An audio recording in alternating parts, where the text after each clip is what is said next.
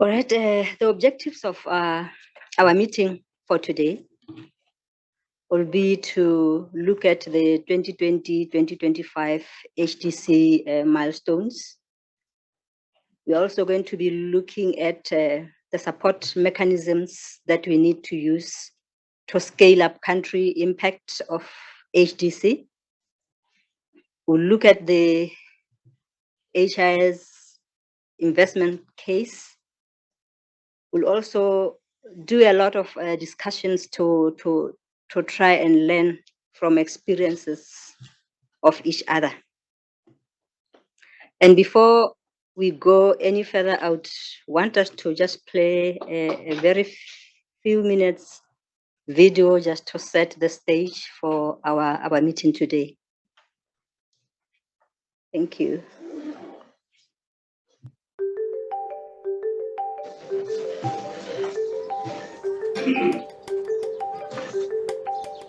Data is very powerful and it's very important into our district or into the national level. We are able to understand and know how many of our clients need assistance. We're able to understand the burden in the district. If we didn't have this data, we wouldn't know what we are doing. We wouldn't know who we are serving.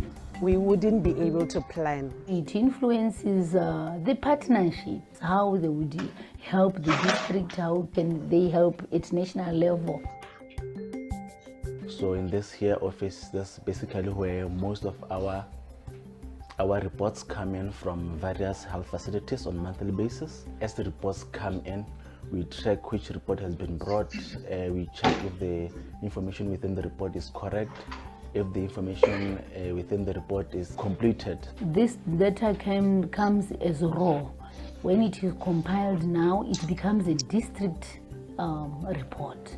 Once that is done, the ministry at the headquarters, the coordinators of those various programs are able to track and see the pattern or the numbers that we capture within the DHIS. Part of what we do is, with this data, we do our reports.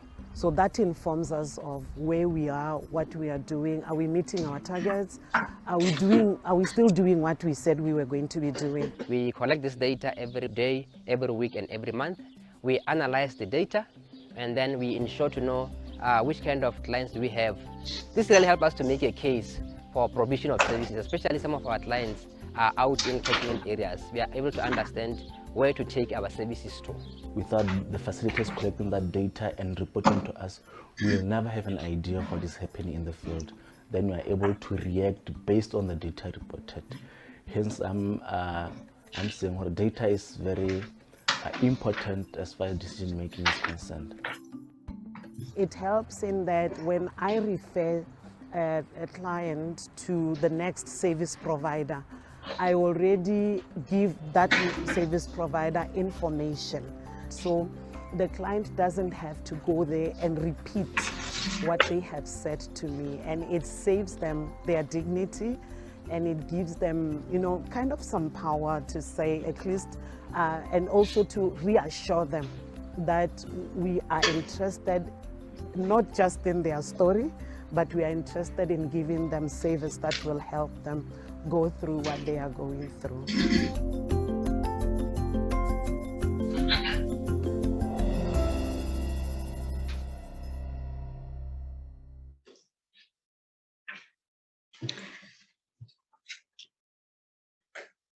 Thank you very much. That was just to set the stage for this meeting, to say data is very important. It is actually a guiding tool in our health service delivery. So without much ado, I would like to welcome and introduce Steve McFarley, who is going to give us the welcome remarks. Thank you, Steve. Thank you. Good morning, everybody. It's great to see everybody in the flesh after such a long time. I don't know who's responsible for bringing the weather. That's my only criticism. We had lovely weather until now, so somebody has to own up. So welcome, and look, thanks everybody for coming. We have a lot of important partners and people, but no more is important than we have a number of member states here And I think that's really, really important. So, because this is really what the HDC is about. We have Kenya, Botswana, Cameroon, Nepal, Senegal, India, and Bangladesh. And perhaps maybe most importantly in some respects this morning is Malawi, because we've done some work and we're really kind of anxious to outline the work that's begun in Malawi and how successful we think that's been. And we look forward to hearing from Malawi themselves. So, as you've already heard, and you don't need any reminding, it's our first time in 4 years that we're meeting face to face, and I think it's a really important opportunity to connect again. I know we've stayed connected online, but it's never the same thing. I think that's one thing we've realized from the pandemic is online is no connection or no substitute for real face-to-face meetings. And I guess to everybody's had the opportunity to input into the agenda, but now that you're here, I mean, you know, agendas can be fluid, so we're really looking forward to your feedback and your ideas about how to run. Like, what is the HDC for? What do you want to get out of the HDC?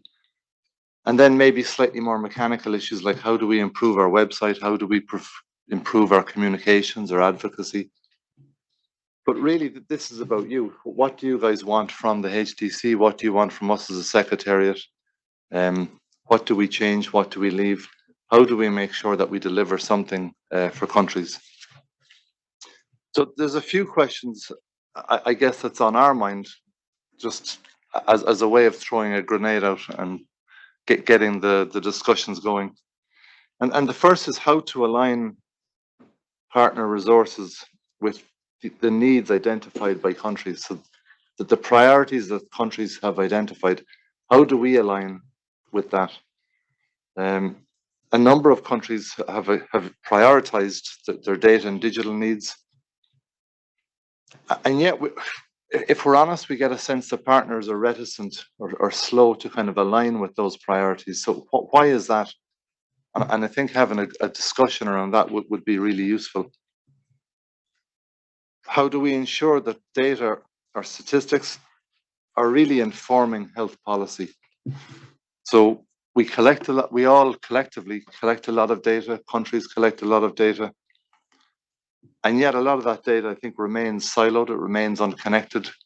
So how do we figure out, like, what are we doing wrong after all these years that the link between data and policy remains tenuous, I think, in a lot of cases? So how do we more explicitly or more deliberately use data to inform policy, to assess policy, and to try and make better decisions? And then more broadly, how do we strengthen our political will to really get investment in data? I mean, getting people to invest in data and statistics is a hard sell. On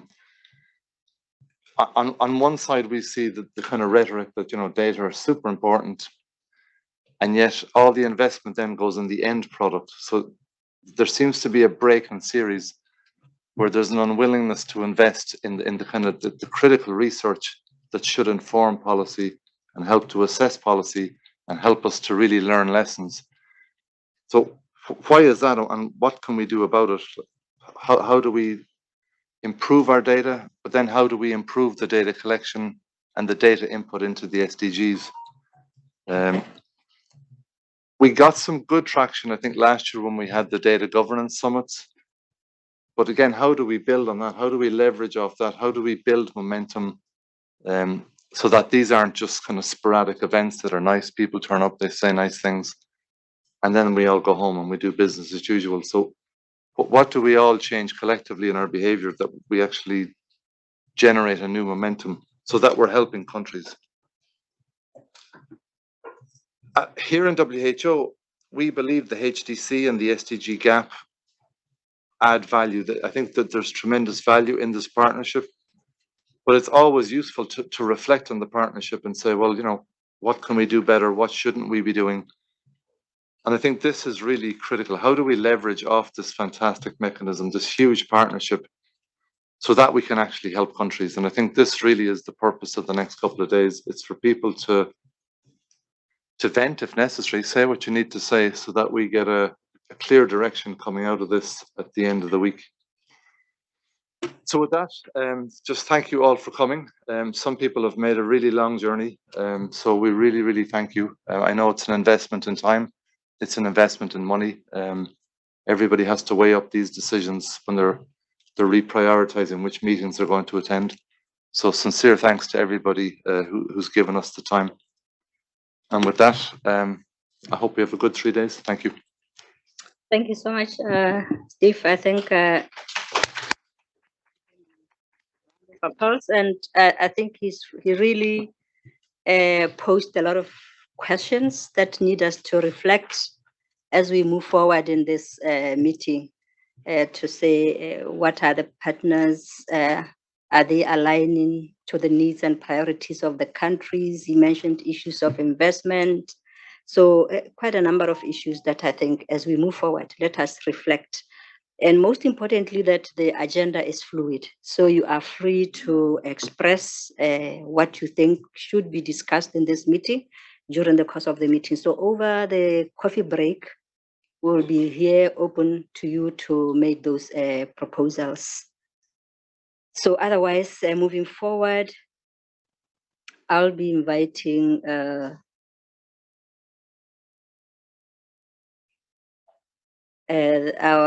my co-chairs to reflect on the 2021-2022 year, and starting with the UNICEF, looking at our progress, what we have been able to achieve, and just some reflections. I hope UNICEF is around. Yeah. Okay. Yeah. And good morning, everyone. And as you know, Jennifer couldn't make it today, so I will provide some reflection on her behalf. So first of all, I would like to thank the HDC Secretariat for organizing a first in-person meeting, after 5 years. And it's very exciting for us to convene here in Geneva and discuss progress since our last meeting. So our last meeting represented the first effort to deepen engagement of the HDC at the regional level and to determine ways to leverage strengths of regional actors in our effort to strengthen country health information systems. So I look forward to continuing that discussion over the course of the next 2 days. Since our last meeting, there's been important progress on the country engagement work of the HDC. As you know, the HDC and SDG GAP have made the effort on overlapping priorities countries, and a first joint workshop was held in Malawi, and that was discussed in previous meeting, and with a focus on CRVS and GIS. Although convened by WHO and UNFPA, that UNICEF as well supported this activity, and we've been at the ground supporting the workshop. So I look forward to hearing more about the recommendations from the event and how HDC partners can become more involved in this country effort. This includes also follow-up activity from the workshop. Perhaps we're gonna hear about it today as well. I also look forward to discussion around the next countries where similar workshop will be held. And originally we planned for Nepal and Pakistan. Perhaps we could hear more about the plan to do this kind of joint activities.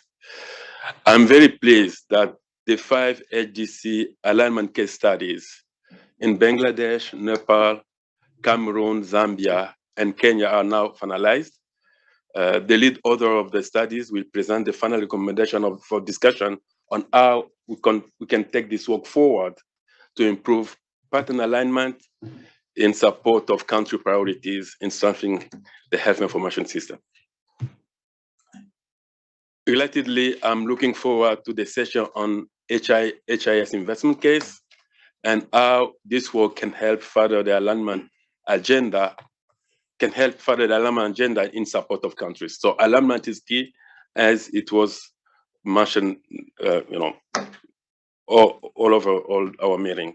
And this leads into the effort of the Durant Working Group to continue developing global goods. This is what we have been doing over the past few years. and to engage with country actors to ensure that these global goods are relevant for countries and can be adapted to each country context.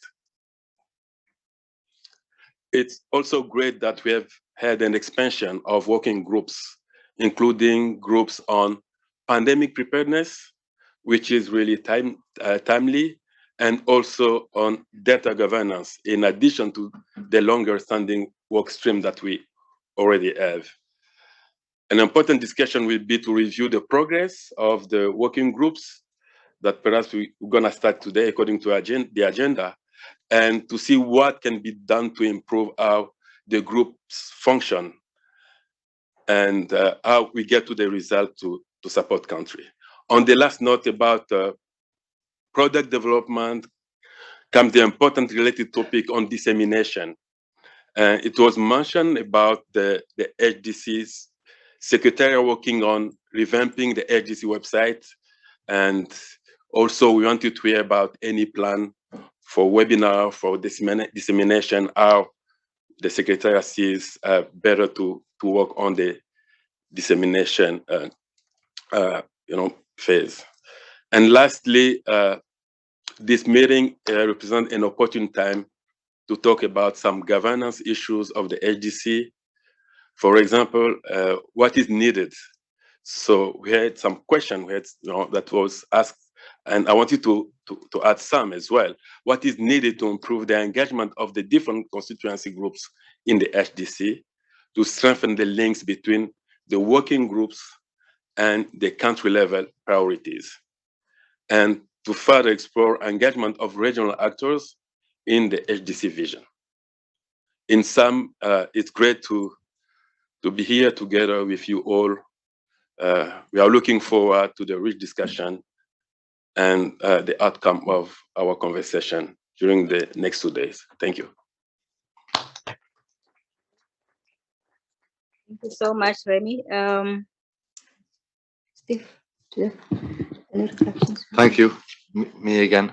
I think Remy has said a lot of what needs to be said, so I'd like to focus just on one or two things that I think have been very important over the last year or two. One,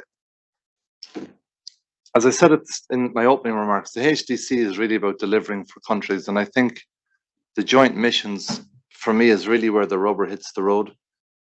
The mission to Malawi, the joint mission with UNFPA and UNICEF, for me, this was really, really important. Outside of the HDC, I have the privilege of chairing the Chief Statisticians Group at the UN, and we continually get the criticism from member states, we're not coordinated enough, our statistical activity isn't coordinated enough. Myself and a colleague, Ravi, the head of the GIS Centre, we were at the Intersecretarial Working Group a few days ago, just down the street, on Earth observations. And lo and behold, what were we talking about there? We need better coordination.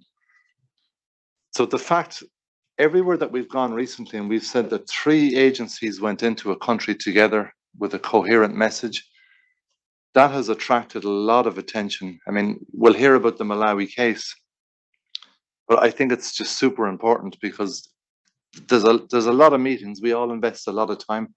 This really, I think, as I said, is where the rubber hits the road. This is where we start to deliver a coherent message for countries. And it might sound trivial, 3 organizations, but actually 3 organizations with different organizational structures, different country offices. It's actually very, very difficult just to get 3 agencies to align. But now we're hearing other agencies contacting us. So at the Earth observations last week, there was other agencies saying they'd be interested in attending. UNSD is interested. So this could be the beginning of something really, really important. And that's why I think we should pay close attention to what Malawi has to say at this meeting, because that should influence how we decide how we approach Nepal and Pakistan, which are the next countries on the list. But it's not the only one. Kenya has made important developments over the last kind of year and a half. And I think HDC, I hope, has played a role in that. And I hope Kenya will talk to us about some of the important developments that they've implemented recently.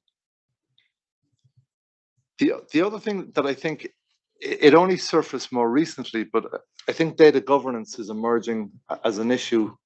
And I'm really glad to see that too, because I think everything we do with the kind of fragmenting data world that exists now and the rapidly evolving data world, we have to pay more and more attention to data governance and data governance in the broadest sense, not just data quality, but data management, data privacy.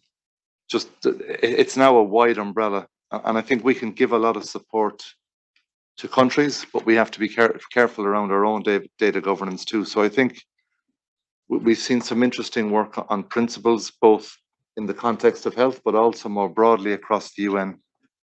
And I think that's important. And then just finally, why CRVS and why GIS?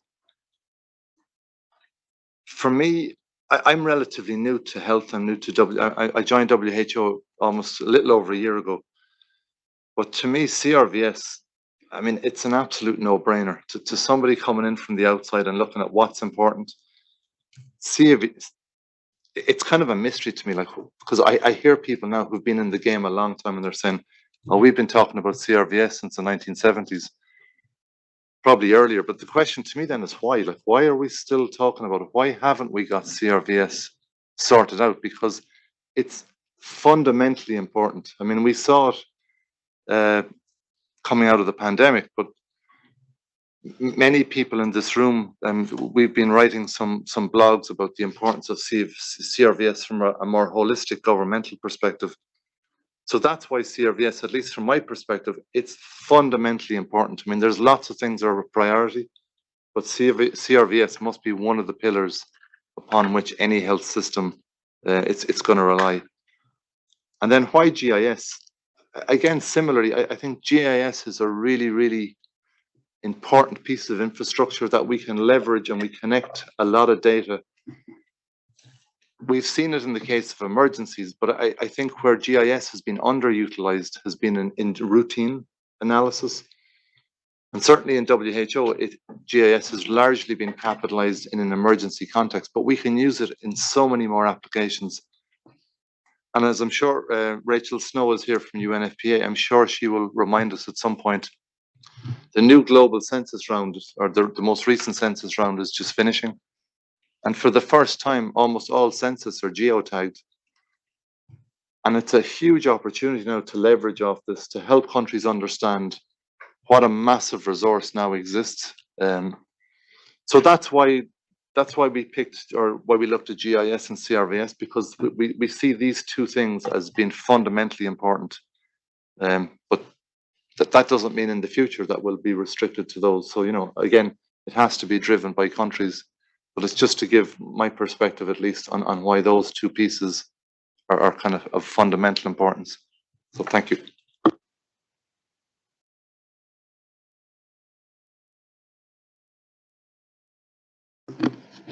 Oh, sorry, but should I start?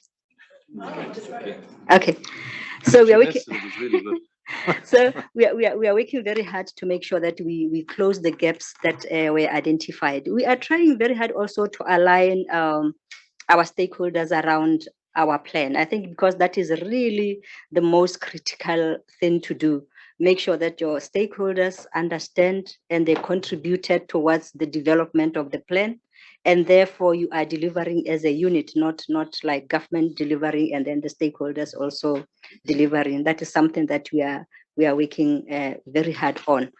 Our partners were very helpful in terms of providing support. I know it was around COVID, but we used the opportunity to also use the same resources to strengthen the health system as a whole. Because when you talk data, we cannot talk COVID data only. We have to be talking health data.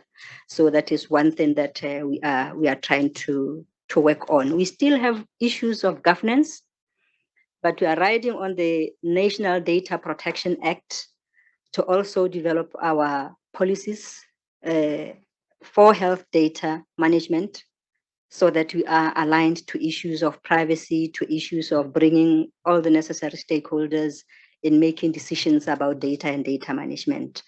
So basically, I'll say that is where Botswana is, and we really value HDC. We value you because You are the people who give us the input and also, the strength to do what we are doing. Thank you, that is Botswana.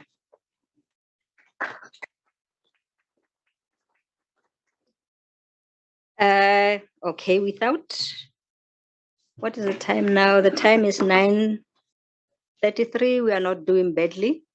We are supposed to be starting our session 1, which is the status and achievement of the 2021-2022.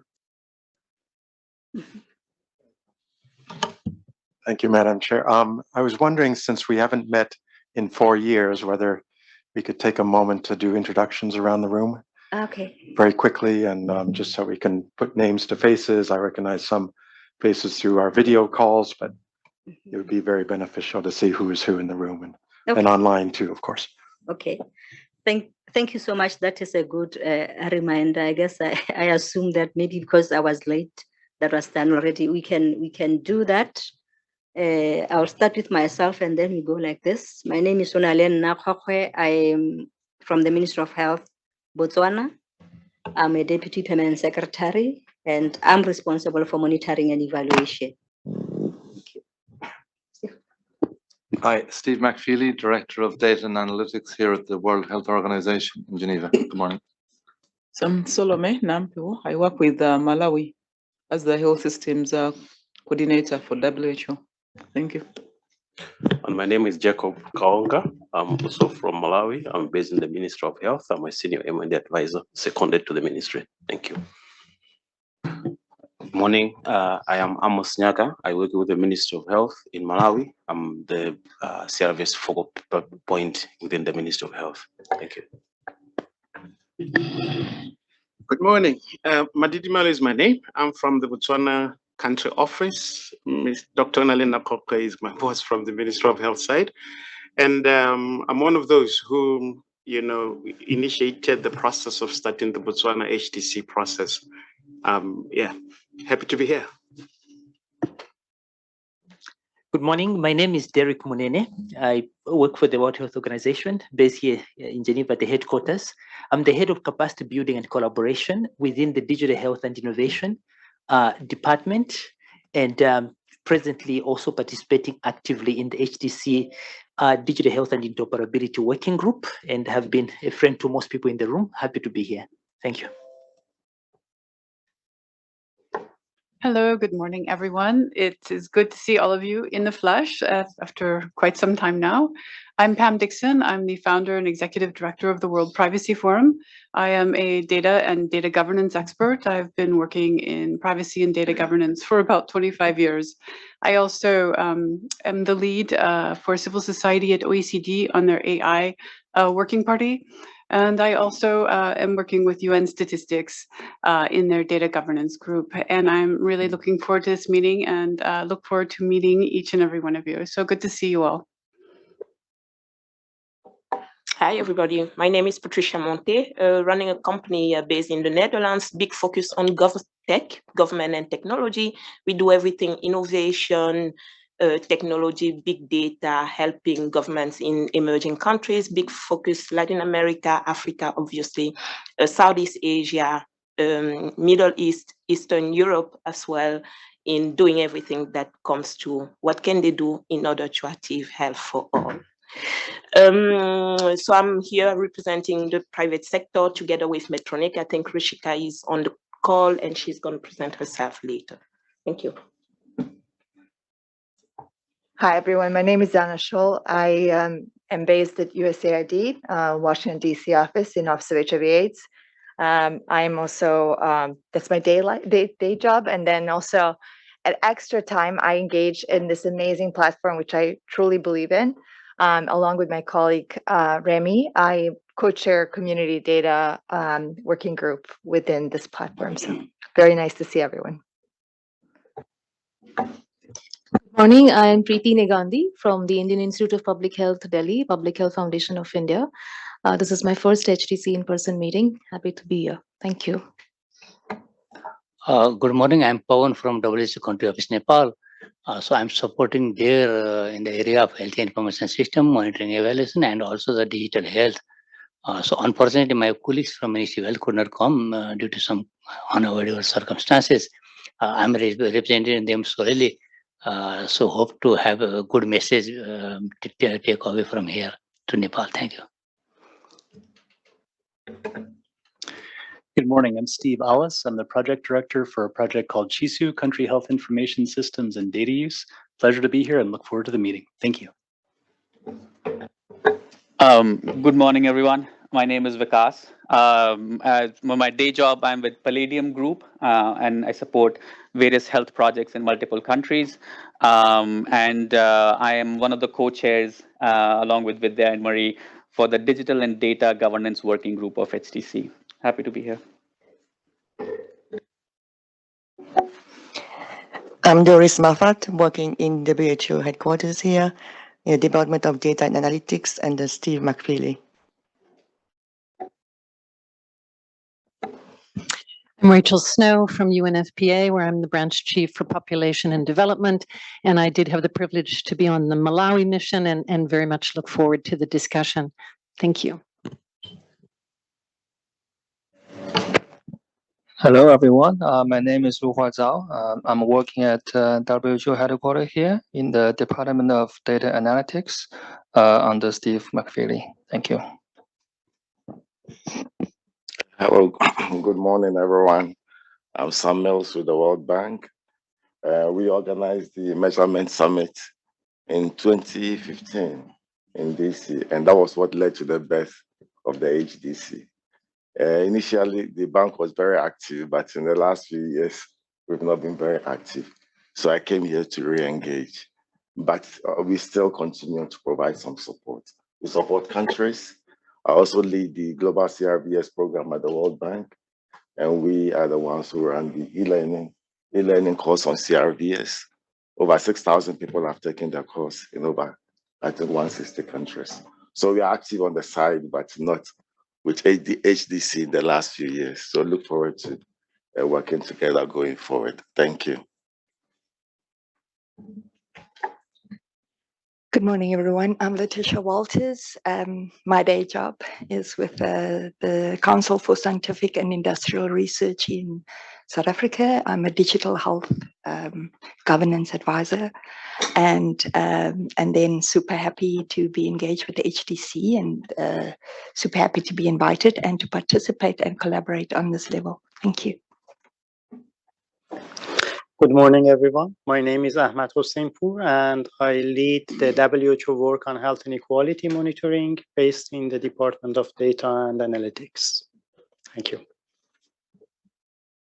Good morning, good afternoon, and good evening to those joining us online. My name is Alyssa Palmquist, and I am based here in Geneva, WHO headquarters with the Division of Data Analytics and Delivery for Impact, and I support communications and advocacy, and have been working on the comms and advocacy strategy for the HDC, which we'll be discussing in detail tomorrow, and very happy to be here and see everyone in person. Thank you. Good morning, everyone. My name is Dr. Getcho Modeste. I am a medical doctor with specialization in statistics on health economics, and working at the WHO country office in Cameroon. And my work consists to provide support to the Ministry of Health to strengthen the availability of health information through particularly the National Public Health Observatory, where is located the Secretary of the Cameroon Health Data Collaborative. I'm very happy to be here, and we expect that we have a very fruitful discussion. Thank you. Good morning, everybody. My name is Ernesto Lemke. I'm with GIZ. I work there as a digital health advisor, and here I'm also representing the donor and philanthropic constituency group within the HDC, and I'm looking forward for this in-person meeting. Thank you. Good morning, everyone. My name is Martin Bracci. I work for an organization called Vital Strategies. We're a public health organization, and I am in this meeting, or in the HDC, particularly in the CRVS working group, as we are working part of the Bloomberg Philanthropies Data for Health initiative, where we strengthen CRVS systems in about 25 countries. Thank you. No, that's all good. Good morning, everyone. I'm Richard Kumaple, and I work in the monitoring unit in the Department of Nutrition and Food Safety here at WHO. Over. Good morning, everyone. Sorry for the weather. Welcome in Geneva. I'm Karine Gachin, and I'm working at the Gavi, the Vaccine Alliance, and I'm the focal point for health information system and digital health information. Good morning, everybody. My name is Aing Chu. It's nice to see familiar faces and nice to see also other colleagues in person. So my day job is mainly on health information system strengthening with a lot of work on routine health information systems, with country support, development of standards. And then my additional job now just coming on board is on the CRVS. So looking forward to the discussions for the next 2 days. Morning, good afternoon, good evening. Rifat Hussain. Yeah, normally I'm the lead for data and evidence in the health migration program here in WHO headquarters. But in this meeting, I'm representing the RHIS, the Routine Health Information System Working Group, where I co-chair. Thank you. Hello, everyone. My name is Zen Santos. I'm at the Centers for Disease Control in the U.S. I am at the Center for Global Health as Associate Director for Informatics. Hi, my name is Vidya Mahadevan. My day job is as a Senior Data Governance Advisor at USAID. And along with Vikas and Marie, who will hopefully be joining virtually, I co-chair the Data and Digital Governance Working Group. Thanks. Hi, good morning. Stephen, just a disclaimer that I'm not the one who brought the weather. Where I'm coming from is hot and sunny. I'm Maxwell Entry. I'm a member of the UHC 2030 Advisory Group, Civil Society Engagement Mechanism. I'm also the Country Director for Farm Access Foundation, where we focus on how we can use digital innovations to enable health financing and delivery. I'm happy to be here and look forward to the discussions. Good morning and good day, everyone. My name is Chris Merrill. I'm with the US CDC, along with Zen, and I oversee our efforts in the global context with our global immunization program and the vaccine vulnerable disease surveillance work, as well as disease surveillance work in the global health security context. And I'm a co-representative alternate with Pam and Letitia. We're the research, academics, and technical constituency, and then part of the public health intelligence working group too. Good morning. I'm Jean-Pierre Delamal. I'm a medical doctor. I'm representing the Routine Health Information Network organization. And I work also with IDES, which is an organization providing technical assistance in public health. And there I develop real projects of support in countries for health information. And I'm also co-chairing the Routine Health Information Working Group with Rifat and Johan here present. Thank you. Hi, everyone. I'm Remy Mwamba. I work with UNICEF in the Digital Health and Information System unit within the health section. And I'm focusing on HMIS, community data, and CRVS. So I'm co-chairing the community data working group with my colleague, Anna Scholl. Thank you.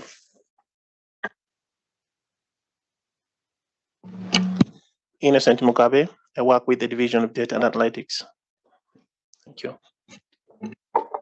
Good morning, it's Mwenya, HDC Secretariat. Hi, this is Carolina, the person who's been sending you thousands of emails. Lovely to see everybody's faces, and I'm with the HDC Secretariat. Morning, everyone. I'm Tashi. I just joined the Data Coordination and Governance Partnerships Unit with Craig. Happy to be here and look forward to working closely with everyone. Thank you. Morning, everyone. My name is Jules Hollage, and I work as a strategic consultant for WHO around the areas of data governance, and particularly the internal mechanism for data governance, as well as digital governance and some strategy for the new project, World Health Data Hub. Thank you. Hello, everybody. I'm Jørn Bro from the University of Oslo and DHIS2 and his projects where I've been working some decades and been in many of the countries, all of the countries represented here, for example. So, okay, I'm also now working with Jean-Pierre and others in the Routine Health Information System Working Group here in HDC. Thanks. Thanks. My name's Craig Burgess, and I work here in WHO and have a unit working with under Steve on a data coordination, governance, and partnership. And half my role is really supporting the coordination of data internally, and the other half is supporting the HDC Secretariat with all the wonderful team that we've got here. So great to see you all, and warm welcome again. Thanks.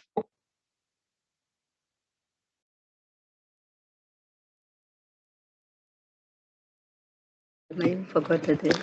Yeah, so I guess people online, I don't know how we order that, but if people online want to pop on screen and say hello.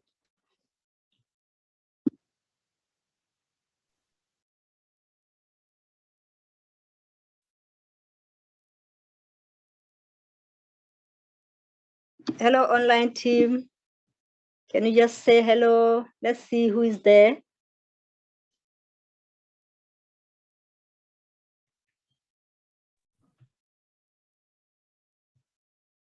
Hello, bonjour. Hello. Oui, bonjour. Okay, I'm Dr. Bello Jamila.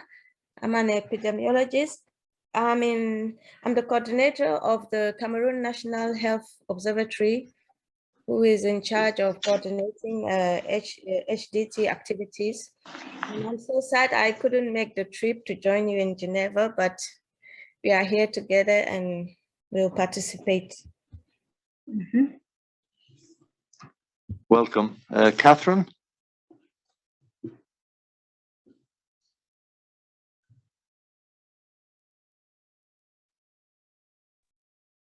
I can't unmute myself. Can you hear me now? Yeah. Yes. Oh, okay. So I'm from PATH, working out of Zambia, and I'm from the Digital Health and Interoperability Working Group of the HDC. Happy to be here. Great. Henry? Hi, good morning, colleagues. My name is Henry Doctor. I'm the coordinator for Information Systems for Health based in the WHO region office in Cairo. I was also supposed to be joined by Dr. Arash Rashidian, the Director for Science Information and Dissemination, but unfortunately he's on duty travel, so he may join later on if he gets a chance. And looking forward to the mission in Pakistan whenever that will be possible. Many thanks. Over. Thanks, Henry. Daniel? Morning, everyone. Daniel Lobia from HIV, Hepatitis and STIs here in WHO. Delighted to see all the partners there. Thank you. Hi, Nina. Hi, I'm Steve. So I'm Nina. I'm working with Craig in CNG team. Thank you. Joanna? Hello, everyone. I am Joanna Barczyk. I'm working with the Global Fund, with the monitoring and evaluation team. And we are trying to work together with key partners to drive forward the health system strengthening through the Global Fund investment. Looking forward to meeting you tomorrow afternoon in person. Okay, great.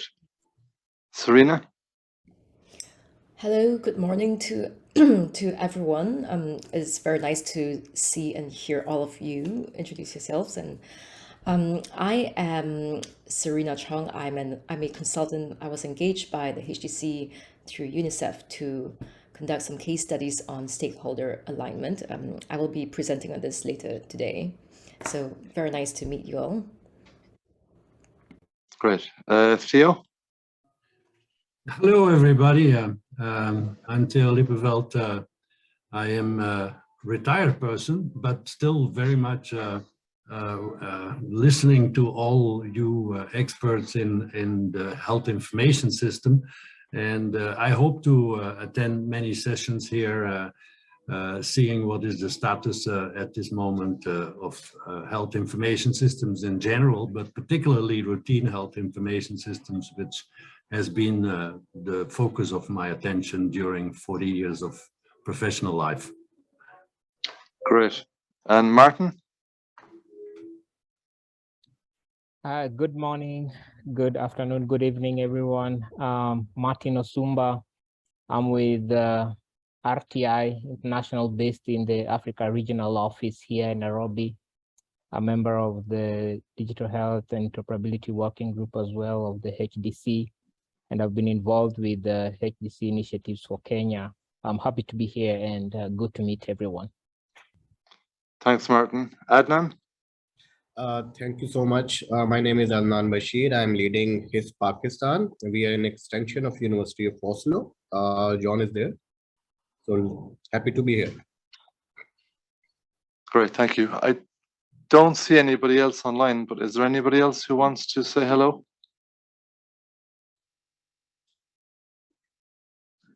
Okay, back to you, Chair. I think that's everybody.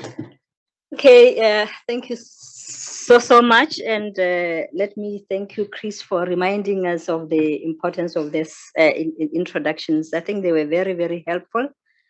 What a rich group to have in one room.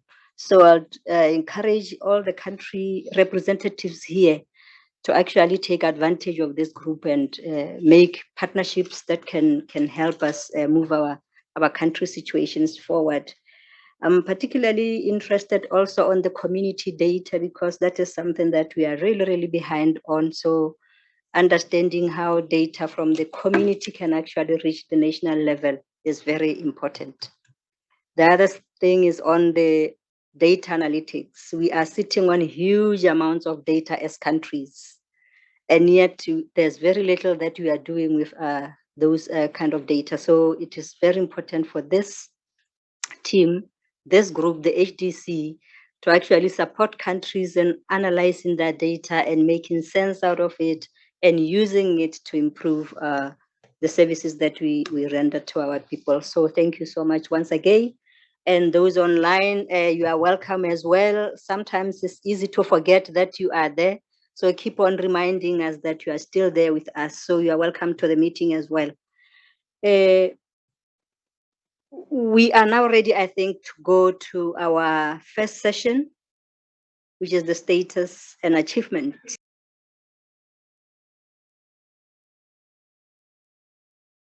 (2021-2022). And I'll be calling on our facilitators to lead this session, which is Pam and Haben. Would you like us to move up there? Would that be helpful? Mm-hmm. Okay.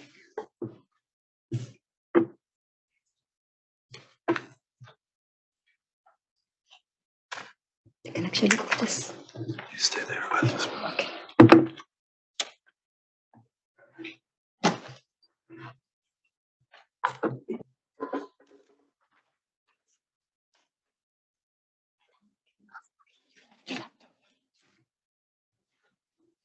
Something else. Okay. Good, how are you? It's good. Nice to meet you. Nice to meet you too. And the other person is online, right? Or is he here in person? Mm-hmm. Is he here? I'm quite sure. It should be Camilo Timasina. This one. Camilo. Oh no, Papan couldn't come here. Oh, is it Papan instead? Okay. Or is it Camilo? Do you have another? The other person? The other? Please. And you thought you would get away with it, so you know. Hiding. We see you. You can't hide. Welcome.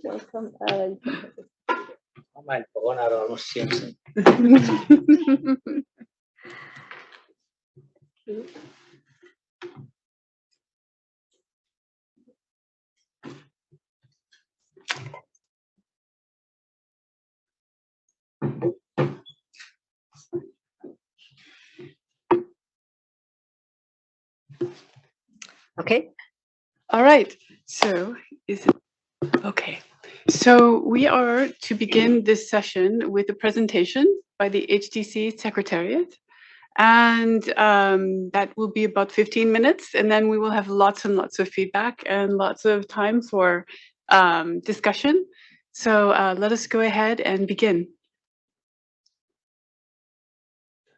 Sure, thanks Pam, and thanks Paban, and thanks for the welcoming remarks. Just want to echo a huge warm welcome. It's great to see energy, people in 3 dimensions, not 2 dimensions anymore. It's the first time in 4 years. And thanks Sam from the World Bank reminding us all of kind of the origins of the HDC. And I'm aware that there are many people in the room that were there at the birth of the HDC 2015 and 2016. So it's your role to help make sure we don't reinvent any wheels and that we're really on track for kind of the original ideas back there in 2015. What I'd like to do just now in this presentation is to go through, just give you a crystal clear idea of some of the objectives of the meeting over the next 2 days and the agenda, which you've all seen.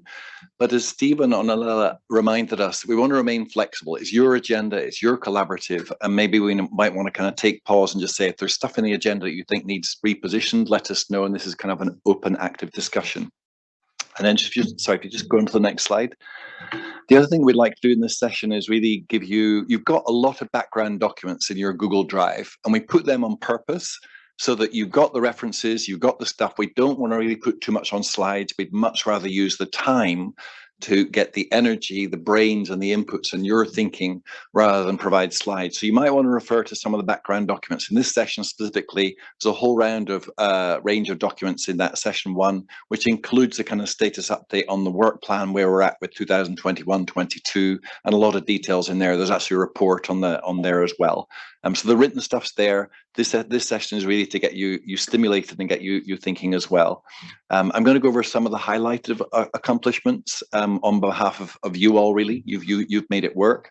But then I'm going to hand over to Serena, who introduced herself, who's been the consultant employed by UNICEF via HDC on the country alignment cases. Then, as Pam has said, we'd like to open it up for a lot more discussion and your thoughts on the reflection of the last 2 years. Next slide.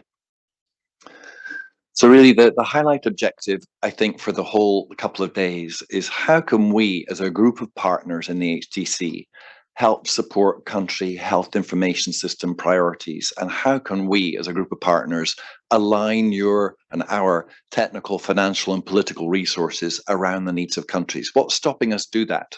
And we've got some really powerful voices from the countries here. The second objective is a bit more kind of administrative, to get your agreement and feedback on discrete pieces of work. That's our milestones for the next 3 years, the modalities of how the working groups and constituencies are working or not working, as the case may be, support mechanisms to scale up country impact. There's a lot of discussion we're looking forward to in session 2, led by our country colleagues from Malawi and others. And then your feedback tomorrow on the independent evaluation that's planned next year. There's a TORs that you'll find. We need your feedback over the next couple of months on that, the scope of it, and then the investment case that's been mentioned already this morning, and that will happen tomorrow as well. And then lastly, the other objective of this 2 days is to launch the HDC Advocacy Communication Strategy. My colleague Alyssa will be presenting that, and we're looking for volunteers to kind of shape it and move it forward. And then the launch of the HDC website, and some thinking tomorrow as well around a potential leadership event in the next year that we can look at more political advocacy for health information system strengthening. So those are the 3 broad objectives. The agenda, we've kind of put it into 7 sessions. After this one, we're going to really focus on scaling up country impact. We're going to hear more about that Malawi visit, what went well, what didn't go so well, hear from our Malawi team, really what they want from partners moving forward. And then this afternoon, there's a lot more discussion on the technical support provided through working groups and potentially through regional institutes. We've got one representative from India here, but we have invited others as well. And then there's a social event this evening between 6 o'clock and 8 o'clock in the main cafe. We've invited some other colleagues from WHO in the building as well.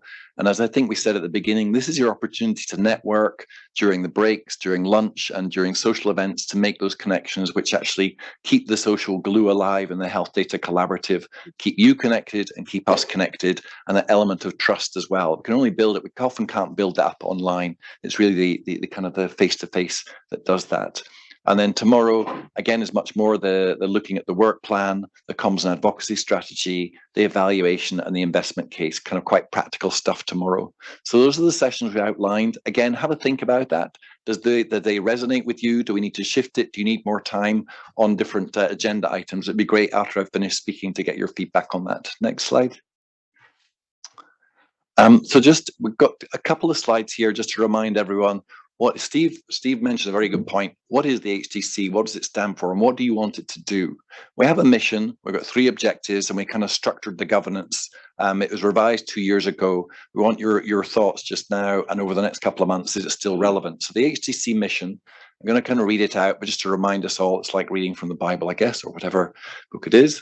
2 years ago, we kind of revised it, and it was to provide, number one, a collaborative platform. It's not a formal partnership, but it's a collaborative platform. So it relies very much on the spirit of goodwill and your time and spirit of volunteerism to make it work, that leverages and aligns technical and financial resources at all levels to country-owned strategies and plans for collecting, storing, analyzing, and using data to improve health outcomes. So that explicit link between data and health outcomes, we feel, has been made by amalgamating the HDC with the SDG GAP data and digital. There's a lot more focus on health outcomes, with specific focus on SDG targets and communities that are left behind. Steve reminded us this morning that it's very much focused on the 2030 agenda. Next slide. And the 3 broad objectives of the HDC, number one is really to focus on country capacity, supporting countries for their health information system strengthening. Second is to improve the alignment, that's the efficiency and alignment of investments. And then third, to contextualize global tools. So the first 2 or 3 years of the HDC produced a large number of really valuable tools. The next stage of the HDC is how can we perhaps reduce the number that are being produced and really focus on the contextualization of those tools into country context. And those are the 3 broad objectives of the HDC as they currently stand. Next slide. So just one. So the HDC governance, what do we have? We have basically, and a lot of people get confused by this. I want to just stop there, just dwell on this. So it's a huge environment, and I think sometimes it's overwhelming for some people who don't know the HDC or are new in the HDC. Basically, we rely on the spirit of volunteerism. There's a group, the Global Partners Group, which currently just now is over 800 members. So in those 800 members, there's a way of kind of classifying them, and you all belong to what we're kind of nicknaming a tribe, the tribes of HDC, or the groups. Who do you align yourself with? There are 7 main tribes. One is, at the heart of it, is countries, i.e. ministries of health, national statistics offices. In our view, from WHO, I think we think of them as our ultimate customer. We should be driven by their needs. But there are a range of there are 6 other constituencies that you affiliate yourselves with. One is the donor constituency. The other is the other multilateral and intergovernmental constituency. We've got our civil society colleagues, the global health initiatives, and the academia research and technical groups as well. So those are kind of the tribes of the HDC. There are 800 current members, all split between those 7 different constituencies, all with rich, huge technical and financial resources behind them. If you just press again. Thanks. Private sector. Sorry, private sector is here as well. Just press one more time. So how do we represent these 800 odd individuals in 7 different constituencies? This is what this meeting is about. It's a stakeholder representative group. So each of the 7 constituencies has at least 1 representative. Some have 3, making a total of basically 13 representatives representing the 7 constituencies that all meet on a monthly basis and are basically the informal way in which the HDC makes decisions.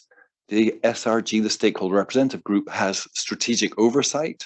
It makes decisions, and it can actually ask the HDC Secretariat to commission work, for example. So you are actually the body that helps us with accountability. Press once again. Then the other part of the HDC is the Secretariat, which in the current kind of last couple of years has been 1.5 people. And we've managed to get a couple of other supporters who've introduced themselves. So the Secretariat is kind of at the nub of it that helps coordinate and facilitate. Next one. And then lastly, we have the working groups, which are kind of christened the technical engines of the HDC. It's basically the technical capacity of the HDC providing support for countries. Currently, there are 7, each with their individual technical areas providing support in different ways. So that's how the governance works. It's by no means perfect. It's on a constituency-based process. But again, over the next couple of days, we value your thoughts on what's working and what's not working. The next slide, please. So some of the accomplishments we wanted to kind of celebrate. Again, there's a lot of details in there.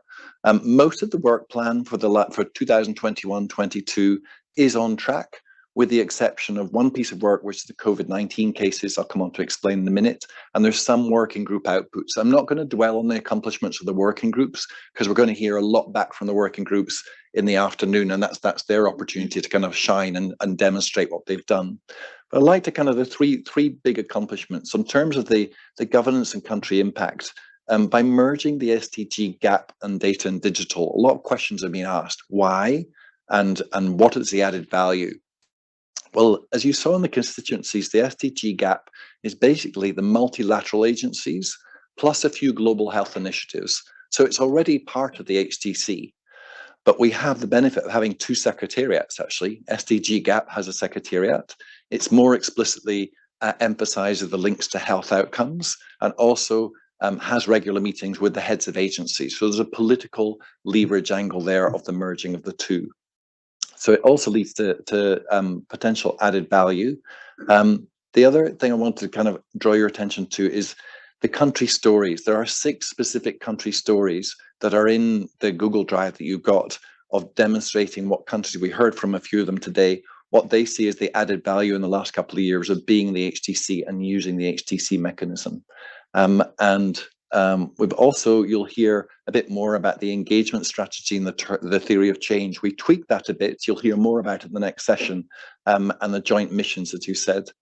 Comms and advocacy, we're going to discuss. There's been a lot of work on that on the website, a lot of work on the Data Governance Summit that Steve mentioned. So last year there was a Data Governance Summit with some clear outcomes. It involved a lot of you, HDC members and stakeholders, to actually make that work. And we need to kind of look carefully with our working group on the governance side on what are the next steps. And then lastly, more on specific work, there's bits of work that you'll hear about tomorrow. The evaluation TORs we've drafted, we need your comments on the health information system strategy and the COVID case study. Next slide. Thanks. So for discussion, there's 2 things that we really wanted to kind of get your ideas in the next two days. One is the engagement strategy. What needs to change? We're proposing a different way of doing it. You'll hear in the next session.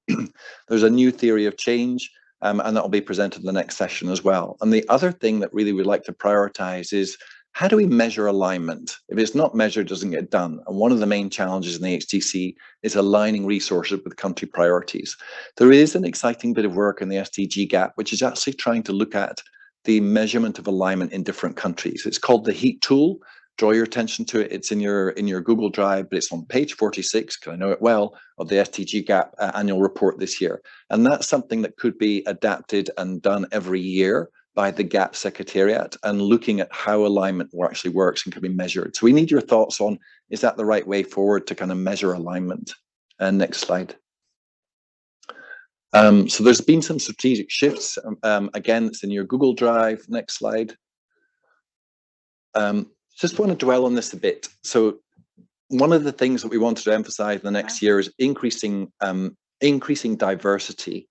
So you can see since September 2019 until now, there's been a real big increase in the numbers of members of the HDC, which includes GAP, and also the working groups, and also an increase. We're now at 200, and I haven't got my glasses on, but 226, I think, organizations or institutions. And even in the last year, despite COVID and lockdown, there's been an increase. So I'm putting that up because there's an increased interest in how the HDC could work, and a kind of emphasis on people wanting to join and collaborate in different ways. But have we got the diversity right? Next slide. Probably not. So looking at the 7 constituencies, there's still underrepresentation, we feel, from countries, specifically low middle income countries, civil society and private sector. And those are the 3 different constituencies we'd like to work with a lot more coherently and consistently to boost membership and make sure that their voices are being heard. Next slide. The other issue of diversity is geographic, and this is stunning. This is not just across the HDC, actually most global health initiatives. So over half of our members actually come from PAHO and almost half from the USA. The other quarter is actually from Europe. So that leaves 1/4 of the membership from the rest of the world. So diversity we haven't got right, and we really need to look at how can we encourage and make sure that the members from low middle income countries and from fragile settings are an active part of the HDC. And I give you an anecdote today, even asking colleagues and getting colleagues here from Cameroon, from Nepal, from Kenya, and from Senegal. Those are 4 countries that had issues with visas, even getting, and many of them are going to join us online. But it's a consistent issue, not just within WHO, but others as well. So looking at diversity and overcoming some of the hurdles that colleagues get to actually joining meetings like this is a real priority within the HDC, and I know a few other global health initiatives as well. Next slide. So what I'd like to do now is just hand over, there's one slide on our colleague from Diane, who's been working on the COVID-19 case studies. There was going to be a case study from Bangladesh, Uganda, and a PAHO country, I think it was Guatemala. And unfortunately, she hasn't finished the work yet. The work will be finished later this month, but wanted to highlight some of the reflections she had, and she wanted to pass on. Next slide. On the difficulties and actually something like the HDC commissioning work, and just a high level, defining the scope is really important. One of the challenges I think we had with this bit of work was the scope was unclear right to the end. So if we're asking and wanting the HDC to actually undertake research, the scope needs to be crystal clear. Facilitating collaboration between agencies is challenging and difficult, mainly for resource issues, but also institutional mandates. And then lastly, capturing lessons learned. She's recommending that we should actually consider more of a kind of responsive approach to country needs. And this issue of gathering country stories is actually perhaps more powerful, which is what we've tried to do with this meeting, if you look at your Google Drive. So that's some of her advice, and I'm hoping that the UNICEF and Diane will finalize that work by the end of the month. And then my last slide is just a reflection on some of the challenges that we've had, and there are 4 of them. And these are personal reflections, but also reflections on behalf of the Secretariat. I think the first challenge moving forward is really managing the expectation of resources. So even by asking country colleagues, what are your data and digital priorities? And 5 countries have identified them. It comes with an expectation. Why should we identify priorities if there's no resources behind them? The HDC is not a funding entity per se, but it can shine a light on gaps of resources that hopefully other partners around the table today can help fill and address. But managing those expectations is complex and different and difficult. The second challenge that I think we face is coordinate, as Steve highlighted today, coordinating convening across agencies and 3 different levels, for example, with different 7 working groups with the Secretariat is challenging. And it would be good to explore with you how you might want to do that. Currently, the Secretariat is hosted by WHO, but again, we welcome multi-partner approaches, contributions, whether it be in kind or support, would be very much welcome. The third challenge is this issue. It really gets to incentivizing partners to align with country priorities and monitoring alignment. It's a big challenge. We've made some suggestions, and I think you'll be hearing in the next session on how to do that, but it's still a challenge. And then the last one, again, and we'll come to discuss it, is the balance between scaling up. There's quite a bit of pressure to say, hey, you've got 6 countries, 12 countries, 16 countries, you're aiming now for kind of 23 countries. Is that really the right way to move forward to increase the numbers of countries?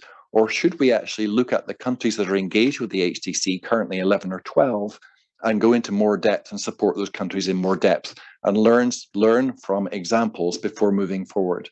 So those are the 4 challenges I wanted to kind of put on the table, and be good for discussion, to kind of focus some of the discussion in the next session.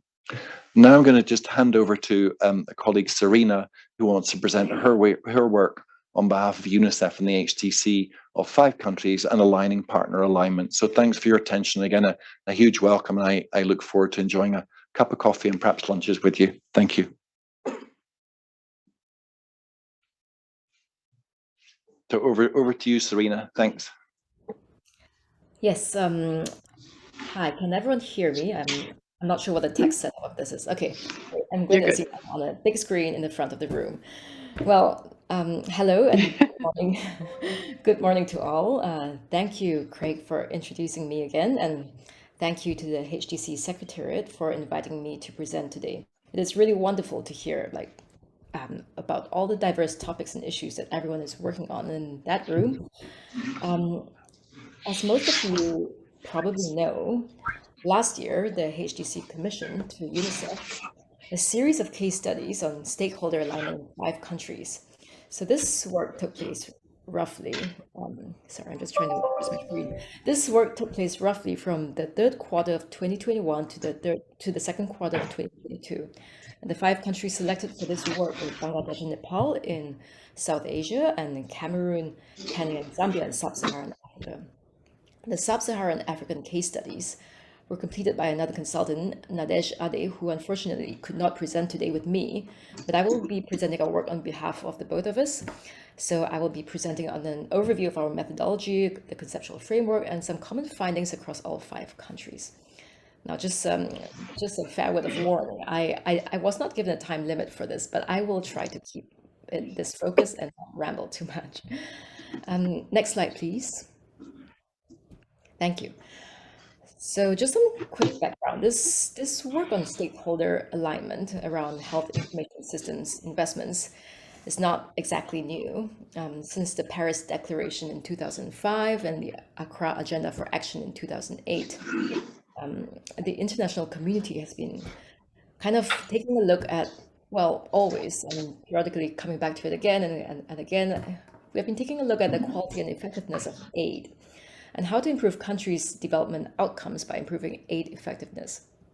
Specific to the health sector, the International Health Partnership, the IHP+, was launched in 2007.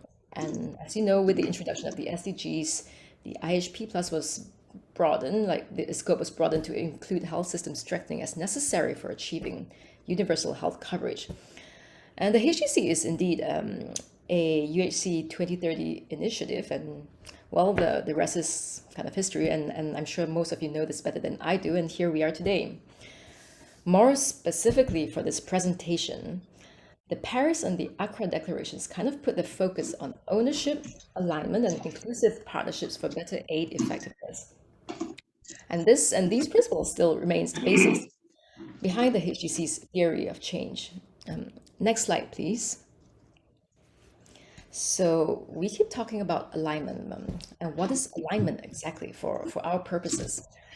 For these country case studies that we did, Nadej and I used a working definition that alignment occurs when partners' investments and activities are linked to national HIS policies and priorities, when they are integrated with national HIS systems and procedures and coordinated with the government and other partners to encourage efficiency.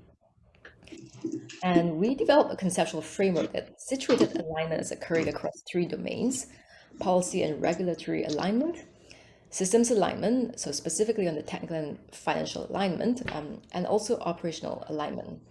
And I'm glad Craig mentioned earlier the SDG 3 heat map on alignment, actually, because having looked at that, our conceptual framework, I think, and that is not vastly dissimilar for data collection purposes as much as anything.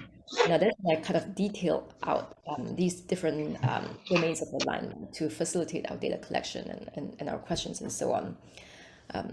Next slide, please. Thank you. In terms of the methods we use for the case studies, I'm not going to go into too much detail. We did a desk review of literature and documents for each country. We conducted stakeholder interviews. In fact, there are probably a couple of people in that room, or a few people in that room, that we have spoken to in the course of our interviews. So thank you all very much for your time and inputs into this piece of work. But I did just want to point out one main thing here on the methods, which is that in terms of the limitations, only a small number of partners and stakeholders were interviewed for each country. In Bangladesh in particular, no interviews were conducted. It was just a desk review. There are some reasons for this, namely that back at the end of last year and the beginning of this year, when we were conducting the interviews for this piece of work, countries seem to be coming off, or I guess in the midst of a lot of work. It was, with Omicron and different variants going on. So country teams did not have a lot of bandwidth to operate. We were operating under some time constraints in terms of how much time we had to complete the work as well. So And indeed, this is somewhat reflected in the findings, and I'm going to talk about this a little bit more later. We had limited engagement from the civil society, and none from the private sector. And just going on to the findings, could I have the next slide, please? Thank you. This is the conceptual framework. I'm going to sink it for a bit, and just to say that I'm not going to talk again in detail about each component of alignment and how that is each country. The case studies have been visualized, I think they are disseminated, and so here I just wanted to talk about the common findings across all 5 countries. Could I, the next slide, please? Thank you. So here's a, so here's just a quick summary, a graphical summary of how alignment kind of looked like across these 5 countries.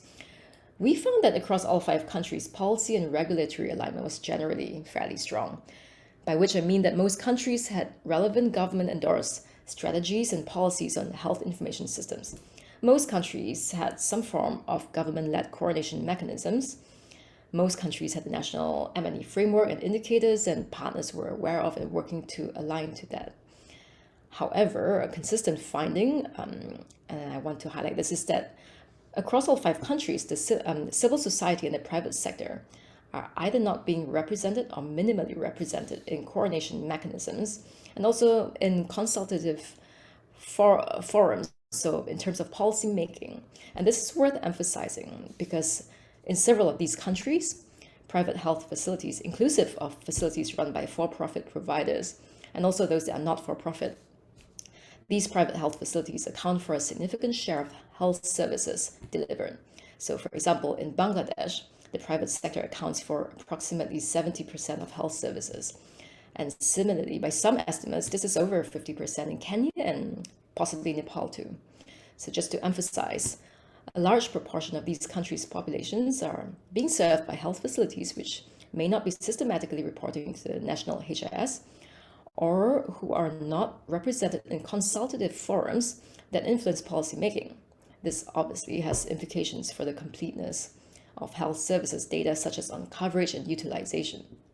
And from an equity perspective, it's important to have civil society groups representing otherwise excluded or not considered groups in these forums to speak for them. And indeed, there's a lot in the civil society space that I think we can unpack here, and perhaps that is something for the working groups or other discussions throughout the course of this meeting to work on, like how the role of civil society watchdogs in health data and governance, citizenship accountability mechanisms. So there's quite a lot to unpack here. But just to emphasize that at the national level, a lot of this is probably not being reflected in the coordination mechanisms. Next slide, please. Okay, on systems alignment, a common finding across all countries was that the existence of parallel data systems seems to add to the reporting burden of healthcare workers, surprise, and it constrains alignment. And the parallel systems most commonly referenced across our interviews were the ones for disease-specific programs, such as for HIV, TB, and malaria. Again, this is not really surprising because donors request reporting on specific indicators that are not necessarily captured through the routine HIS, but they are important for their purposes. But this is definitely an area where partners, I think, can work on strengthening alignment, such as by supporting interoperability guidelines or perhaps linking interfaces between the data systems. And a major finding here, you can see all the red circles on screen on the harmonization of financial resources. So a major finding was that financial alignment appears to be weak across most of the case study countries. And this seems to occur despite the existence of a sector-wide approach of a SWAP framework in all these countries. There are differences in how SWAP is implemented across countries, of course, and project-based funding and often off-budget funding, so not included in the SWAP or just not necessarily accounted in the health sector, often means that funding is often piecemeal and not necessarily aligned with national policies and strategies. And on a relevant note, something I've talked about before, I think, is that financial alignment is often constrained because of how the international aid architecture works. So external development partners are accountable to their own constituencies. For example, bilateral partners, the funding countries have voters to answer to, their own national budget cycles that dictate how and when they disperse aid. And organizations such as the Global Fund and Gavi have their own governance architecture. So in this sense, funding is often fundamentally just misaligned from a budget and planning cycle perspective, even if it does support national priorities.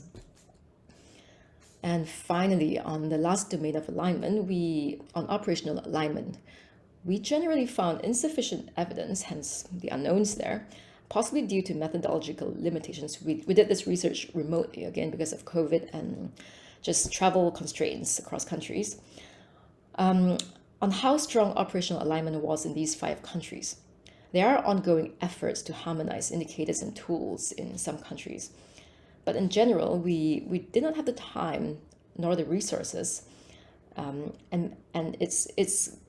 I say that just because it's not an easy nut to crack to assess how communications occur at subnational and community levels, and how data and information and feedback to this data flows through the HIS.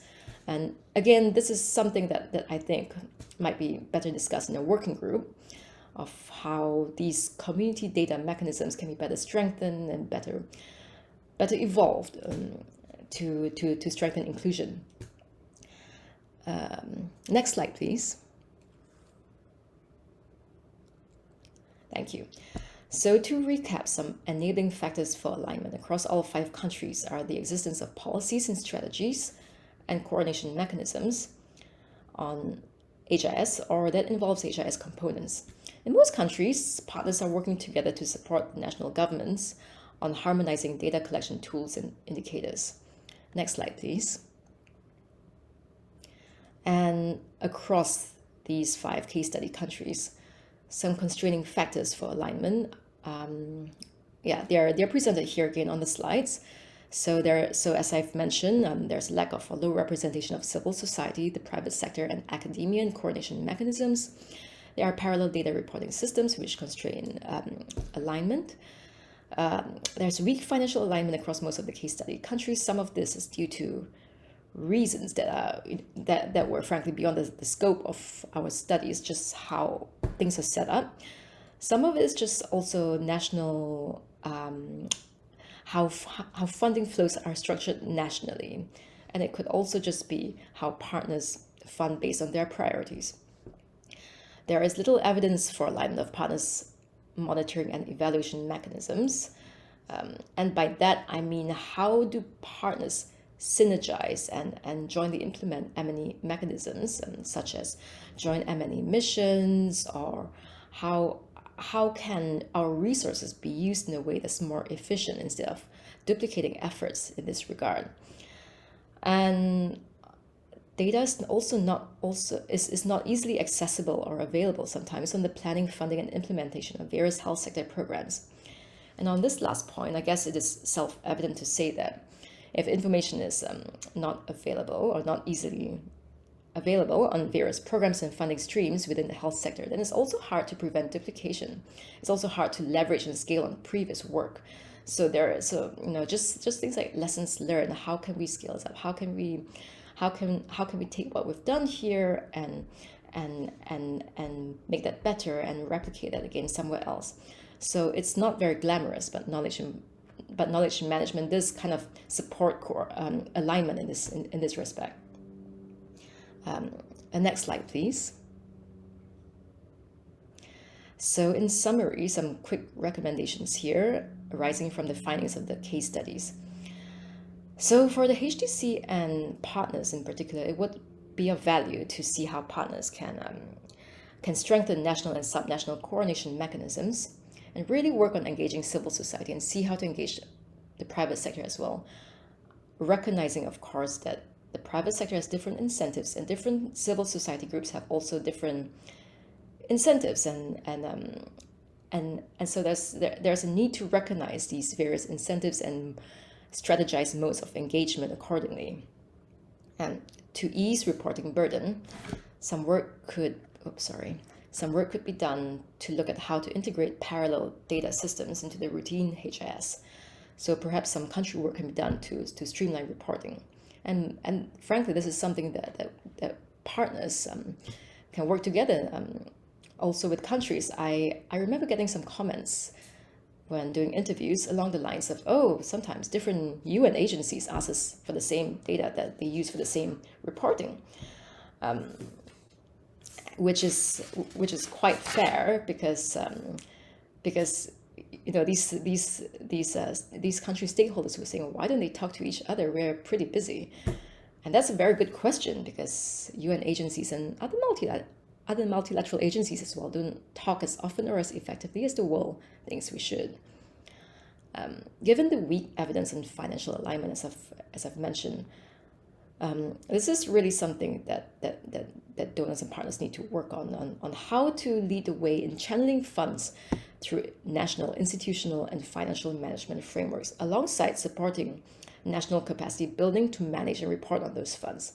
And in the long run, this increases country ownership. But again, this requires sustained work. This requires really a commitment to changing, I think, how things work internally to the partners.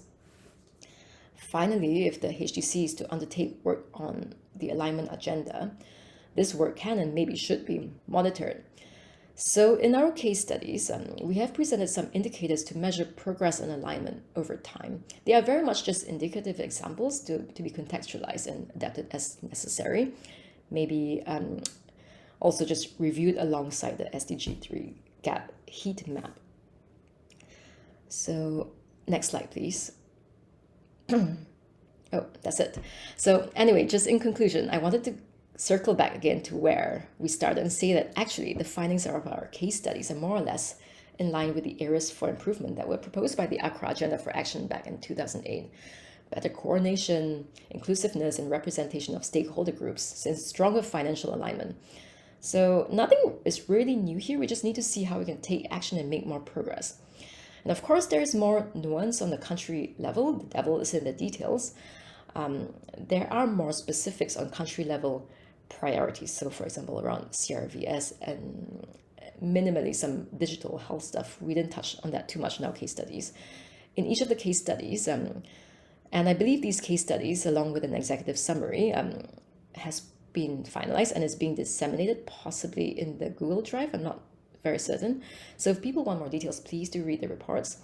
And the executive summary in particular contains detailed recommendations for strengthening stakeholder alignment by HDC constituency group. And that might be a useful jumping off point for discussion. So thank you all once again, and I would be happy to answer any questions here or later on. Thank you. Over to you, Craig. Yes, thank you so much. Could you please stay on in case we have questions? I think there will be a lot of questions. And actually, I have questions. Can you please all be formulating questions for this entire session? As I'm going to resist, we'll have to have a conversation later because I have a lot of questions for you. One of my questions actually is in regards to India. So one of the huge findings from the work we've done in India on the ground is that there was an extraordinary tipping point when they installed the Aadhaar identity ecosystem. And that was when it finally allowed the derived digital identity health system to literally spring up only in a matter of like a year or two. It was just the most extraordinary thing I've ever witnessed in my life. And my question to you is, would some of these things that you noticed, some of the red and yellow spots on your findings, would they be meaningfully changed if countries arrived at a tipping point on either CRVS or on digital ID or digitally derived ID? Would that be a very foundational change? What's your perception? You talk to everyone, so you're in a very good position to know this more than anyone else here. What are your thoughts?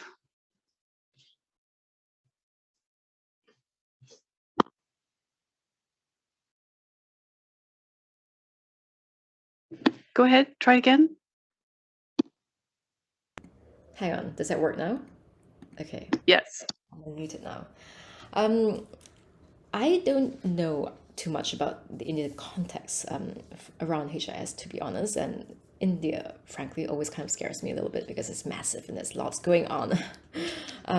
Although I would love to work on it, so I'd be interested to hear what you have to say on that.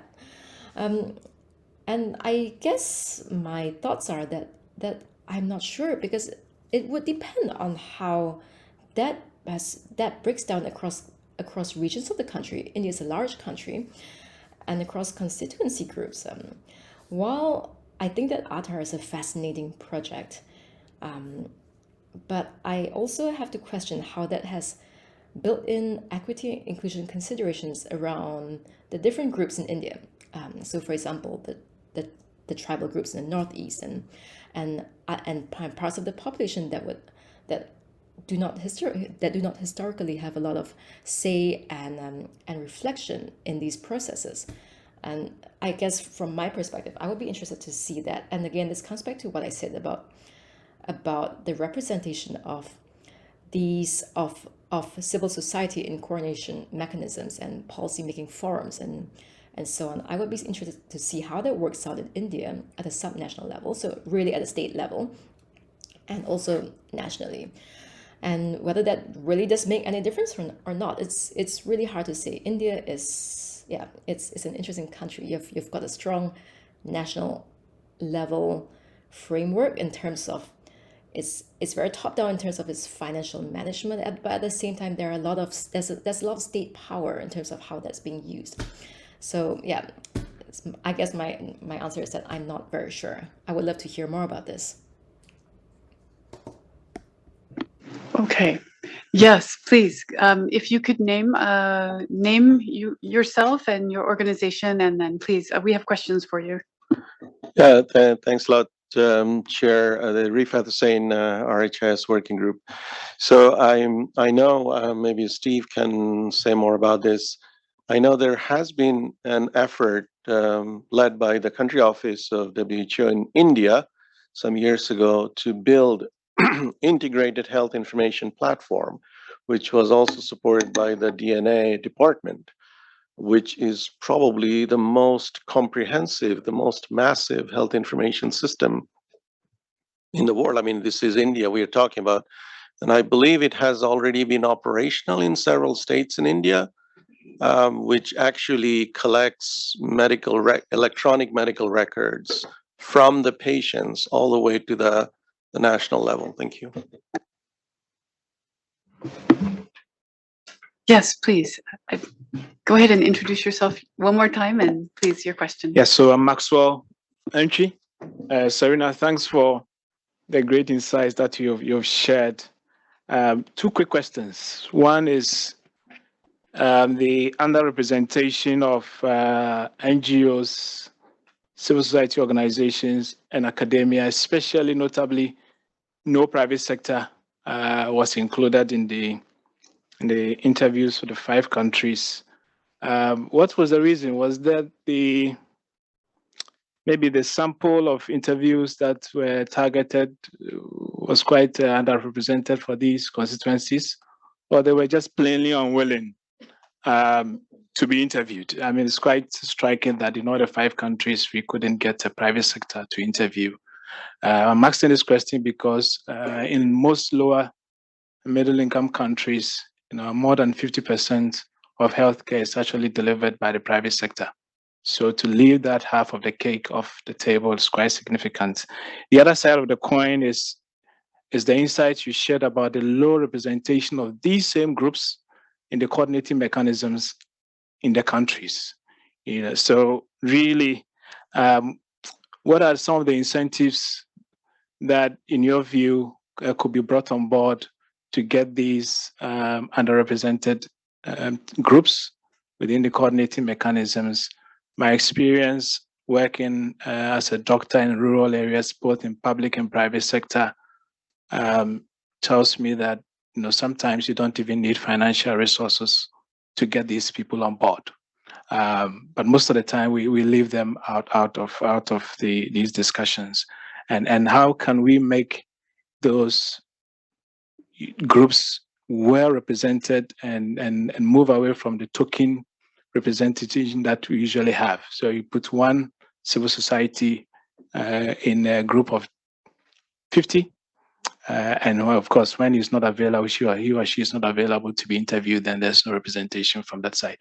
So my question is both the sample of the interviews and also on the coordinating mechanisms. What do you think can really be done so that we learn from this for subsequent work? Thank you. Yeah. So from my side, thank you for the presentation and all the people listening well and responding to the presentation. Just one point click in my mind, since we are talking for the collaboration from last post MDG, we have decided to establish forum in 2015. There are rise and falls in the history of SDC as well. In the last 2 and 3 years, it has been expedited, and unfortunately, COVID came in the same period. So COVID have given us some challenges and opportunities as well to establish the system for as resilient and also make us ready for the information systems and monitoring evaluation, a kind of readiness, develop the readiness for responding to such situation. These are the opportunities we have got in this period as well. When we talk of the alignment, collaboration, coordination, this is very easy to talk, very hard, tough to implement. This is not a single effort we can do. In Serena's presentation, I saw in Nepal as well, there is very good financial resource alignment. I saw a green button over there. But that is the one part of interpretation of all these facts. Another part is the demand side, how ministry and government are placing right demand, and we are making collaboration to respond to that one. We have very good collaboration mechanism. We have EDP's group, we have joint consultation meeting, we have swap. All the mechanisms are there for our side, for the collaboration. But our effort, whether our effort that is pointed to the good direction or we are targeting on the a good point or not, that depends on the demand created by the government. So this is also our duty to provoke or support or build the capacity of government to place the demand, in which direction the system have to go. So in response to that, we make the collaboration. So this is the question for now, how to make government capacitate or make competent to placing the right demand so that we can build a very collaboration in the HDC to support and to respond that one. So this is the major question stacking in my mind. So I need your support to provide your inputs to the SDC, how we can make way forward that is more kind of workable. That will be workable and also agreeable to all the partners. Since SDC is not a funding agency that collaborates, and there are partners and donors in the umbrella. We have big scope of financing as well, and technical resource we have. So how to deliver that one in favor of the countries and their needs? So for that, government should be capacitated. How we can do that one? We have a question. Yes, please go ahead. Thank you. So my name is actually I'm working in with Steve's in WHO. I'm also a member of the routine data groups. Just go on your recommendation number 2, and also some of the finding that you say that the loss of the silos of the reporting, especially the routine and program specific systems, are driven by donors. And then the recommendation is to ask country to streamline and share the data with partners. How does it work? And would the partner agree to use the data that is collected in the country on the country system in order to strengthen it? And if in that case, what are the dialogue, what are the requirements that is needed so that there won't be an agreement of the data and there will be the trust in the data that the government produces? It's a really good point. One of the things that I've really been struck by with your research, Serena, is the issue of mapping. And sometimes I just wonder if we could just magically wave a wand and map all the data, map all the relationships, map all of this. I think that everything would be so much easier. So I think one of the questions I'd like to get at, that we would like to get at in regards to diversity is how can we address the diversity problem. I mean, it's a very significant problem. And, you know, I work with OECD, and as I think we all know, it's kind of a wealthy nation club, and there's a very serious diversity problem there that's kind of built in. But accepting that for the moment, really thinking about, okay, when you move away from that kind of a policy body, which does a very good job of inclusion of its members, how could we have an inclusive body that is also inclusive of the more fragile states, the LMICs? What are your thoughts? Okay, there's quite a lot there overall to unpack. So I'm very happy for all the questions because it means that people have been listening and engaging. So that's wonderful.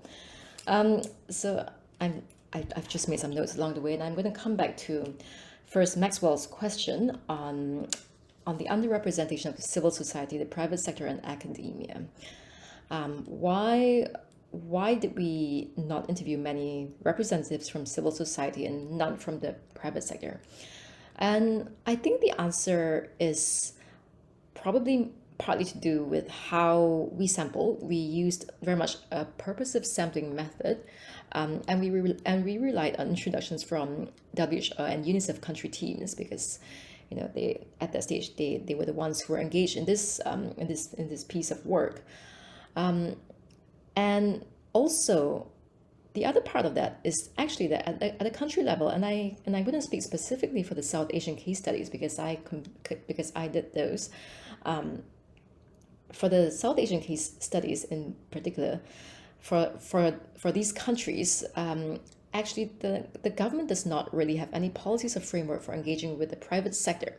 This is actually a gap, and I think in my case studies I do kind of go into this in a little bit more detail, in the sense that there is reporting and counting of that reporting and accounting for that reporting in from the private sector facilities into the routine HIS. But there is not a lot of policy thought, I think, at a strategic level about how to engage private sector, how to ensure that the data they're reporting, that data quality is ensured, for example, that the data they are reporting is aligned in terms of the indicators with the national HIS. So part of the reason why the private sector was not really included in our research is just that, well, the countries don't have a framework for engaging with the private sector themselves. In Bangladesh, for example, it's the private sector, by which I also mean some of the big non-profits like BRAC, who operates a lot of health facilities in Bangladesh. There is not a lot of policy and strategy work around how to engage these and include them in the national HIS beyond just including them on coordination mechanisms sometimes. And that's something that's one of our recommendations, that perhaps the countries can look at how to engage private sector and codify this and formalize these mechanisms for engaging with the private sector. In terms of civil society, and this also comes back to your point, Pam, about the tough question that is diversity and inclusion.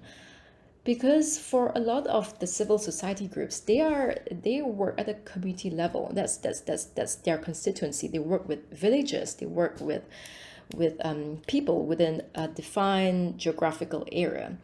And so at a subnational level, you may have these representatives on some subnational mechanisms. And a good example is, for example, the cluster mechanism in Nepal that sprung up in the wake of the Nepal earthquake and actually still used in an ad hoc way to coordinate around the health sector programs.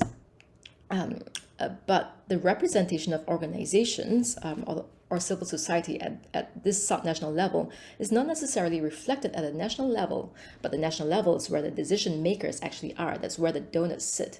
That's where the big multilaterals work at. That's where the funding decisions get made. So there is a disconnect there. And again, one of our detailed recommendations in the case studies is how to increase representation of these groups not only at a subnational level, but also at a national level. And it does mean extra effort on the part of bilaterals and multilaterals, I think, to pull in these groups to sit with donors and main partners at a country level in the capital cities, as it were. So that's part of the answer to that. In terms of how to make it easier or how to incentivize private sector engagement, I would actually love to hear your thoughts on this, Maxwell. I think you have probably more expertise on this. And you're right, it's not always market-based incentives that are the answer, because they have their customer base. But it could also just be around how strengthening referrals and case management, of course, which are part of good health information systems across facilities, how that strengthens the quality of care they provide, which is good for their bottom line. So yeah, this again, I think is a topic that's ripe for discussion. It was slightly beyond the scope of my case study, so I did not really delve into that, but I would love to hear any further work on this. Let's see. How to, and again, just coming back to what you're saying, Pam, around how to strengthen the data for reporting and a mapping of how data flows and data quality. I completely agree that would be an excellent thing to do. That would be also quite resource intensive, which is why we did not do that. And it's of course entirely possible. It just requires investment of time and probably some money to look at these, to map these data flows out. And I've alluded to this also in my presentation, the case studies, to map out these information flows, to look at, to do data quality audits perhaps, or some kind of data quality assessments at different levels of the health information system. And more importantly, I think for me, is how these information flows upwards to downwards, as it were, and back again, how that's being used, and is that being used. Again, these our case studies were pretty broad, as it were, so these were a little bit beyond our scope, and I think this is something, if the HDC and partners have money to fund, perhaps on a country-by-country basis, would be really interesting work and would advance the data use agenda quite a lot. Yeah. Thank you so much. Okay, so we don't have a lot of time, but how about this?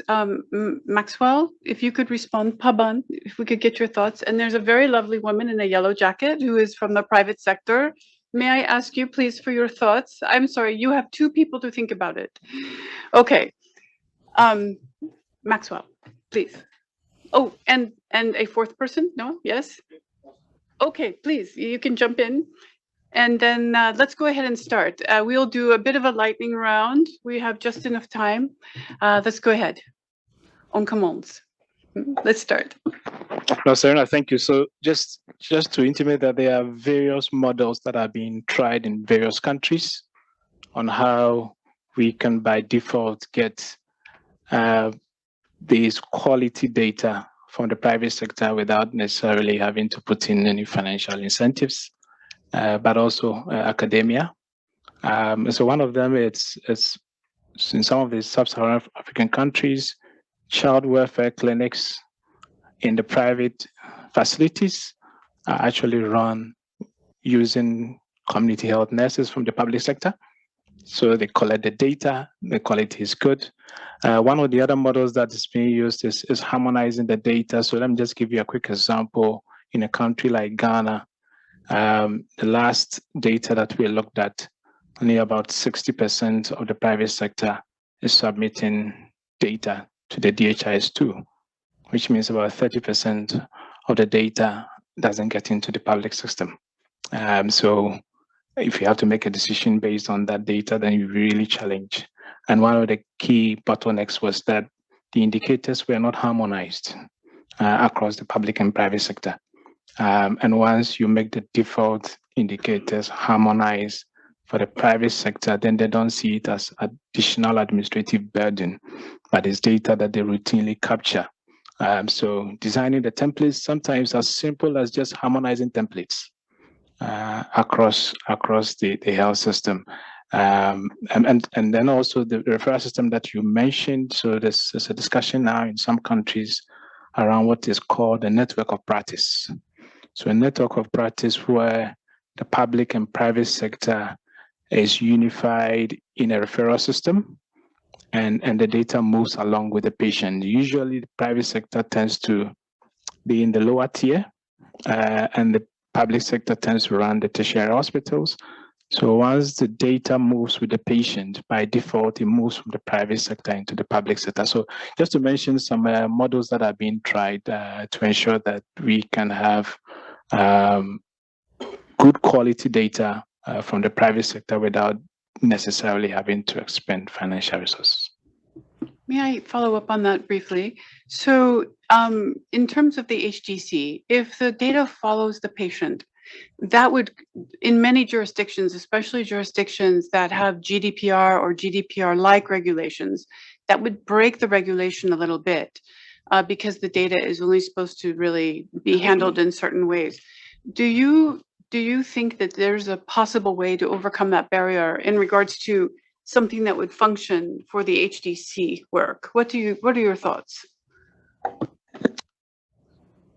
So quickly, some countries are considering a unique ID.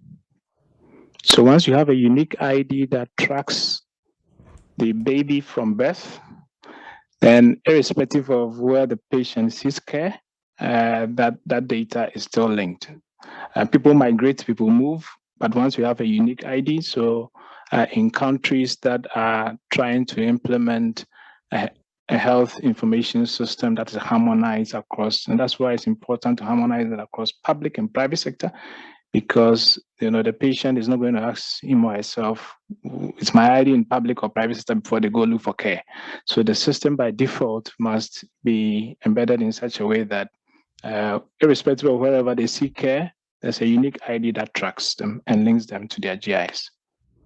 So just to follow up quickly, this is not CRVS, really. You're talking about a digital ID or more of a UID kind of situation. But also with CRVS, because if you look at the way community practice works, especially in some sub-Saharan African countries, I was born in a maternity home.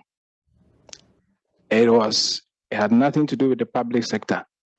That's where my date of birth was captured. How does that date of birth get into the public system? So there must be a linkage even with the CRVS. And once you have a unique ID that is given at birth, you can use that to track irrespective of whether it's CRVS or electronic medical records data. Thank you for bringing that up. I think it's a really, really, really important point, and it's probably something that we need to think about more at HDC. Thank you so much. Okay. If I may just reply to that, I also think that's fascinating, the idea of a unique ID. I will also point out, though, that from a gender and equity perspective, there are data governance considerations that kind of should be unpacked here. So, for example, I live in the United States at the moment, in New York, which is very liberal, but in here, as well as in other parts of the world, I may not want decisions I make about my reproductive health following me across jurisdictions, as you put it. And so really, I think we also need to impose a gender lens on some of these discussions and decisions that we make on how to progress this work. Yes, the US is a very difficult place right now. May we please, yes, and if you could make your comments for also the whole HDC and what your thoughts are for how we could move ourselves forward. Thank you so much, and thank you for agreeing to talk. I'm not sure if I will be able to do that. I just want to come back to the point of the digital ID. For me, it's one tool, but we need to look at it beyond the tool and look at it from a design point of view. We need to go patient-centric. I think the key sits there. And that's where I think private sectors, when we look at private sector, because I mean, in the discussion, I see private sector being presented from the guys running the show, not being in the public sector today. when it comes to facilities, but there is another angle of private sector being companies like ours doing into innovation, wanting to bring our know-how. We tend to have those new designs in place, but we don't always sit on the table where decisions are being made. When we have the luxury to sit on those tables, often we encounter and meet baby boomers that do not always understand what patient centricity is all about. Because the number is, like I said, it's a tool, but when you look at it from an interoperability point of view, you get stuck the moment you think just number. So we have to redesign with us, each of us at the center of the redesign. What would it mean? What would it imply? Would it imply the number being changed, or would it imply having, for instance, my company is experimenting medical coding now for standardizing? Would that be the solution?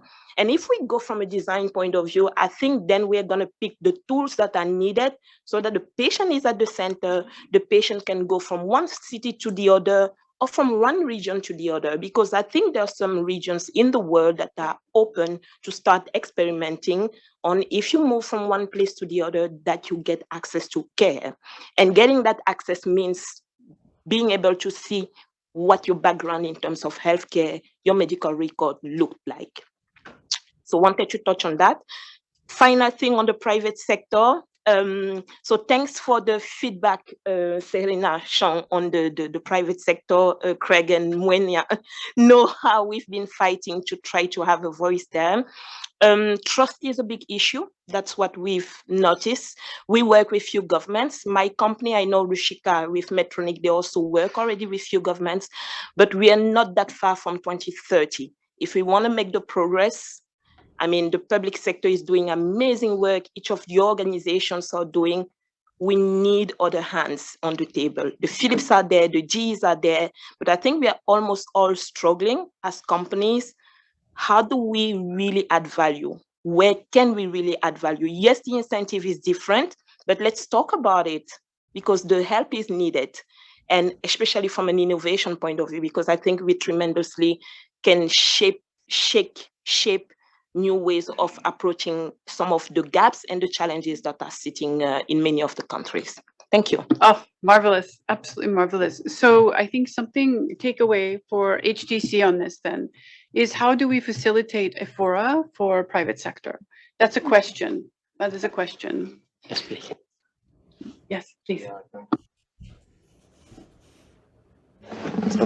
Yeah, thank you. I think in response to your question on that the private sector needs to have a seat at the table, my question to Serena is that in your case studies, did you explore the use of the annual joint reviews? Because that's an opportunity for partners and the CSOs and then the private sector to come together. It's at that time that you review performance, look at the data quality, what have you. So I wanted to find out whether you look specifically at the use of the the annual joint reviews. Thank you. Yes, just to answer quickly to that, I'm aware that time is running out. Is that yes, we took a very macro level perspective to this work. So we did review country reporting on these what do you call them, the joint annual reviews. They are a little bit different across countries. I think that the terminology, and I think the answer is that they are unevenly implemented across countries. So in Nepal, for example, they are being rolled out, I think, not uniformly. It's not 100% by any means. But yes, work is underway. And I can't speak to how this is for the sub-Saharan African countries, unfortunately. Okay, please. When we talk about the private sector, as Serena also have highlighted, there is some gap in the private sector engagement and also the civil societies.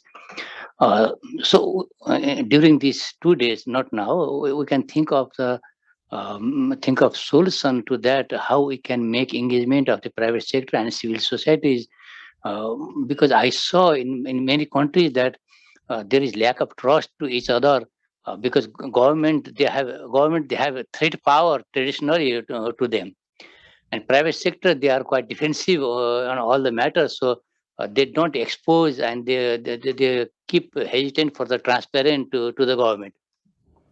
So how SDC can make countries to make them communicate well with the private sector and the government, talk to each other and close the gaps between them. This is the most challenging in our future works, how to make closer the civil society, government, and the private sector together. So this is a challenge we can think in 2 days in the next work plan of the SDC, how we can address on that one. Please. Thank you. Thank you. And we are hearing a theme word here, trust. Okay, you have the last word. Lightning round. If you can find a way, please, to apply it to HDC and how we can move forward as well. Sure. Thank you.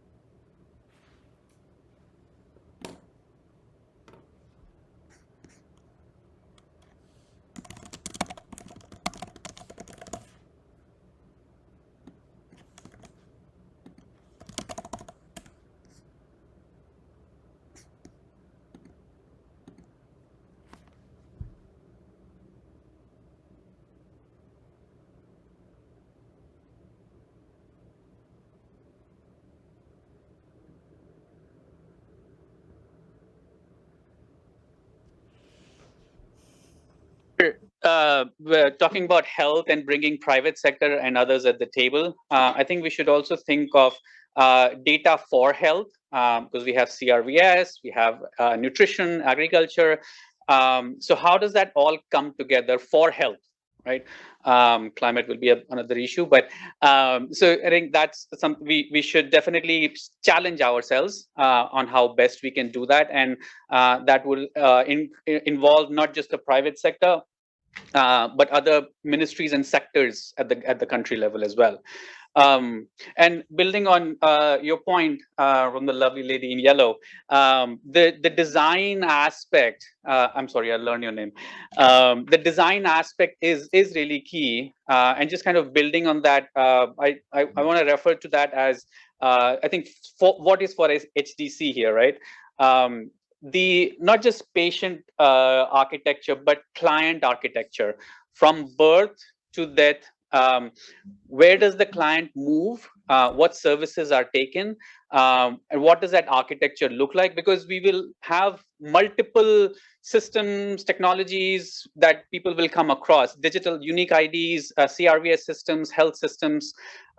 So what does that architecture look like? I think my just thinking would be that if as HDC we can support that architecture design at the country level and bring private sectors on board behind that to invest and contribute and align their activities, align it. So that's just my a humble request, if I can say. Thank you. Thank you. And architecture strikes me as a very important answer for the HDC, because each jurisdiction, each context is going to have its own unique architecture. So how can the HDC speed up its understanding of each contextual architecture? How can we speed up so that we can address where the gaps are, figure out the mapping? How can we do that? There is a solution. It's just a matter of finding it. Okay, this is the last word. So we have 4 minutes for coffee. What would you like us to do?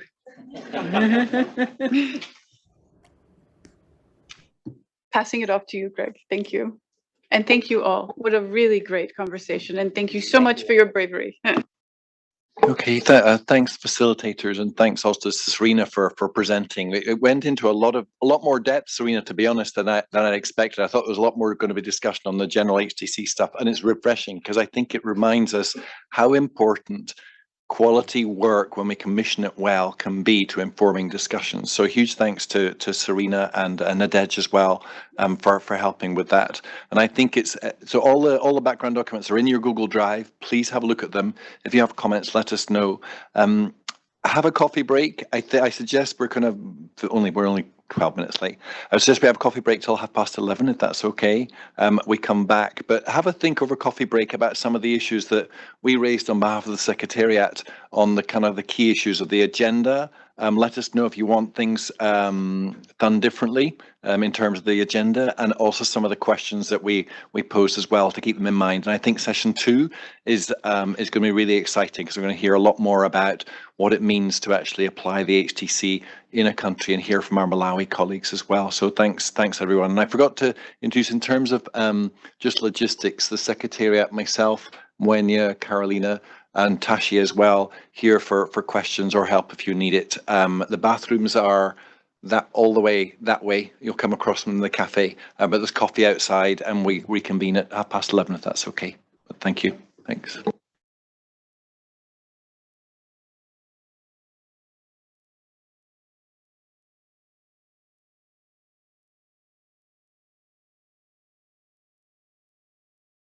Okay, right. So really, this session is in 2 parts. In the first part, we'll be looking at the joint mission to Malawi, the white paper that has been shared already, and how we can use this to provide a blueprint for our work for the other countries as HDC. You can understand that from my previous reflections in session 1, I'm also very interested in the role of academia, private sector, civil society, but also how do we mobilize communities around our work, both at the subnational and national and regional level.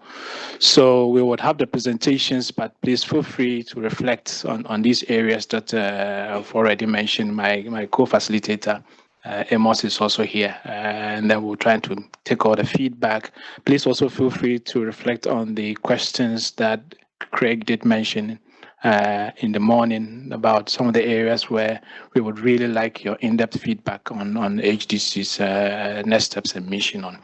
So great. In summary, we're going to hear about Malawi, but please feel free to reflect on the work in the other countries. Malawi is serving as a blueprint because of the great collaboration we had as HDC and partners. So the Malawi team will give the presentation, and then they will take the feedback and reflections. Over to you. Okay. Thank you very much. Good morning, afternoon, evening, colleagues. Indeed, Malawi would like to share our experience with HDC in general, and in particular to the visit that we had from HDC. And I think to just provide context in which we have interacted with HDC, I would like to ask my colleague, Jacob, who's with us, to just give us that sort of background before I make a presentation specific to the joint mission of HDC to Malawi. Jacob, please. Thank you so much.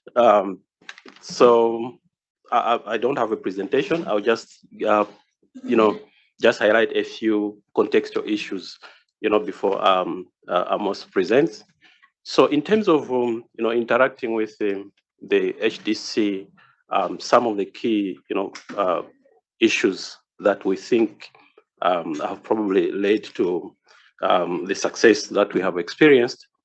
First, I would, refer to the initial planning, the strategic planning for HIS, which happened in 2019. I think that was the first significant interface that we had with the HDC community.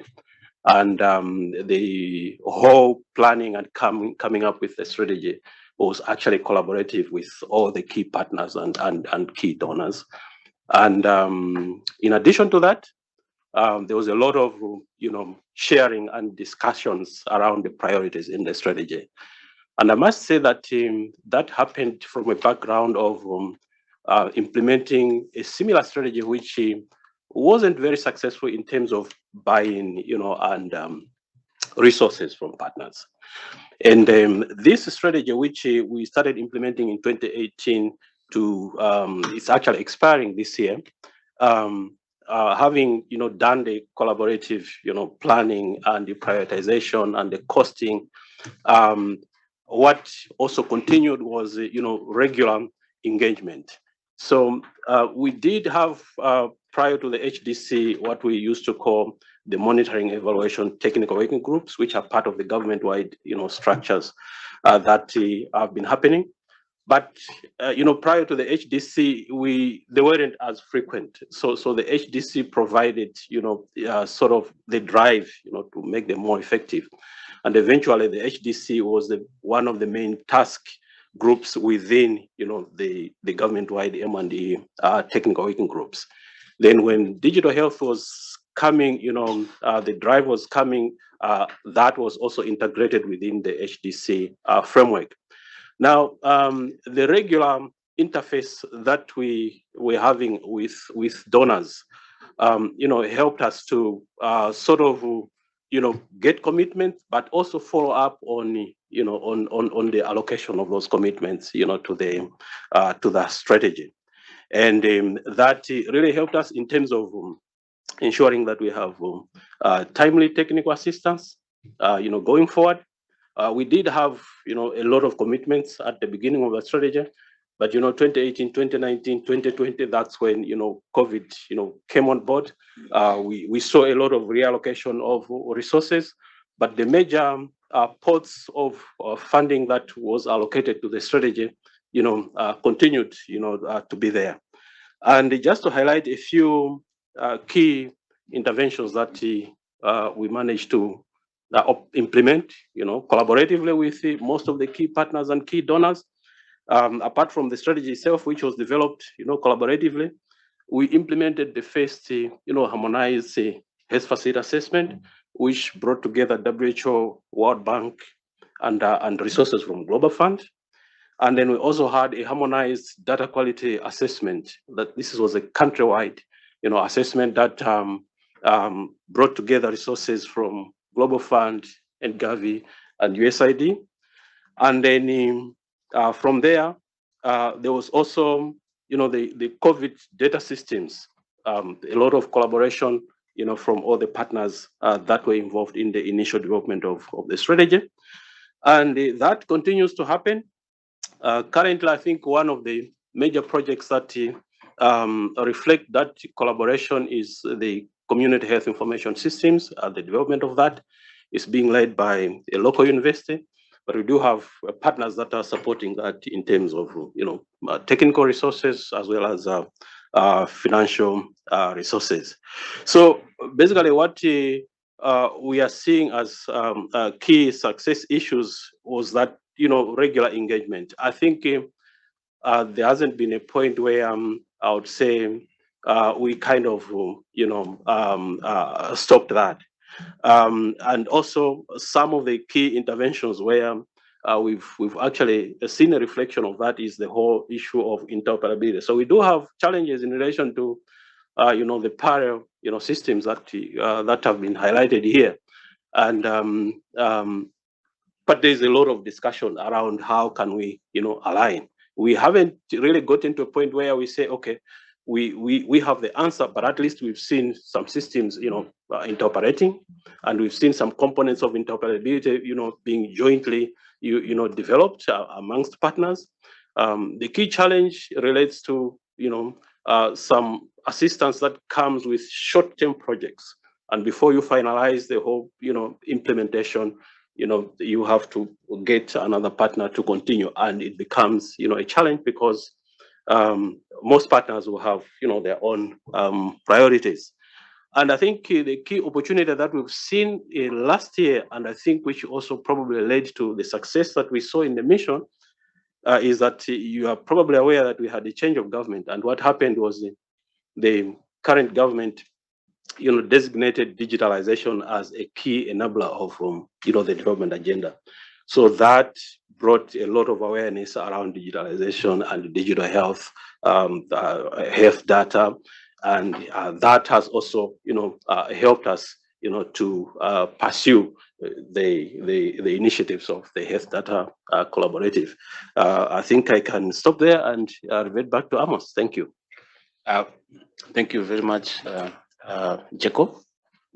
Maybe we can continue the presentation. Next slide, please. So the presentation that we're going to make is only focusing on the joint mission of HDC that happened in June this year.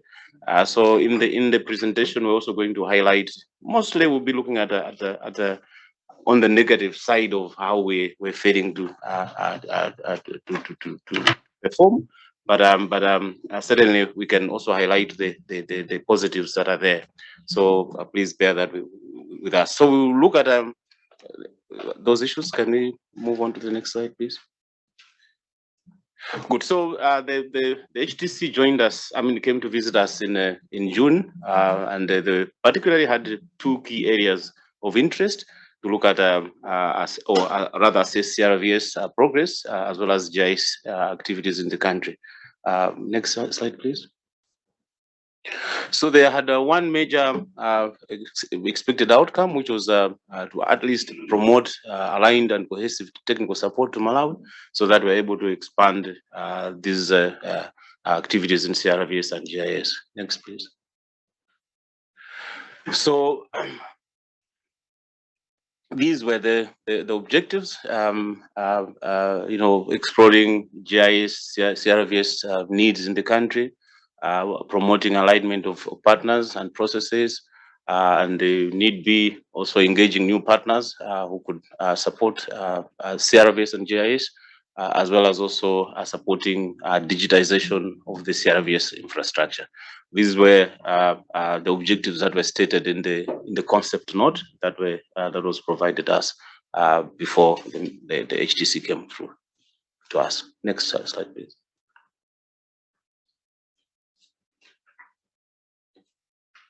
Next slide, please.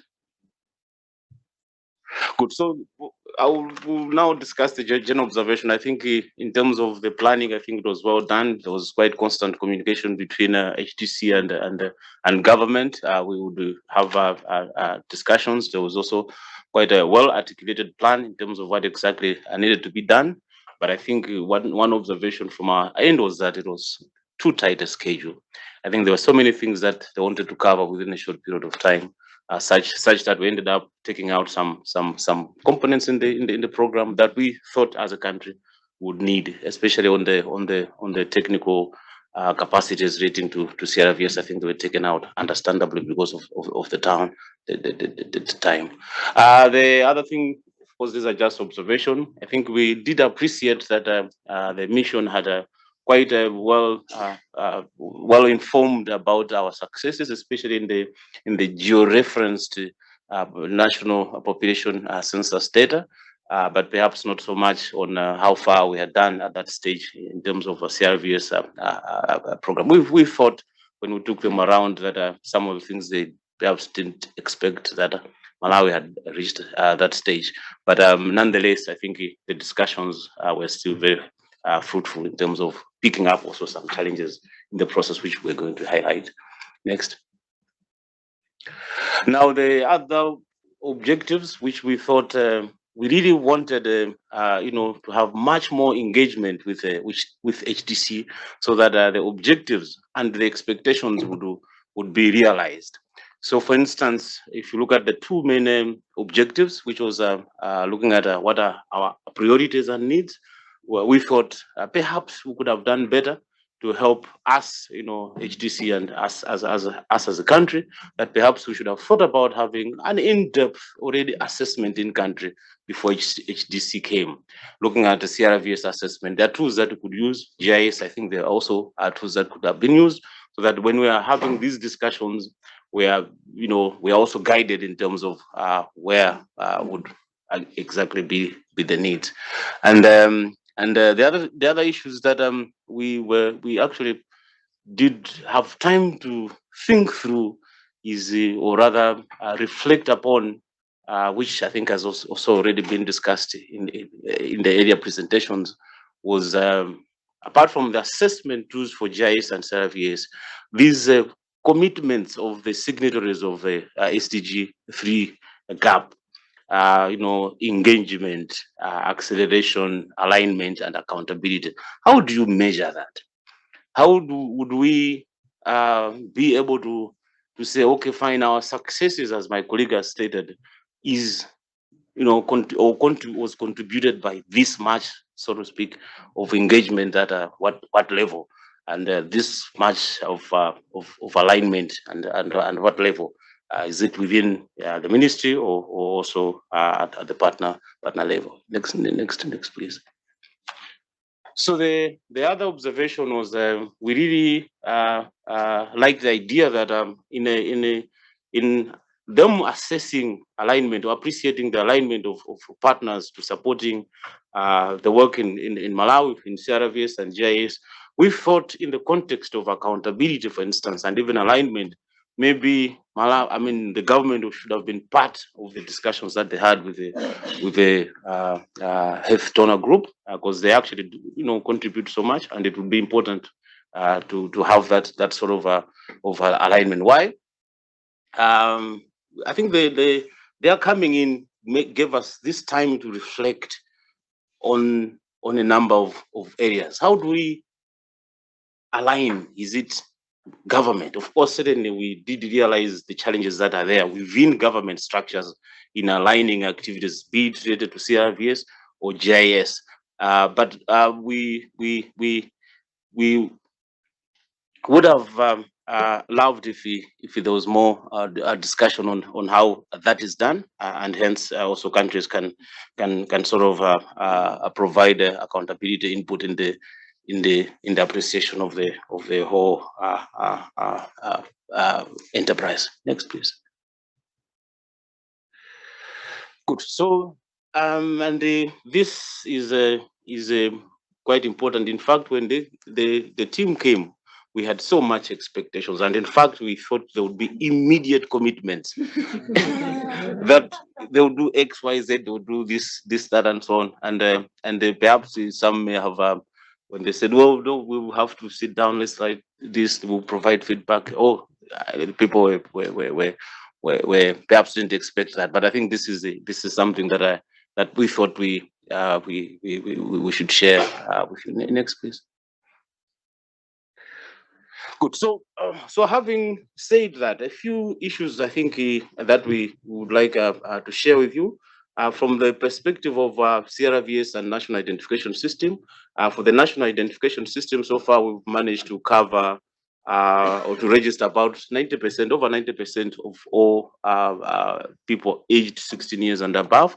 And currently, UNDP is supporting now mass registration of those that are under 16. I think the work has already commenced now.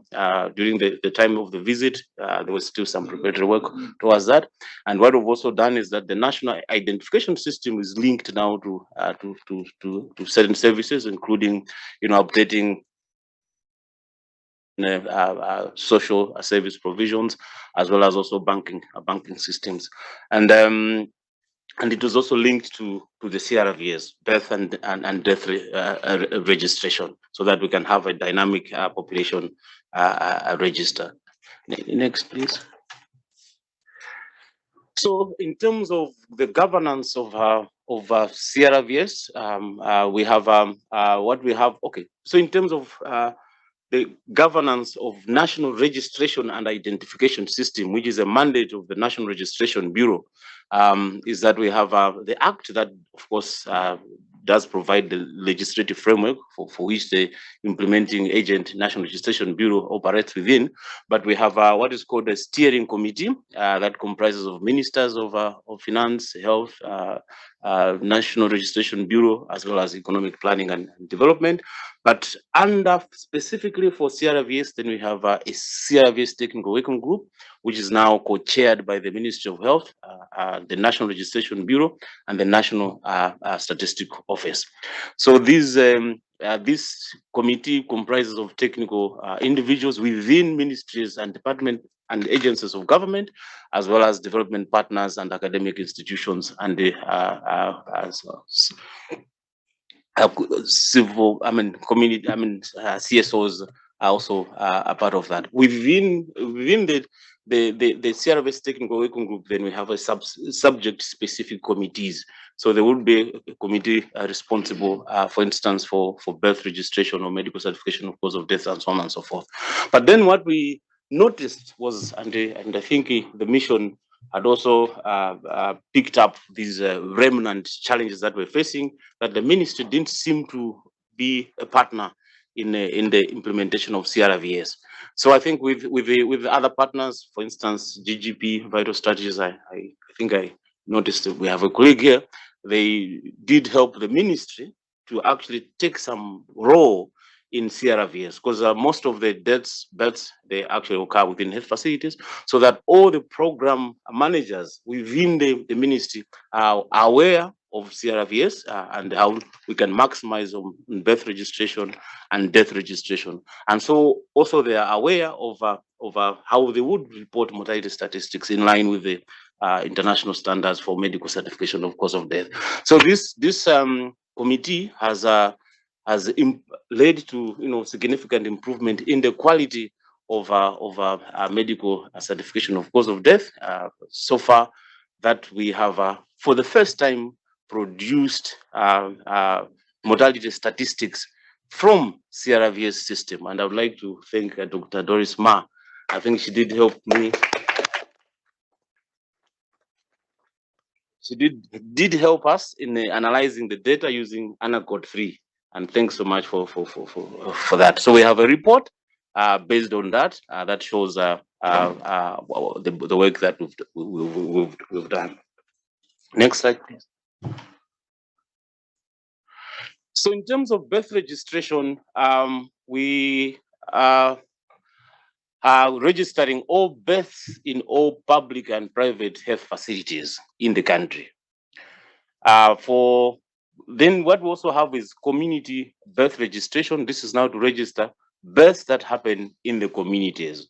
But for us, what we also have is that there are very few births that happen in the communities, because the traditional leaders have set up bylaws that punish whoever delivers in the community, so that we can encourage health facility deliveries, so that we sort of contribute to reduction in maternal mortality. However, out of the 28 administrative districts in the country, we only have capacitated 16 districts to be conducting community birth and death registration. So 12 more districts are to be covered. Though we have a low demand for the use of birth and death certification, but this is something that we've put in the key areas that we would like to improve. Next, please. So for death registration, at the time when the mission came, HDC came, we had a mandatory death registration in all health facilities covering 17 districts. And this is for health facility death registration is accompanied by medical certification of cause of death. And so 11 were remaining, but since then we have had more districts covered at the moment. I think most of our supporters come through CDC. We've added a few more districts, and then we had also covered some districts that were covered under the malaria vaccine implementation program. We needed to have a CRVS backbone so that we're able to track mortality properly within the project. And recently, global grants projects have supported us in adding one more district, which is the most recently added district, which happened, I think, just two weeks ago. So in terms of death registration, we are in 16 districts, and this is where perhaps would be the more need to improve on in terms of a community death registration. And considering that most of our people actually die at home or outside the health facility. I think if we were able to register that, that would improve in terms of vital statistics. And linked to community death registration, we've just started. This is with support from CDC. Started verbal autopsies for the community deaths linked to the CRVS for death registration.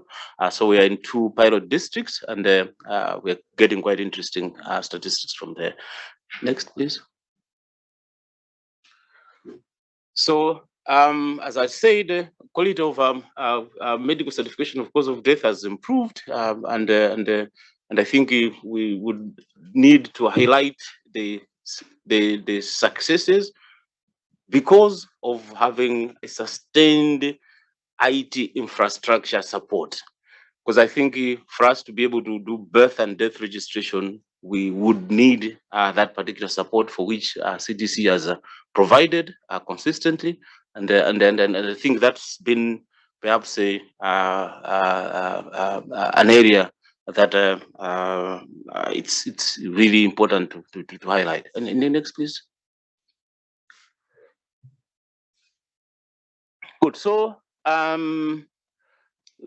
when we reflect on the commitments, or rather the concept of HDC and even SDG GAP, of alignment of partnerships, collaborations, and so on and so forth, sometimes it becomes a bit challenging, perhaps, from our side to see. Yes, we're having. I will use.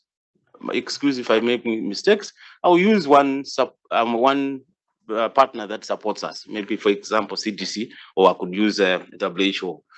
If WHO is supporting Malawi, HDC is supporting also Malawi in this context. Malawi, or rather, is a country member in that constituency.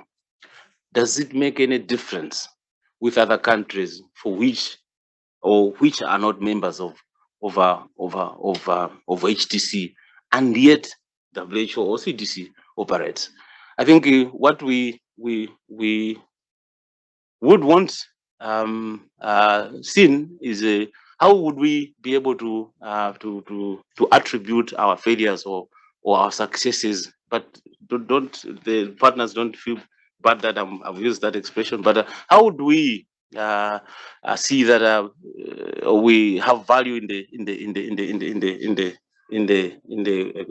collaboration? I think that's something that that we would only be able to be sure if we have long-term commitments from the partners, and then we can see, well, these are our long-term strategies. We have these partners that even HDC does understand that they're committed to do X, Y, Z, so that when we're implementing, we know we are implementing together, and so we can be accountable to each other. I think yes, we can move on. Next. So we have apart from where we've started off quite very positively, a few issues perhaps to note is that in terms of CRVS products that we've been able to generate, we've been generating birth reports rather, since 2018, and we have completed our first mortality report based on CRVS statistics with the medical certification of cause of death. We're hoping that we will strengthen or rather create more demand for the use for births and death registration products. Next, please. In terms of data production, I think as the team that came to Malawi, they did. I mean, it did provide a platform of quite a rich data from various partners, which perhaps we are not able to integrate all that and make informed decisions based on that, because some partners would still want to work in silos.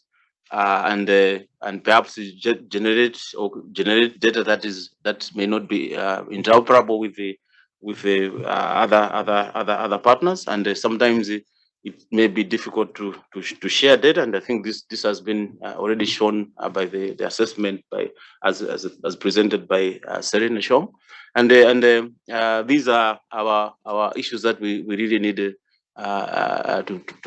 resolve. Finally, and it's to do with the governance and the legislation when it comes to data management. I think we do not have that legal framework to assure data protection and governance.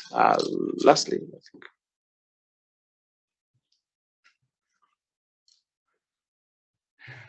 Yes, I think this has been already discussed. Of note is the duplicity from various partners.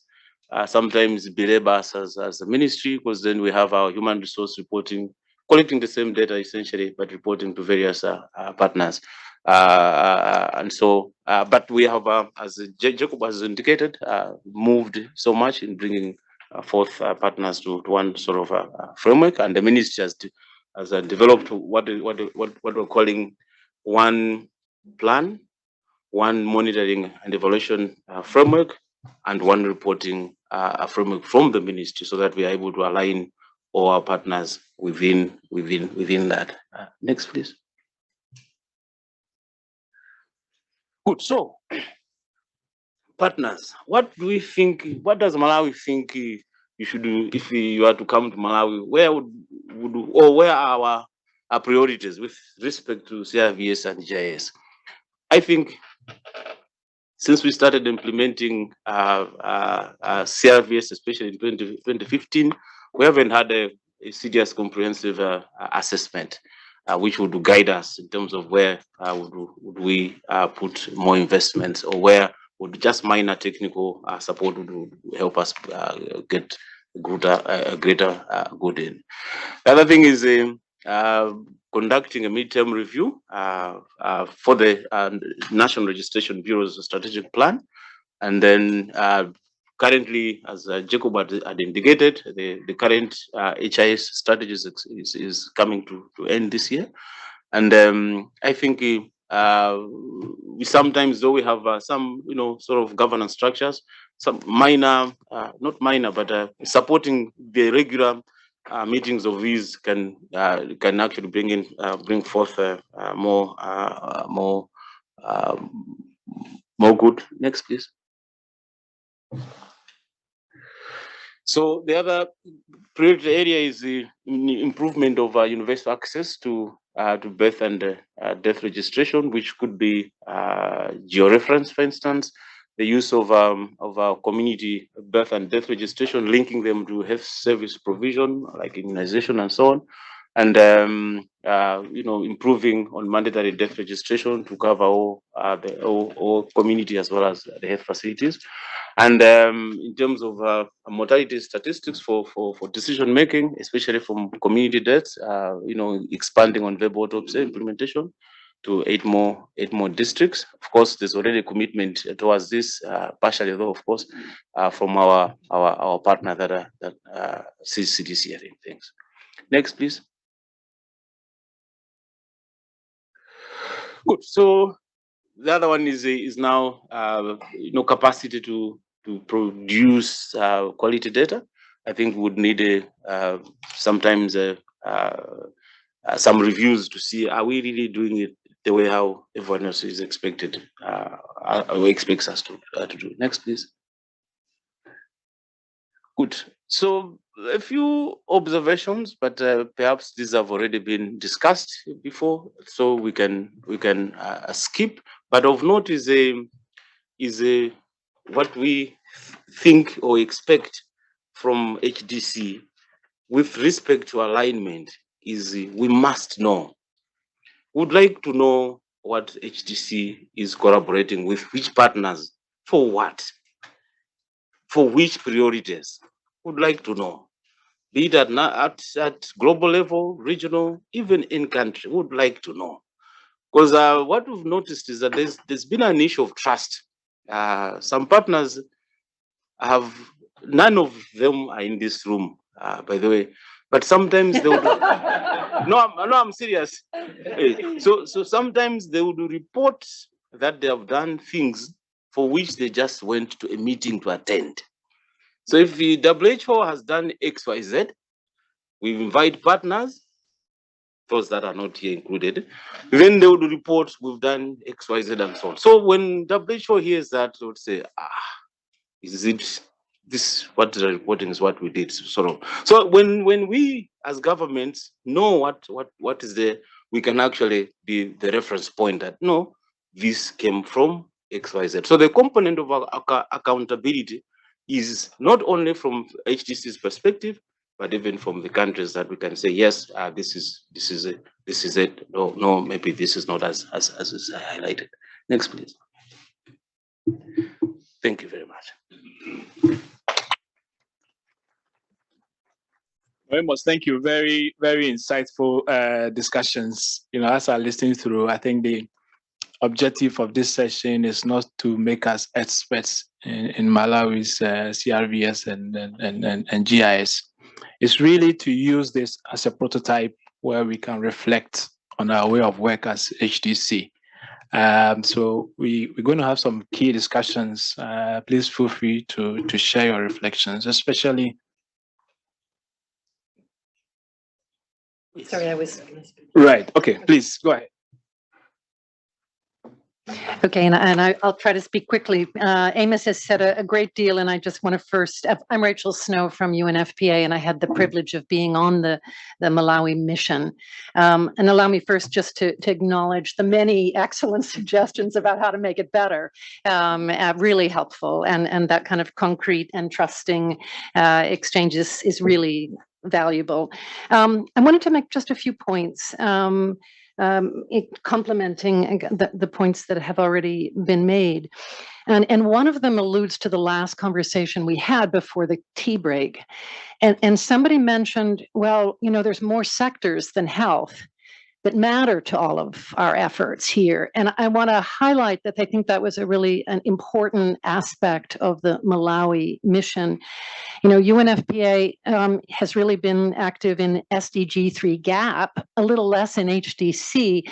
And I said to Craig, you know, when we now are with HDC, I sort of feel like I got married to someone, and then I found out they had a massive family of in-laws here, and so we're coming in, and I say that because, well, if we were HDC going on the mission, and now I know you have a subcommittee which is devoted to CRVS, obviously it would have been really smart to have that exchange and engagement and have that subgroup on the mission. So I'm just going to kind of do a carte blanche apology at the outset that this was kind of organized in a smaller schematic, which is the SDG GAP. And now that we're part of a larger family, I think it's very exciting and challenging, as Steve said, but really important how we go forward, whether it's Pakistan, Nepal, et cetera, and visits together.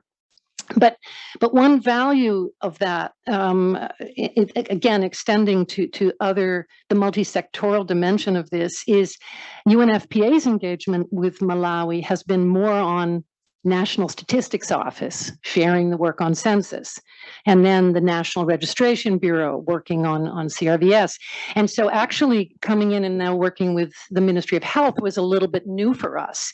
So again, just to say that we're talking a lot about alignment within the HDC, but equally, I hope valuable in the context of the mission was the kind of engaged alignment of multiple different actors, not necessarily all in health, on the ground, and the value of that. I do want to say just that, you know, the white paper is a work in progress. The intention of that white paper is, and it's a question whether that's a model. It's now with government going through, and we expect, you know, all the updates and corrections there. And one of the nice things at the end of the mission was I think it was someone at the end of the last meeting put in front of us, these are the asks. And those are peppered through the white paper. Now those may be modified because time has passed, but it raises an interesting question as HDC or SDG GAP. Is that an investment case? Does that start to be something that, for example, we can engage with the GFF? I know Sam is here from the bank, but we are talking to the GFF on our side. So is that something that, there's an opportunity there to think more concretely about the investments that are needed and which were identified? I think that's all I probably want to say. Well, I was going to say one last issue about GIS. It's in GIS where our witnessing was that it was quite fractured at country level. Many different players are very excited about using geospatial data, collecting geospatial data. The lack of interoperability and harmonization in those data systems is concerning because anyway, and it's not a simple job. So I do hope there'll be some discussion on that. And I think data governance and standards comes into play in trying to boost that harmonization. Let me leave you with one last comment. An observation that I think is notable was that the demand for legal identity, a legal ID, is very high in Malawi. You saw it's over 90% coverage of the adult population. Amazing, like really. And how great that has been aligned with the civil registration system. So those numbers are given at birth and they carry through, because I think we all know that's not happened in all countries. But as Amos said, at the same time, the demand for civil registration is low.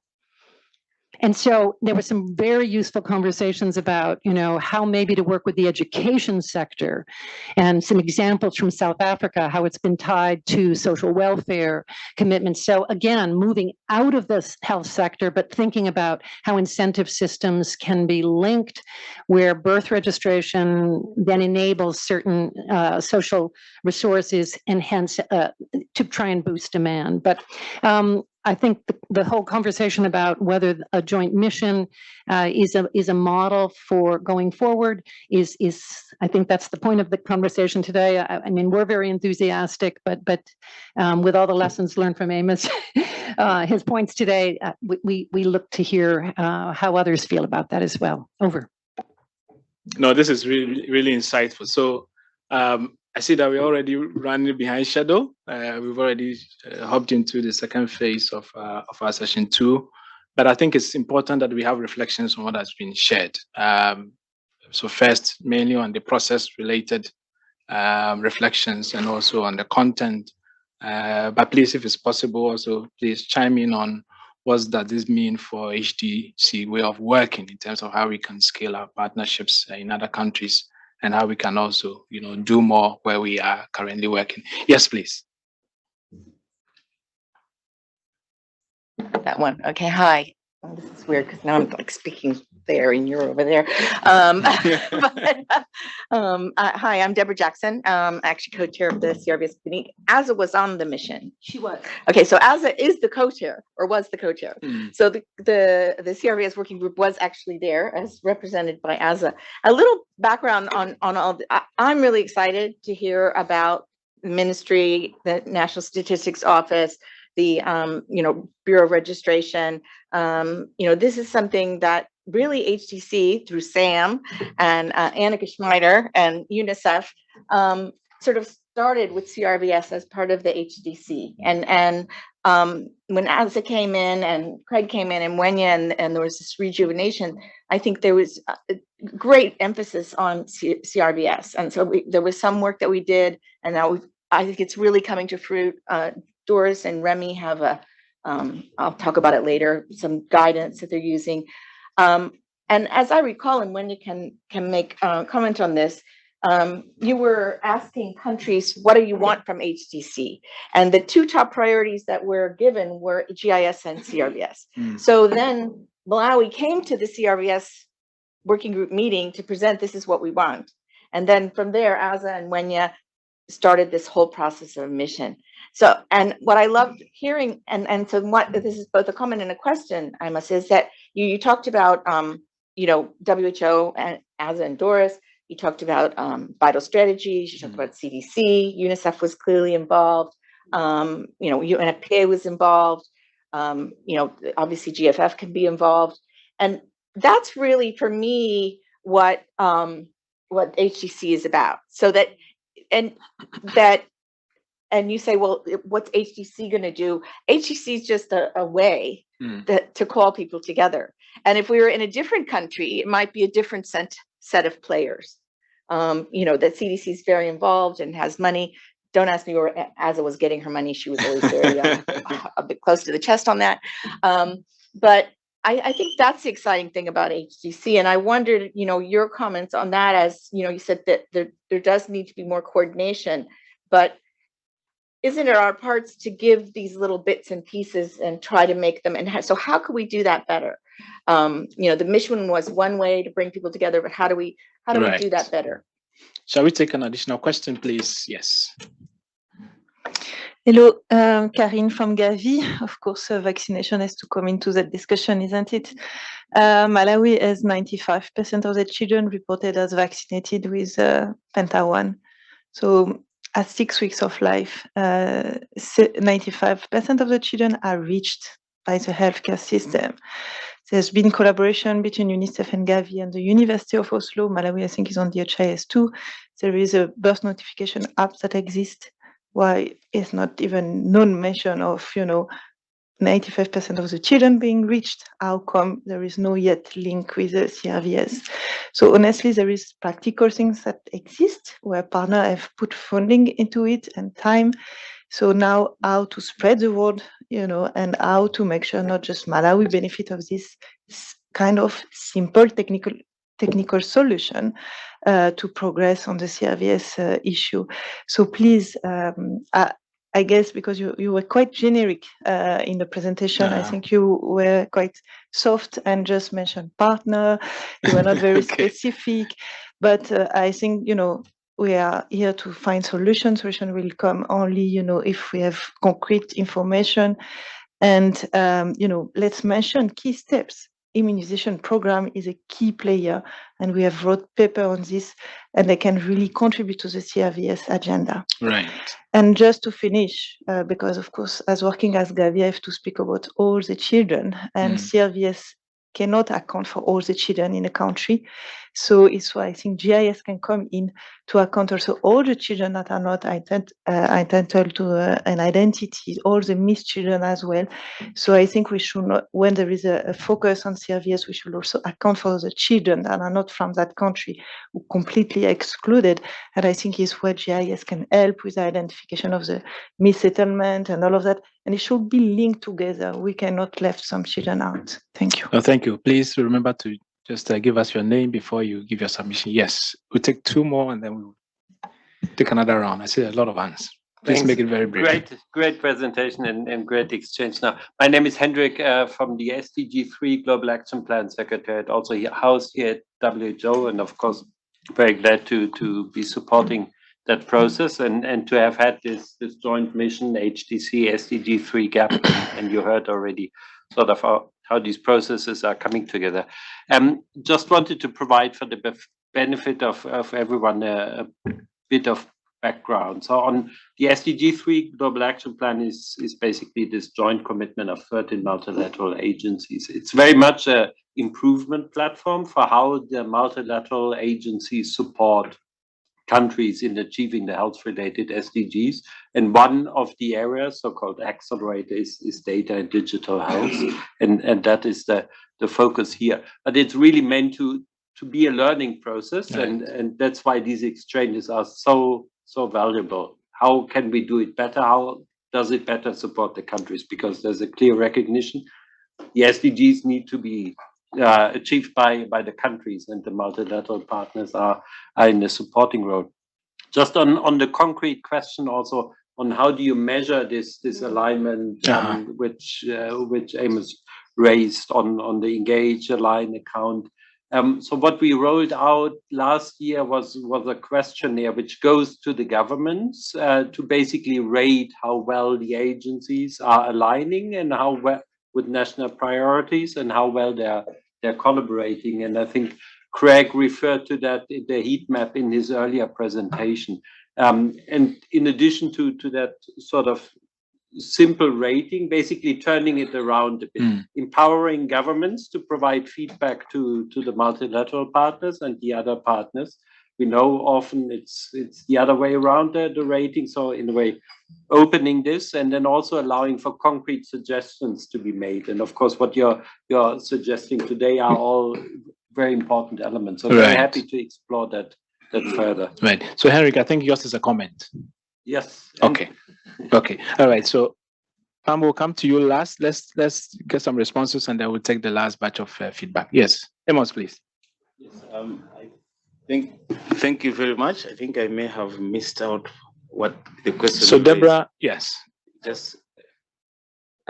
I was just you talked about the need to coordinate and what's HDC and what's not, and I noticed when you spoke all the different partners that were contributing. Yeah. And I think often they contribute and they don't identify as the HDC, but there is this thread, and so I wondered how you envisioned that and how and what suggestions you'd have for in the future. I don't think we're going around branding as HDC. We're just branding as who we are, and is that something we maybe need to do? Yeah. Okay. Thank you so much. We'll talk about it then tomorrow. But Amos, if you have any quick points on it, because we're also using this as a prototype of how HDC works. Yes. And I think that we always need to keep reminding ourselves that HDC is a way of bringing all of us together. It's a coordinating platform. And sometimes you can get the sentiments that Amos you mentioned. And so the question is, what's your reflection on that? Because that's really, it's only a platform for coordination. And then they may not appear in the skin of HDC, but actually will be working because it's a mechanism. Yes. So in fact, why I'd said what I said was, how do we appreciate that this goodwill, so to speak, this support from, I'll use now a different agents, Botswana government to Malawi, is due to the efforts of HDC. Is it different? Would it be different if it was a different or a country which is not in the constituencies of HDC? I think these are things that I thought perhaps we should be able to say yes. I think we are in it in that context. Now the next question I think was on the demand for how we can increase universal access to birth and death registration, and for birth the use of vaccination points, EPI program, for instance. This is the basis that then we within the Ministry of Health, in collaboration with the CRVS technical committee, or technical working group rather, which is a multi-sectoral, we set up a committee within Ministry of Health so that as a ministry, we can leverage on our interactions with the community for birth registration and death registration, so that we can also use platforms like immunizations to ensure that whoever is coming in are offered a registration. So because we have, and in fact, I think for all the communities in our country, we have at least one community health worker, public health worker who visits each and every village. So we have all these. So in order for us to improve on this, this is why now we set up this committee that now reports to the CRVS technical committee. The other aspect is the creation of demand. So the National Registration Bureau is discussing with the Ministry of Education to ensure that all children that go in school, at least they provide evidence of birth registration. And the other thing is, in order to also increase demand for CRVS system, we are discussing with the NRB and National Statistical Office that the national ID or the birth registration, the birth certificate number becomes a unique identifier in the health system, so that we don't have because people in our country can change names anyhow, so that we're able to track that. Of course, will be needed to be guided by some appropriate legal registration in that context. Right. Good. So let's take the comment from UNICEF, and then we go to Palm, and then we go to Kapil. I saw your hand there, but let's take it from UNICEF first, and then we'll come. Yeah, I think my preoccupation has been addressed, but my idea was to, understand, because it was said that health systems taking more responsibility, and what does this materialize on the ground? And this is what you try to explain on the committee that is in place. And I think we need to perhaps to have more discussion around that, since with Doris again and many others and Martin and Deborah, we developed this, and with support from Gavi as well. We developed this guide on how the health sector can strengthen the civil registration of death and birth, and we have to understand how it works, what are the business processes on the ground, and how we could help. So this is gonna be a conversation that you might have. Yeah. Right. For the sake of our connectedness, please mention your name again. Remy Mwamba. Remy, yes. So that we keep that in mind. Pam, should we come to you? And then we'll go to Kapil, and then we come to this desk. Oh, well, thank you. What a wonderful presentation. Thank you so much. It really was a very, very successful mission, and it's really, really great to hear about. So I had a very bizarre situation myself. So the group I work with, we focus on very complex data governance in very complex ecosystems. So of course, we're very attracted to health ecosystems and identity ecosystems. So the week before the Malawi mission, I was in North Africa to meet with the Malawian identity authorities to interview them about their system. Malawi has a very famous ID system. It was built from the ground up, as all of you know, in 2017. And their card is a biometric card with applets, little technical applets that facilitate the provision of government services specifically for healthcare. And the ID was designed for this purpose in part. So here's a comment and then also a question. So the comment is in all the work that we've done, we see a very significant interaction between the ID systems and the facility of health provision. And they appear to be, from what we have been able to see from research, they appear to be completely intertwined, and it's not completely possible to separate them. So I would really like your insight on that. The second thing is about the identity authorities. In the region of Africa, and also many parts of Southeast Asia, there are identity authorities. And the identity authorities have broad leeway to implement the national legislation on identity registration, CRVS, but also it is very expansive. It goes beyond that. And the identity authorities, when I met with them in Africa, the Malawian ID authorities, they were very, very interested in the mission, and I know that they took part in the mission. And when I asked them about this, I mean, it's all that they could talk about. And I guess for me, this is really one of the very first times that I've ever heard of a very intentional, joining of the identity authorities with the health ministry for a mission. And I just thought it was the most brilliant idea. And I was just wondering about your feedback on that. And I am also wondering if there is something that the HDC should be considering in regards to working with identity authorities so that there is more potential to leverage identity, because it really does function as a very important tool within all of the various ecosystems, whether they be paper or digitalized. So there you go. And congratulations again on a very successful mission. Right, Pam, thank you. Kapil, please.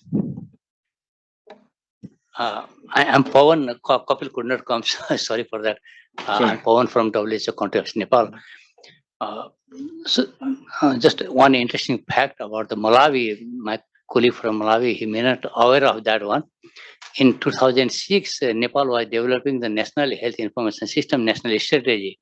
So at that time, it is said in the document, it is recommended to take reference from Malawi.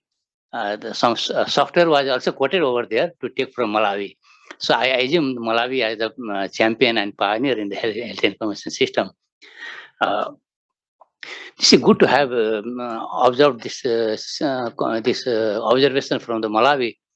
As we talk together, the CRBS together, there is a big difference between the civil registration and vital statistics. Both parts are different in interest and priorities and concern of the groups.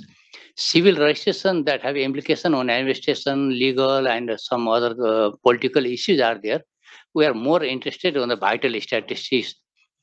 We need timely registration and with high coverage to use the CRBS data. So what is the situation of data use of the CRBS? Like you said, analysis of cause of death has been done. But so far, the data has been usable or not. What is the situation? Because if we talk of the Nepal situation, the data is not usable. The late registration is done. That is not for any use for the health system or other population purposes. Right. So right. just I want to know what is the situation of data use, how they have been used in the planning and other purposes. Thank you. We have a lot of hands going up, so please make your questions as brief as possible. Amos, let's take your quick comments, and then we'll take the next round of questions on these three questions. Yes, thank you very much. Yes, there are quite a number of questions.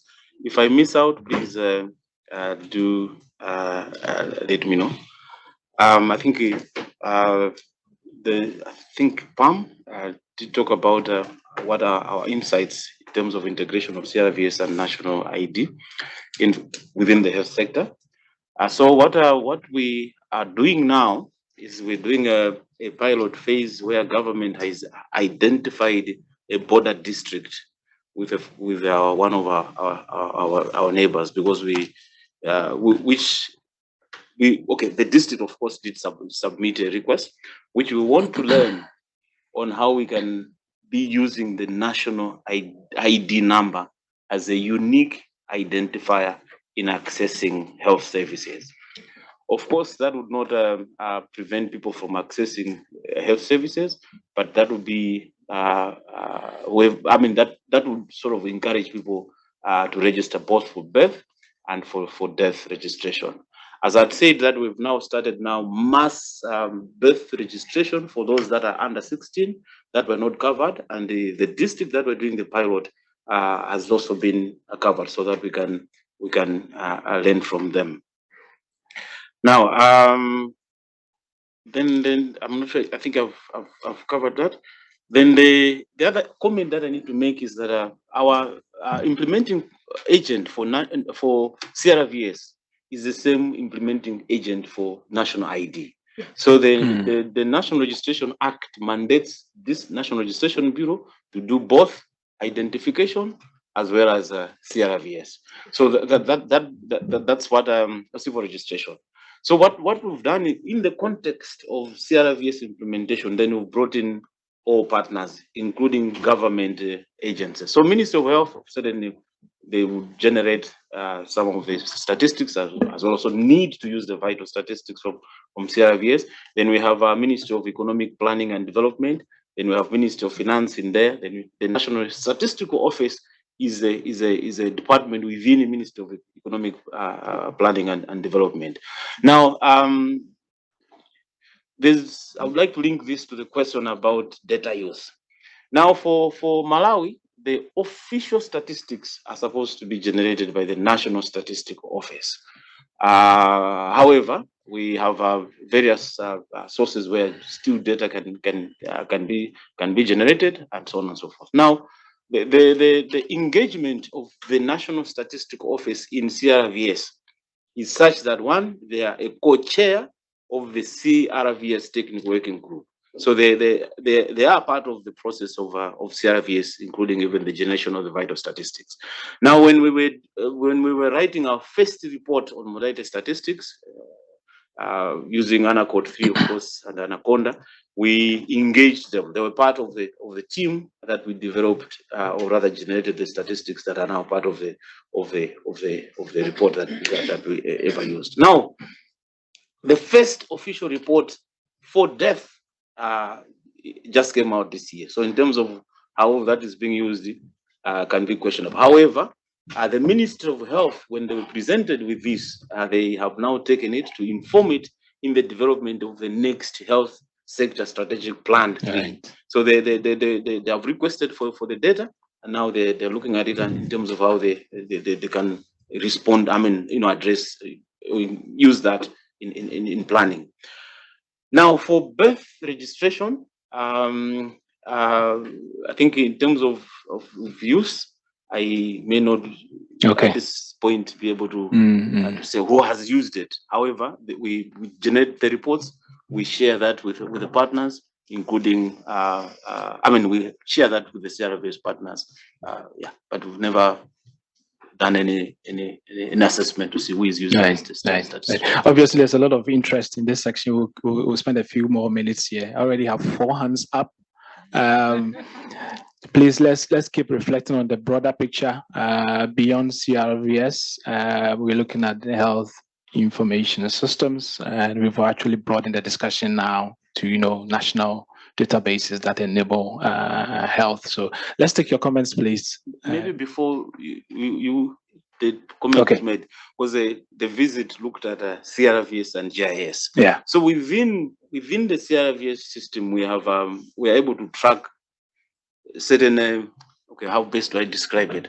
So in vital statistics, you would register by place of occurrence of the event, as well as also the residence of the person. So all the locations that are entered in the CRVS system already have a geo tag. So you can actually if we have the capacity, you can actually extract that, put that.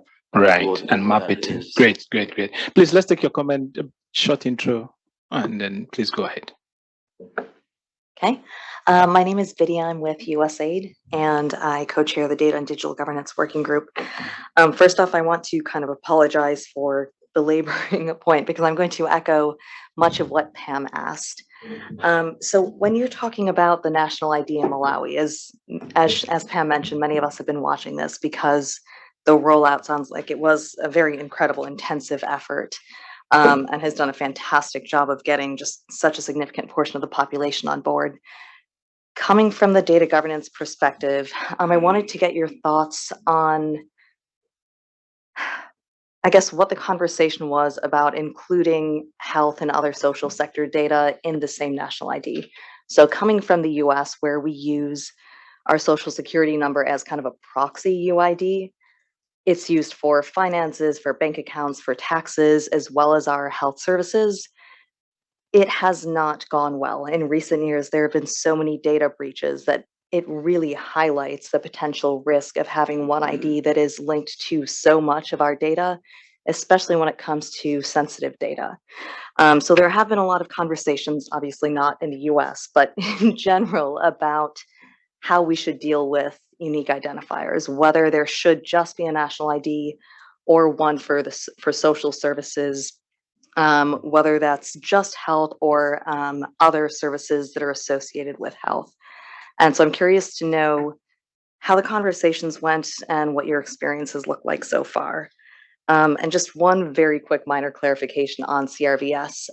So when you talk about missed deaths, is it an actual reticence to report deaths, or is it just that they aren't reported, that it just doesn't happen, or are people actually reluctant to or opposed to reporting them?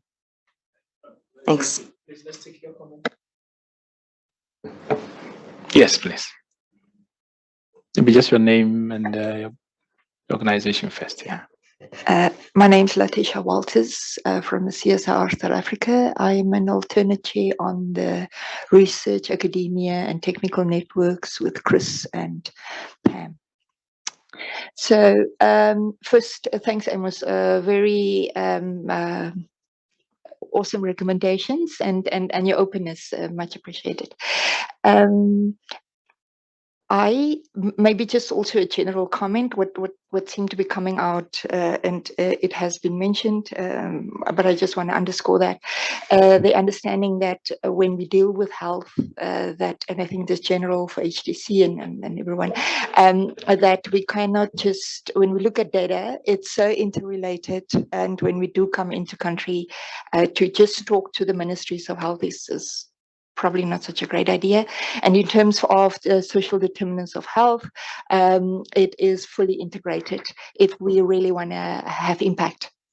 And the consideration of the telecoms for infrastructure and for education and all sorts of other ministries would be valuable to basically engage on government level. I like your comment on that. One of your partners did a great job in sustaining your IT support. It'll be good to know, because you said sustained IT support. That's awesome. And it'll be good to know what they've done really, really well, and that we can learn for other countries. And then also on how to improve the expectation management. There were really an expectation gap. Lots of awesome planning went in. The question is now then, what else can be done? And it's very important that it comes from you, and so happy that you highlighted that. Thanks. Thank you. Let's take I saw a hand. Yes, and then I'll come to you. Yes. Thank you. Actually, my question is more global and more general. And Please, if you can give us your name. Sorry. My name is Jean-Pierre Delamal, and from Rhino and from the HIS working group. Yes, my question is more global, and it's building on one of the reflections of the presenter, which is how a country engaged in HDC would benefit more from HDC than another country. And I think it's interesting, and to see that I think this joint mission is a very interesting way for HDC to actually have an activity that it's really directed to a country. But I'm wondering what will be the impact of such a mission? Is there a change in the alignment of the partners after the mission? Is there new partners actually brought in to support HRVS in this case and GIS? How this mission would have actually have a transforming power for the future actually? Yeah, I think very clear. Yes, sir. Hello, Jørn Brå from the University of Oslo. I'm into some of the similar issues. In the early days of HDC, some 5, 6, 7 years ago, I worked in Malawi, and I took part in some HDC meetings there. It was kind of monthly or bi-monthly or quarter, I don't remember. But those meetings were hailed as very good best practice way of aligning partners, because all the partners were there and discussed, and how can our contribution support your contribution, and how can we work together, etc. So I was just thinking now, when we have this CRVS GIS mission, how that could better benefit what is going across in the Malawi health system. And we know that CRVS, the birth part of it, and GIS, that's two different approaches to solve or address the key problem of denominators in the health system. And we have the problem in the immunization, I mean, how to reach all the children, and we have modern child health more generally, and many areas. So I would have liked then that the mission from UNFPA going down to Malawi should get all stakeholders, Ministry of Health, etc., together and discuss how can CRVS benefit the different parts of the health system. That would be what I call alignment of the different actors, and also more beneficial for the health system and for the mission itself, because we know that missions are always conducted based on funding. So now you have one on CRVS, next day you have one on AIDS, then you have something else, you have immunization, etc. So it's important that these missions are trying to see what can be the cross areas beneficial thing. So thank you. Jean, very clear. Amos, There's a lot on your plate, and then we'll come to. Thank you so much. I hope I will remember all the questions. So I think the first one was from USID. Delani, yes. Yes, from USID. I think there was an issue of data issue. I think security. Missed debts was the definition and all that. Yeah. Yes. Linking health data and a health UID to a national ID. Yes. Yes. So I think I may not answer what measures are there in place to ensure that would protect the data that's linked to the national ID. But suffice it to say is that what the National Registration Bureau has done is that they've created some sort of an API. Excuse me for my lack of IT understanding, but this is where the banks can verify whether that national ID is valid or not, because the banks would want to use national ID as the identifier. So I know that they've done that. Now the linkages of CRVS and national ID system is to ensure that you can generate a dynamic population, so that when someone is born, you can actually, because then the birth certificate becomes that unique identifier that will appear on the national ID when one reaches the age of 16. So then they're able to populate all that.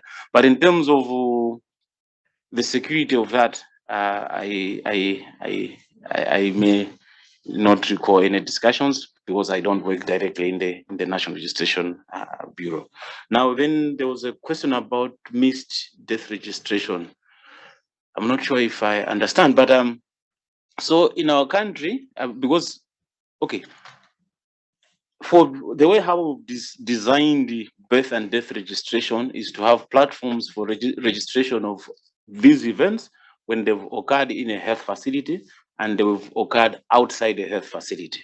Now, for those that have happened in the health facility, we use the healthcare workers to do that.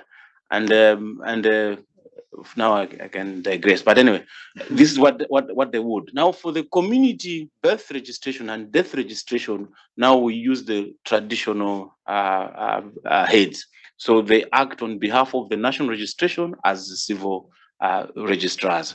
So what we face as challenge is that in areas where there's no mandatory death registration, no one would, I mean, very few people would actually go and register the deaths. Why? What is the death certificate for? To remind them that they don't have a need at that point. But for even the same also even for birth registration, because if there's no need, immediate need for that, I think they may perhaps not come forward for that. Now, then there was a question on, I think, from my colleagues in South Africa. Letitia. This is what do we mean by sustained IT support? Now, what we mean is that okay, the CRVS system is both paper and electronic support. So at the point of reporting, it is designed that we would use paper for that. Then that information would be, entered in electronic platforms and then transmitted onwards. So let me be brief. So for health facility birth or death registration, we would have in the facility for many of them, of course not all of them, would have an electronic sort of death registration system where the records can be entered, but they have to start with the paper documentation first.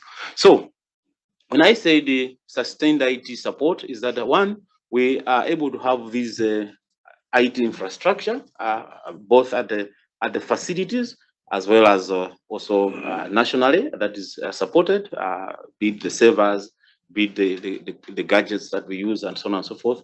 And when there are technical issues, there's a support from our partners to ensure that these are always functional.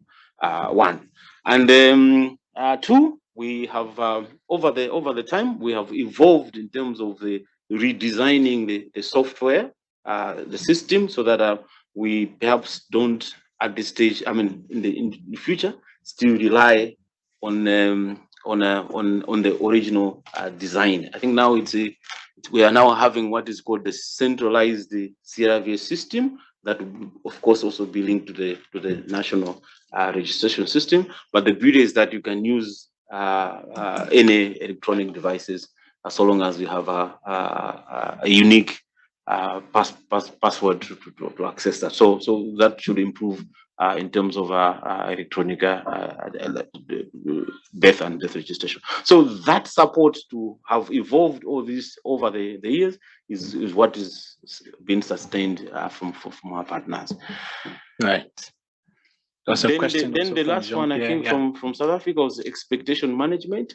Yes, yes. I mean, indeed, what we learned from us when the mission came is that we realized that there were so many partners that even within the CRVS Technical Working Group, they were not members. But then from the sort of the presentation and the scope of their work and so on, we realized that no, we can actually work with these partners in here so that we can leverage on our capacity. So that's something that we learned. Though our expectation for many of the agents was HDC must be money coming. How do we? No, I mean, I'm honest, but these are the sort of expectations that others had before. But in terms of managing that, we've communicated that they will come back with the white paper that will spell out the way forward and so on, and then we'll be able to engage. So that's how we've done it from within. Thank you. Jean-Pierre asked a question. I don't know whether it's being answered. Yes, but I think I thought it was a general question. Yes, but indeed, one part of it is what advantages did the visit bring forth? From within us, we've been able to identify, oh, we have this partner, oh, we have that partner. And then the other aspect is that some of the partners that are already on paper to be members of the CRVS Technical Working Group, they showed up at this meeting. Then we would say, but why don't you come and align with us? So I would say that those are some of the advantages, perhaps. But in terms of how should HDC engage with the countries, I think perhaps all of us can contribute to that discussion. Right. There was also a question from a colleague from University of Oslo, really on how to create and sustain transformational shifts with these missions.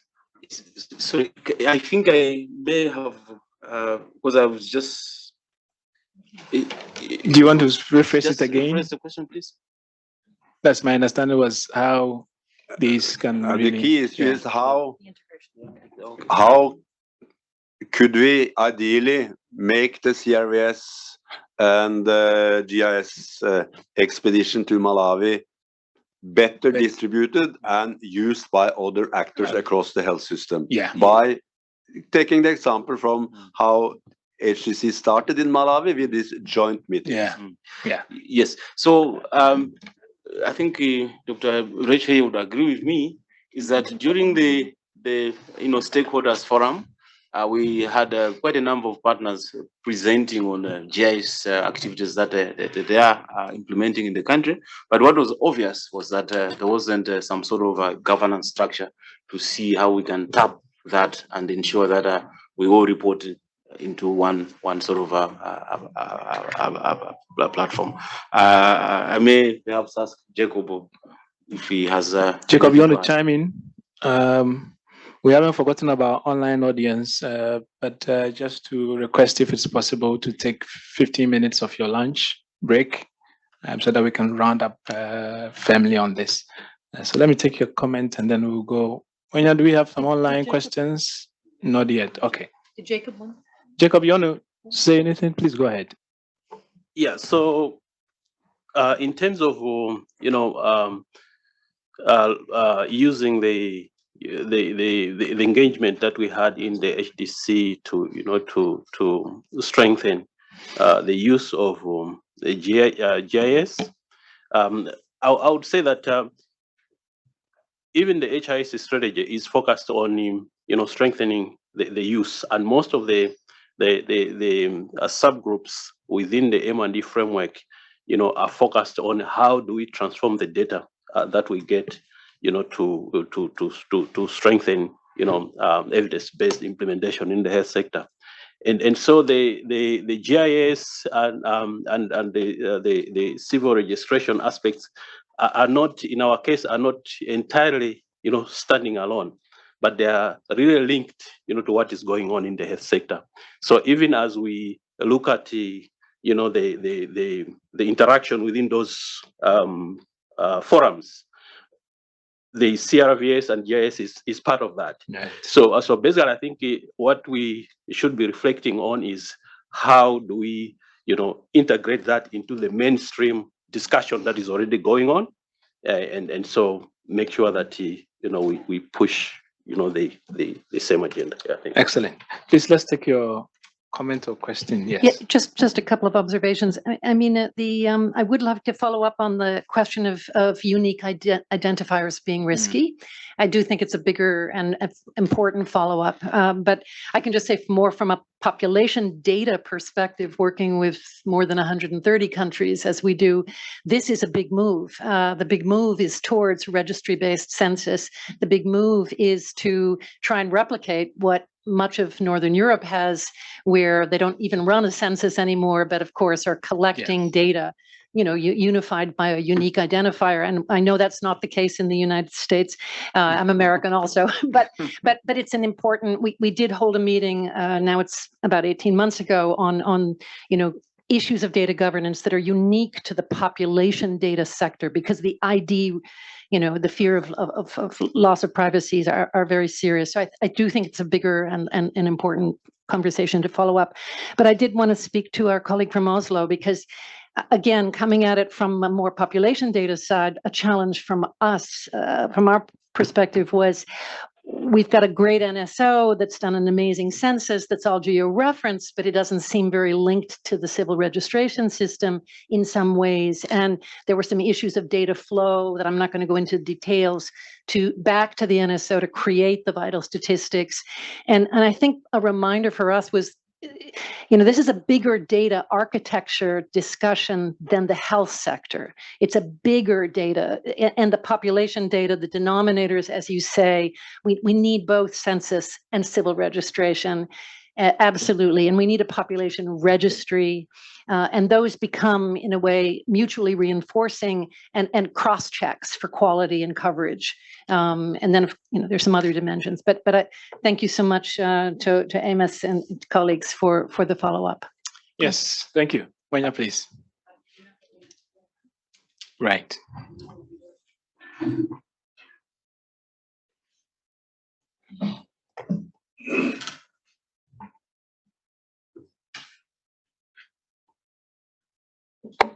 Irina, if you can hear us, please go ahead and ask your question.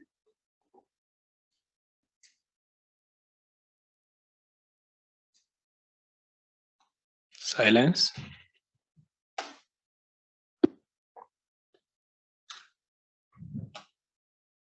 Well, if that is not, it's not responding. Okay. No, thank you. I think this has been very engaging and stimulating. Before we take 30 more minutes of your time, because you've already given the 15 minutes of your lunch break. Thanks for your generosity.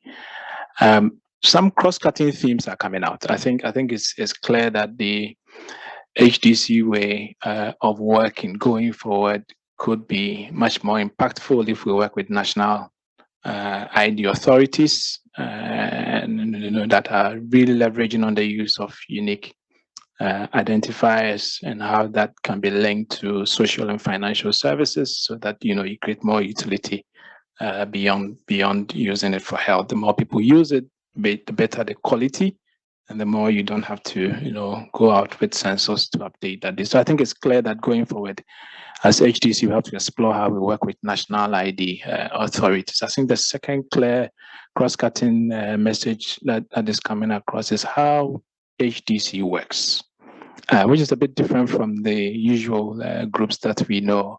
HDC is a way of bringing partners together to deliver with countries. And then I think that message should be homed in very clearly so that the expectations, especially at the country level, is well managed, and that attribution is also not a challenge because Amos talked about how sometimes it's difficult to even attribute results and progress. So I think if we position HDC well as a way of bringing all of us together to deliver on country priorities, then that makes it clearer. I think the other cross-cutting theme I'm picking from this is how do we use HDC to, and we hear that from Jean as well, to create and sustain a transformational shift in the way health information systems are embedded and institutionalized. How do we make sure that it goes beyond the project to be owned and run?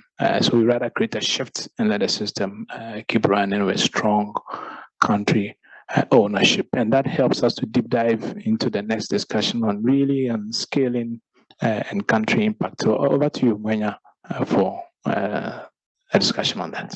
Thank you so much, Maxwell, and thank you once again to our colleagues from Malawi and to all the people who supported us in this mission led by Rachel. I do think it was a success. I realize that we've not quite established what is a measure of success, but in my opinion, it was very, very fruitful. So thank you so much. So colleagues, you've heard about Malawi, and I think you know that this was intended to be one of 3 HDC missions focused on CRVS and GIS. We do have 2 more missions planned. We were hoping that we'll achieve them this year, but may or may not be possible. Unfortunately, Pakistan are in quite a difficult situation at the moment, and we recognize that Nepal it's an election year for Nepal. So we'll see what we can achieve during Q4 of this year, but I think realistically, we'll be looking at Q1 of 2023. And I look forward to you all joining us, on this mission. As mentioned, this is we very much engaged the CRVS working group led by Deborah and Azza when she was here. So we look forward to many of you joining us as we move forward. The objectives of the 2 missions are the same. Really, again, is looking at assessing CRVS and GIS national priorities, looking at tools and technical expertise that can be recommended, convening partners, which I think was the key takeaway from this Malawi mission. It was a very unique opportunity in terms of not just government stakeholders, but of course partners coming together in one room and discussing a common objective. Looking at how we can integrate CRVS and GIS systems into other overall population data systems, and of course supporting institutional and individual capacity. I think you're all aware that there was a WHO EMRO-led mission to Pakistan earlier on this year in March, and they really set the scene. And keeping in mind that this is all part of collective efforts, unified UN and other agency efforts to support many of our country systems.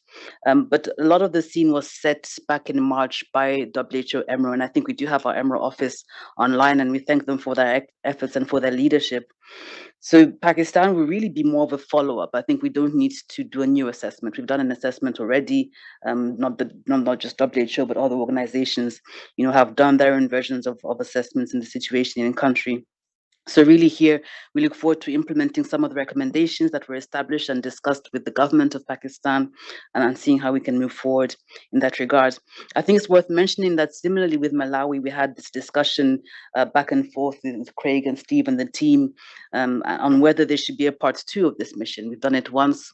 We've got some recommendations. Do we need to go again in perhaps 6 months or a year's time to see how the progress is and how we're implementing some of the activities? Nepal joined the HDC relatively recently, about a year or so ago. We were very opportunistic when we approached the government of Nepal to suggest this HDC platform way of working, because they were reforming much of their HIS strategies at the time. So again, we hope that this mission to Nepal can really support not just the HIS, well, not just the CRVS, but the overall HIS, strategy. It's unfortunate that our colleagues from Nepal Ministry of Health and Population were not able to join us here, but nonetheless, we look forward to meeting them, hopefully in person in Nepal, and we look forward to your support in that regard. So again, plans for Nepal and Pakistan. I think this is just the beginning again. We hope that this modus operandi will expand beyond just the 3 countries. I think it's been shown missions overall seem to work. They do seem to have some sort of an impact. And I think it's a good way forward for the HDC. I know that DPS Botswana joined us virtually while we were in Malawi. So she's aware of much of the discussions that took place. Perhaps she'll invite us to Botswana at some stage. I'm not sure if that invitation is coming, but we look forward to expanding our mission work. So allow me to move on, just to talk a little bit more about country engagement within the HDC. This has been a hot topic for the last 2 years. I don't know if Rifat is still with us, but every time he joins the meeting, he asks where the countries are and how we can better engage with countries and how we can better leverage the work that we do in countries. To answer the questions, where are the countries they're here? So please do take advantage of this opportunity. Again, I recognize the Ministry of Health of Malawi, Ministry of Health and Wellness of Botswana, WHO Country Office Cameroon, and WHO Country Office Nepal. Unfortunately, Kenya were not able to join us. I'm not sure if they're with us virtually, and I also recognize the Ministry of Health Pakistan is with us virtually, Ministry of Health Zambia is with us virtually. So we've brought countries to you. This is really a unique opportunity. I think to our ministry colleagues as well, I'd like to just make sure that they make use of this particular room, the people that are in this room, the resources that are in this room. Again, it's an opportunity for you to leverage on political resources gathered here, technical resources gathered here, and I'm sure there's 1 or 2 financial resources gathered here as well. So please do take advantage of this opportunity. Moving forward, we've revised the theory of change of the HDC. And again, this really guides our work with countries, as we move forward in the next couple of years, using more political, financial, and technical resources. We recognize that we're not a funding mechanism, but nonetheless, we do have the ability to gather partners together, as we have been able to do today. So really trying to use these resources to leverage not just partners, but also domestic investment in health information systems. I think it's important to remember that the main drivers of these are the Ministry of Finance themselves, the guys that are in-house and that have the domestic resources. So really trying to leverage them. Implementing strategies that are based around the 3 objectives of the HDC. Number 1, capacity building. Number 2, coordination and alignment. And number 3, contextualization of global public goods. Trying to use the Score for Health data package really as a framework to address critical gaps in inequalities, and seeing how also that can support us in terms of contextualization. Once this happened, we hope that we can gather sustained institutional capacity to collect, store, analyze, and report and use data at all levels. We also hope that we will have greater alignment. The key is how do we measure that, but we're still having that ongoing discussion. And we hope that, of course, we'll have increased capacity in country to use and contextualize global public goods. And this will ultimately contribute to the overall vision of the HDC, which is improved use of data for evidence-based decisions, budget making, monitoring, implementation of the health-related sustainable development goals. The principles of country engagement, again, have been revised recently. We've learned a lot over the last 2 or so years. Craig and I, we've been working with you, and we've been engaging with many of our Ministry of Health and country colleagues. So we've revised slightly the way in which we engage and the way in which we propose to work with countries within the HDC. And these revisions are based on 3 principles that you have here in front of you. The first is that country engagement should be by invitation, not by selection. And by that, we mean that really we're steering away from this concept or this terminology of HDC country. I think more and more we'll start talking about HDC impact countries. That means to say that any country really can approach the collaborative if they want support, and we can then report back on where we've had an impact. So again, we're not sort of cherry picking or picking countries that we want to engage in, but we're inviting all countries to engage. I know there's been some interest from Burkina Faso, and I think they're also on the line actually, and many others to engage. So that everybody's very much invited to engage with the HDC at different levels and in different ways. Often opportunistic. We heard about the geo-referenced census that took place in Malawi, and that was an opportunity that we did try to capitalize on as we went on that mission. In Zambia, there's a new government and a new planning cycle, which again we capitalized on as we approached the government of Zambia last year to join the HDC. Again, in Nepal, it was the HIS strategy that took us there. So really trying to use many opportunities that exist within countries, within planning cycles, to try and improve ways and implement the HDC way of working. And thirdly, aligned at all levels, and I think this is arguably the most important, making sure that what's happening at the global level is very much reflected and aligned with what's happening at the country level. And I think this is perhaps an area where we all as partners can improve on. And we look forward to moving forward more on that. On that note as well, we hope to leverage more on our regional platforms. Welcome the Indian Institute of Public Health. Dr. Priti, thank you for joining us, just to make sure that we really strengthen and collaborate better at the regional level and see how we can bridge the gap between what happens globally and what happens not just nationally, but even subnationally. I want to bring out just 3 more success stories from the HDC. Steve is not here, but one of the first things that Steve asked when he joined was, what does the HDC do exactly? And this can tell you there's nothing more stressful than working for 2 years and then your boss asking you what exactly is it that you do. So just 3 very brief stories from our countries. You've heard all about Malawi, but I think it's worth discussing Kenya a little bit, and I'm not sure if Dr. Joseph from the Ministry of Health of Kenya is with us online. Unfortunately, he couldn't be with us in person. Kenya continues to be one of our champion countries within the HDC. It was one of the 4 pathfinder countries which launched the HDC back in 2016 when the HDC was indeed born. Under the umbrella of the HDC, Kenya was able to establish the National Health Observatory. They were able to strengthen CRVS and through training on ICD specifically. And also they were able to develop training manuals on evidence-informed policy making. And again, this was very much supported by many HDC partners, and the impetus and the strength, I think, was in that collaborative effort and having that umbrella that would support many of their priorities. And then also from Kenya, a fantastic achievement, I think, for us all as HDC partners was the outcome of the first mission that I certainly went on back in November 2021. WHO, as at the time, Vital Strategies were with us.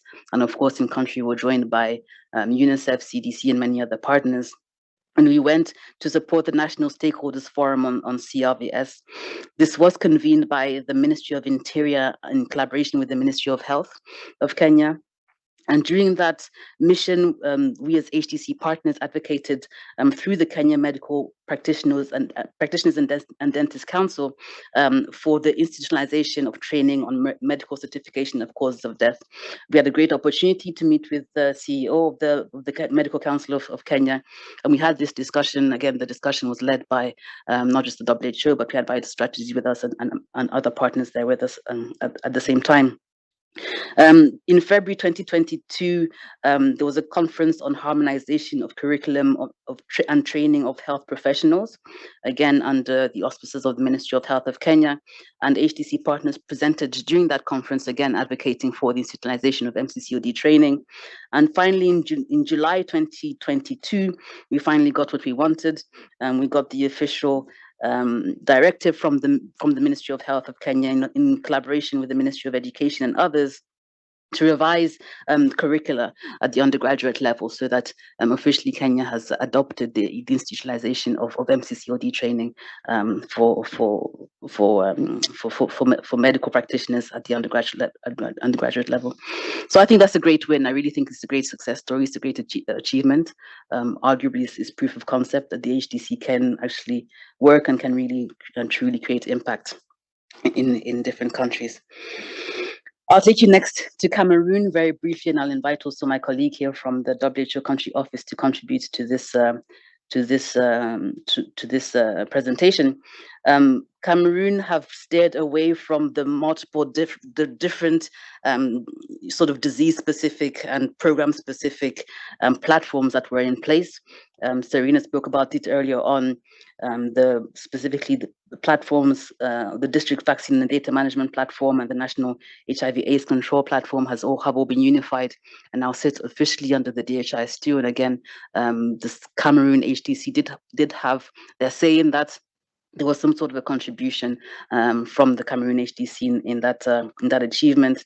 And also importantly, 2023, hopefully Cameroon will be hosting a health data conference. And again, with much support in terms of advocacy, in terms of technical support, and perhaps we can gather a bit of financial support here today as well.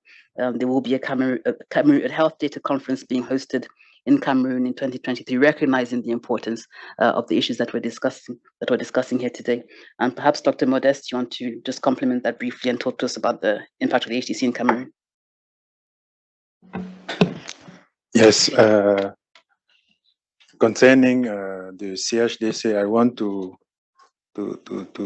share with our colleagues that the CHDC, Cameroon Health Data Collaborative, is located at the National Public Observatory, taking advantage of the fact that the National Public Health Observatory collect data which come from every data producer in the country, not only data will come from the Ministry of Health, but also data will come from National Bureau of Statistics and other observatory, national observatory we have in the country.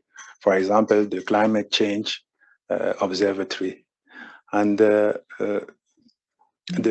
Cameroon Health Data Collaborative has made a huge plaidoyer in order to align all the direction, the program in the country to use one single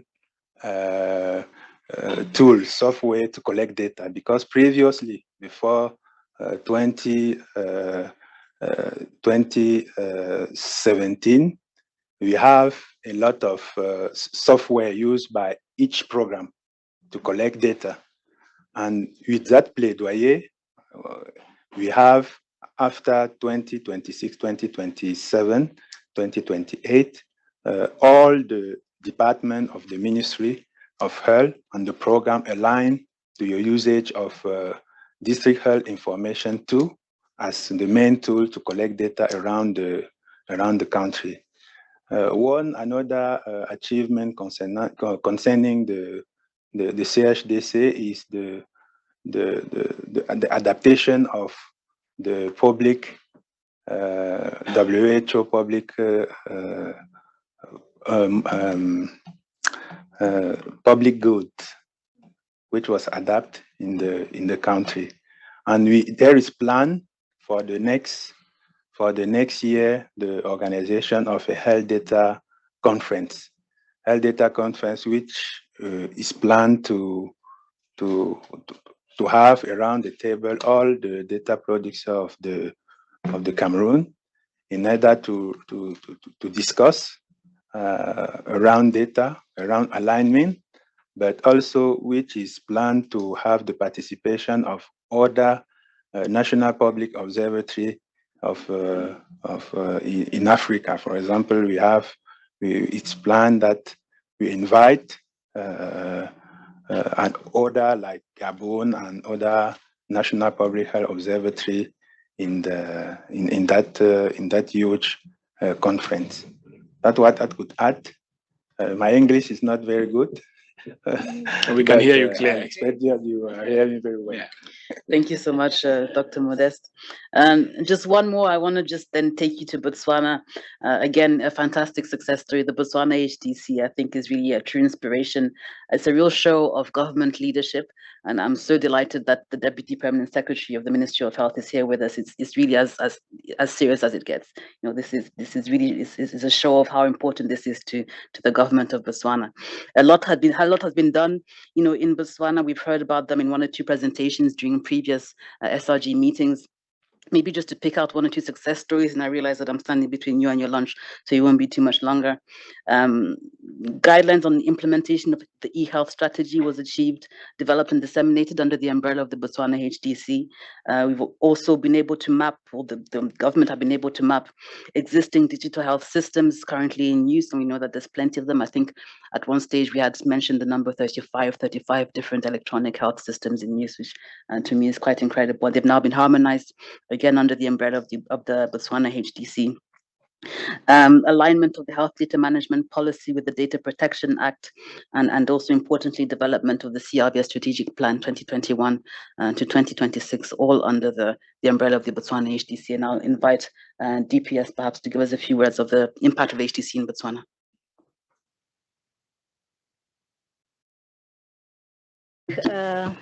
Dr. Madidimalo is here to just say a word.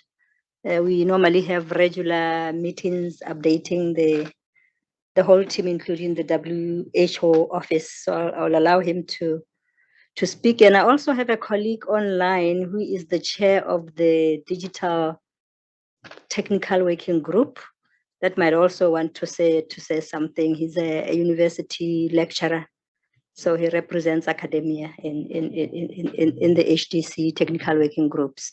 He's Dr. I was asking him, do I call you doctor or professor? Right. but maybe we take the yes. in-person one. Yes. Okay. So, Dr. Ritme. Thank you. I thought we would let Dr. Gariso go first from the University of Botswana. And no, indeed, I think for us as Botswana, the main fundamental utility of the HDC platform was really to get us partners in one room and get us talking, so that we get to know who's doing what and who's capable of doing what. Moinda did mention that we initially, actually, that gave birth to one of the processes where we had to go back and start introspecting as to so many other digital solutions that my old colleague in Uyelo, I think that's a trademark for today, did mention today. We source a lot of innovations out of need for different programs, and of course sometimes out of partner funding and partner priorities, and them coming into a country and finding some form of elan or leadership there. And I think for us, HDC really has gotten us to getting a lot more strides, to a point where not only at the Ministry of Health level, but even at the Office of the President's level, where the president has also pronounced that we have to go digitization of health data in the country. And now the headaches that DPS and ourselves in the country is, how do we make that vision realized for the president? Because it's part of what we call our presidential roadmap. And one of the major areas that for us that we've been cracking our heads is really one area around public health data intelligence, or translating that data into decision points or information. And I'm more than happy, and I'm looking forward to having that conversation on the side with the data use TWG colleagues that are in this room here before we leave. Thank you, and over. Right. Manya, do we have the online colleague? It seems that we do have Professor Glovo online. I'm not sure, Professor, if you want to go ahead and come in. I'm letting you unmute yourself. No, I think we're going to have a discussion after lunch. I think we're coming back and we can perhaps, so you can perhaps engage the Professor. Final comments and then we can round up. Okay, thank you very much. Indeed, Dr. Madidimalo has covered a lot of what we do in Botswana. One of the things that we have really tried to achieve is to have just one point of our data management system, where we are using the DHIS2 as a default system. And all the other systems, we have literally moved away from them. But we've also created an interoperability platform where these systems are taking the data to the data warehouse that can now be used to extract whatever data we need from that. And we think that is really very, very helpful. Something that we really need to ride on is using the country's national structures as the doctor indicated, what is it that the government of Botswana is doing and how can we ride on that? And Serena in the morning when she was presenting, she talked about the structures. When you look at Botswana, you find that the government has put different structures, including the structures for managing the private sector or for engaging with the private sector. And it is at a national level and at a sector level. So it is at a sector level that us as a health, we need to really engage and make sure that we are talking the same strategy, we are talking the same monitoring and evaluation framework. So that is basically where we are. Right. My apologies. We have to end it here. I think our glucose levels are falling. But however, after lunch, we would have 30 minutes to further discuss the progress on the country impact. But let me thank Mwanya and the team for the interesting updates. Let's also give Amos and Jacob from Malawi a very good clap for the interesting work. And so please enjoy your lunch. And when we come back, we'll have 30 minutes at 2:30. So 1 hour lunch break. And then when we come back, we'll have 30 minutes to reflect on the country progress. All right, so we need to grab our lunch within the next 30 minutes. Otherwise, the canteen closes. And then we can be back here at 2:30. But grab your lunch now. Thank you. All right, welcome back from lunch. Hello. All right, so we would like to start.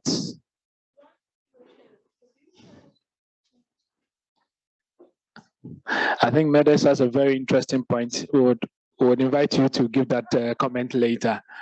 But welcome back from lunch. Our lunch interrupted a very interesting discussion, which we would like to finalize. When are you ready? We also had two online audience. They've left. Okay, so just a quick wrap up from Moya's presentation, and then we will dive into some more detailed discussions. Moya, over to you. Thank you so much, Maxwell, and good afternoon, colleagues. You're welcome back.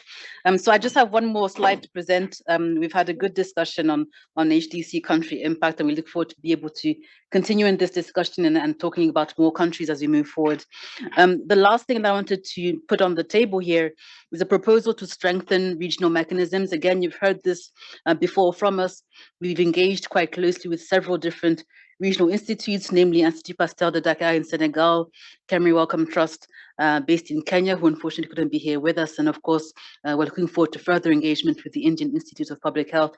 But alongside that institutional engagement at the regional level, we are also proposing potential consultants sitting in a regional office. It could be a WHO office, it could be a UNICEF, UNFPA, or any other regional office, to again make sure that we're bridging the gap between what happens at the global level and what happens at the country level, and just making sure that we're really strengthening the capacity and of course the contextualization of the work that we do towards the regions and toward the country context. So in the Google Drive, you also have this draft terms of reference, proposed terms of reference for potential consultancy for regional support for the HDC. Overall, the objectives of this consultancy would be to scale up support provided through the HDC for countries to strengthen their health information systems, to support countries who are new to this way of working, who are new to the HDC, to develop this mechanism. Again, going back to the Botswana story, there was a consultant from the Kenya Ministry of Health at the inception of the Botswana HDC who traveled to Botswana to support the setting up. So we're hoping that these colleagues at the regional level could play a similar role in terms of helping to set up these HDC mechanisms where they are needed and where they are wanted the most. Again, supporting data regional institutes to provide some technical guidance and some capacity building, and of course supporting partnership approaches to several different countries. So again, the detailed document is in the Google Drive. This is now session 2. So if you look under the folder titled session 2 in the Google Drive, you'll see these TORs they're in there. And we propose to potentially approve them at the next SRG in October. When we meet again, it will be back to our usual virtual meetings, but we'll rediscuss these TORs next month, and we'll ask for your approval or for any comments that you may have on this. Thanks. I'll stop there, Maxwell. Back to you. Amoya, thank you. I think before we proceed, we have a colleague from the India Institute of Public Health would like to invite her to give some reflections, and then we will step into some discussions for the next 20 minutes or so. Thank you so much, and good afternoon once again. Carolina, would you be putting up my slides, or should I just? So while the slides are being put up, I just want to say that I'm relatively new to the HDC group, but I'm really happy to be here, and a lot of you are, I'm meeting you for the first time, but I'm really happy to have made this connection, and moving forward, I hope to strengthen this connection. But we have been working within the Southeast Asia region, particularly in the area of RHIS capacity building. I'll just wait for the slides to come up. Yeah. So over the next couple of minutes, I'll just be telling you about what we've been doing over the last 4 to 5 years. As I said, we have been working in RHIS capacity building, but now moving forward, hoping to do that formally as part of HDC. Next slide, please. So our work in the area of RHIS as PHFI began with the piloting of the RHIS Basic Concepts and Practice curriculum. If Theo is still if he's still listening to us online, he would recall that he was there to train us on this curriculum in 2016 at PHFI office in Delhi. And with support from WHO and measure evaluation, participation from Nepal, Bangladesh, Myanmar, Ghana, and of course, India. We had this 2-week workshop based on which the RHIS curriculum was eventually standardized. And this global curriculum is now available on the measure evaluation website. We've also been using this within India at subnational levels, more specifically at state levels, to strengthen capacity of HIS officials within the states. Next slide, please.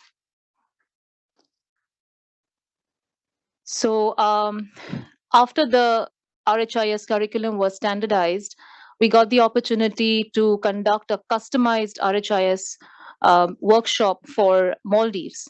Now, when Maldives got back to us and said they wanted us to go there and conduct the workshop for them, their specific requirement was around data quality and data analyses. So although we used the standardized RHIS global curriculum, we made sure that our agenda was specifically focused on how to use the data, how to analyze the data, interpret data for the Maldives officials. So we used their data, we asked them to send it to us ahead of the workshop, and so we could actually show them what gaps were there in the data that they were collecting and how they could do it better. So we did that with the Maldives in 2018. And we were supposed to do another round in Bangladesh, a similar thing in Bangladesh, but that could not materialize because of logistic issues. Last year, we did the RHIS workshop online for the Southeast Asia regions. And we had representation from all the 11 countries of the Southeast Asia regions. In fact, we're doing another round of the online workshop starting October. That's next month. Next slide, please.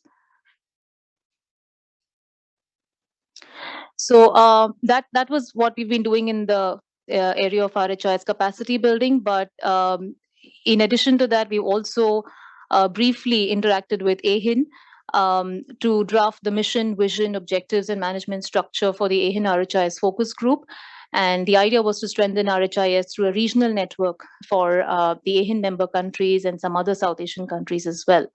But the intent is still there, but then I think we need to kind of pick up from where we left before COVID. We've also supported WHO CRO office for the score for health data assessment for all the 11 countries within Southeast Asia region. So this was round 1, which we had conducted in 2018-19. Next slide, please. Yeah.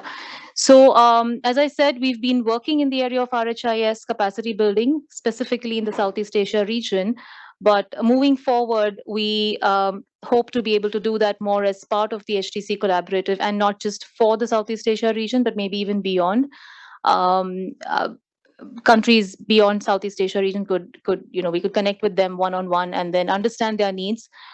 We believe more in hands-on technical support and hands-on capacity building. So if we know the needs, like in the morning we've been listening to people talking about data governance issues, data analyses, data use issues, maybe we could build more on that as part of the workshops. And also I think another area where we could help is to contribute to advocacy in the area of RHIS, which is very much needed. Even I was talking to someone at lunch, and we discussed how countries could be made aware about how they could express interest, or some sort of a mechanism needs to be in place for how interest could be generated towards building HIS at the country level and maybe even at subnational levels. So that's it from my side for now. Thank you. No, thank you. I think we would spend a quarter of an hour or so just reflecting deeply on the next steps. Over the last 2 hours or so, we've had very interesting discussions building up on the session on Malawi. And I thought we had some good, at least takeaway from that session. We've also had the update on the country progress and the impact that we are making. I think we used examples from Cameroon, Botswana, Kenya.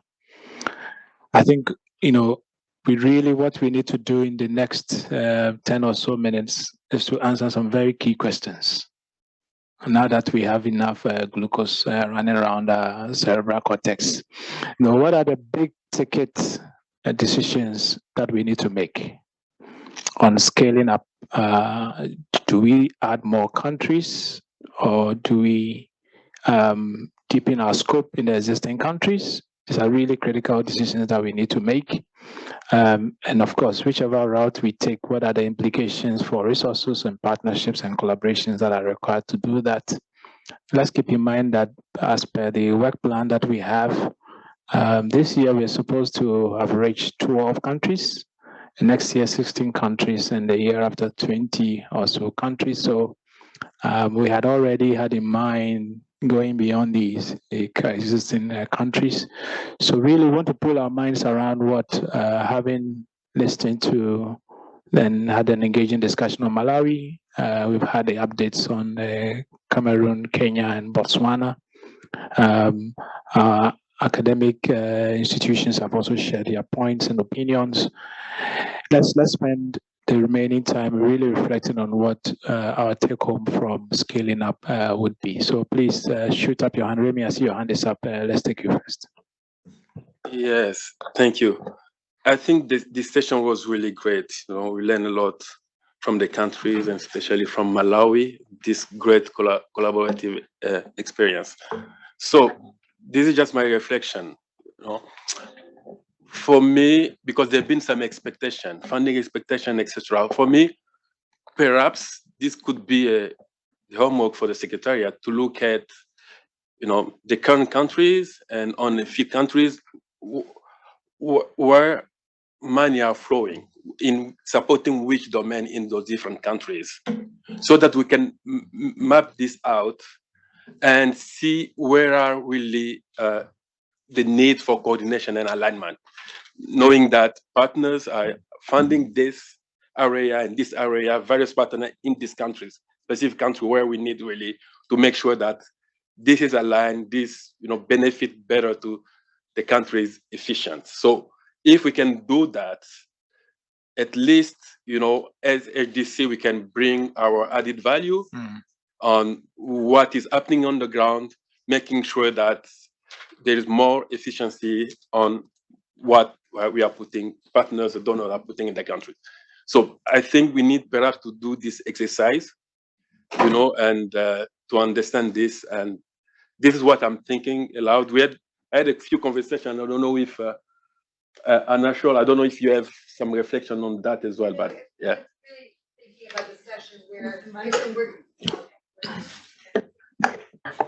So we were just talking about this idea of different countries have different needs and different working groups are engaging maybe simultaneously. And it's hard to always know. And now we have also SDG GAP, and we have such a great, I think, momentum to really understand where things are happening, and that would actually outline the needs and possibilities for us to collaborate. Right.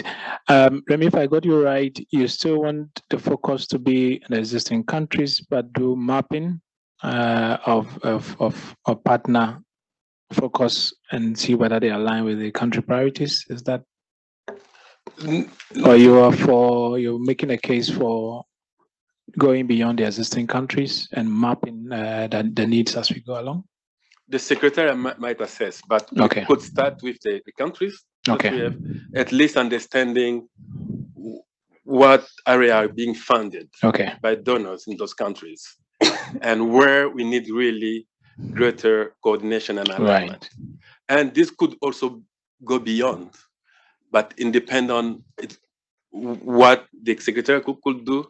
And where, if we know that there is a country that is not among those that we know now, where we know that there is a big flow of money to support SDG GAP, to support many other HIS, and there is a need for coordination alignment.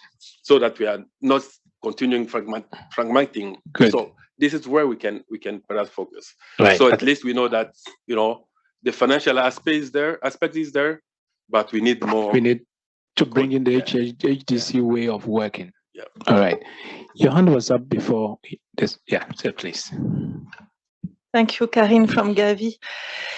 I think someone did some mathematics and talk about 800 years of experience, and I think we are spending 500 hours for 2 days.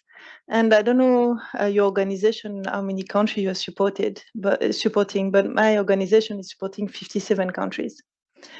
If I go to them and I say, oh, can we do some effort for HDC? Yes, and then I will say, okay, what is the footprint? What is the impact? What do I answer? 3, 5 countries? Forget about it.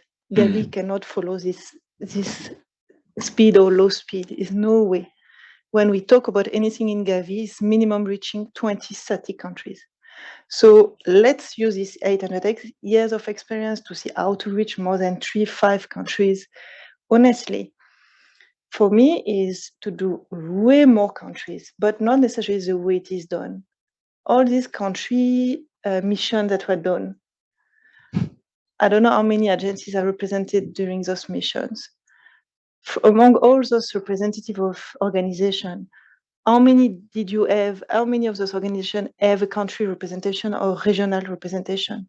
How can we, at the date of today, with all of this climate change, economic crash, with all the main organizations, WHO, UNICEF, everyone decentralizing the technical assistance, saying that is high-level mission have to go to the country. What do we do to really strengthen the country offices and the regional offices to take up that, coordination mandate? So I will really, really call for HDC to try to scale up with a regional approach and make sure that all the respective agency, country, and regional offices have that mandate. So next year, when we meet again, when we will have 840 years of experience, all together, we can say it's not 3, 5 countries, but 10 at least, because we'll have a mechanism to replicate and use the country capacities. Country capacity have to be beefed up. I'm working with partners in countries. So for them, information system is just like the video, collecting data.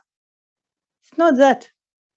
So we need to just say what is a new information system, the way we are doing, where data is an intervention to improve the health outcome and not just a burden to collect data. So let's capacitate the country offices, regional offices, make sure the spirit of the HDC approach is scaled up and down, and then they can scale up to many countries. I think it's very clear. Thank you. Yes, please. Yeah, very, very quickly. we had an interesting conversation with, I think it was FCDO recently, and they said they were kind of trading off. Should they go in deep with a few really challenging countries, or do more countries that are further along and where some acceleration could have a bigger impact? And I just wanted to introduce that. I think it's a useful construct. We've been going back and forth on that ourselves, and there's arguments to be made for both. The other is that there are scores out there about the current capacity and strength of the health data system, for example, or the data system, national data system in general. And World Bank has a score on the overall data system strength, and we actually are using that to help think about where we apply. Paris 21, of course, has similar things. So I think there's instruments out there that can help in the discernment, but I do think this question of tough countries where very little is underway versus much more advanced countries where you can accelerate is maybe useful to put into our discussion. Thank you. Right. No, thank you. Pam, please. And then I'll come to Yes, Mr. Cook. thank you so much. What a good conversation. So just speaking in terms of being co-chair of the Research Academic and Technical Constituency, you know, one of the challenges is to make sure that we bring the richness of the constituency to the countries. And that takes actually work on the ground, and it takes, you know, consolidating the resources on the ground there. My instinct on this is I really like the idea of the scores and research that is already available. I think you're right. It's really excellent resources. There's a continuum of countries. And you know, the last question is something that haunts me pretty much every day. How can we better engage with fragile contexts in a way that's deeply respectful and not extractive? I think that takes a lot of work. It takes more work than just doing things quickly. The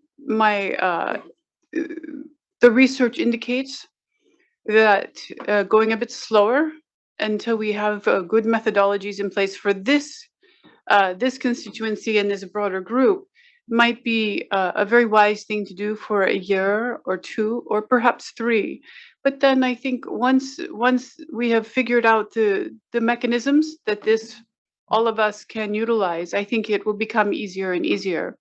But I do think that there is great wisdom in figuring out, using empirical data and the actual research, what will work and be effective for implementing really a quite bold vision. So that's just an idea. So in answer to the first question is use a lot of research that already exists and make some more as we make impact. The answer to the second question would be focus on more work in less countries or more countries.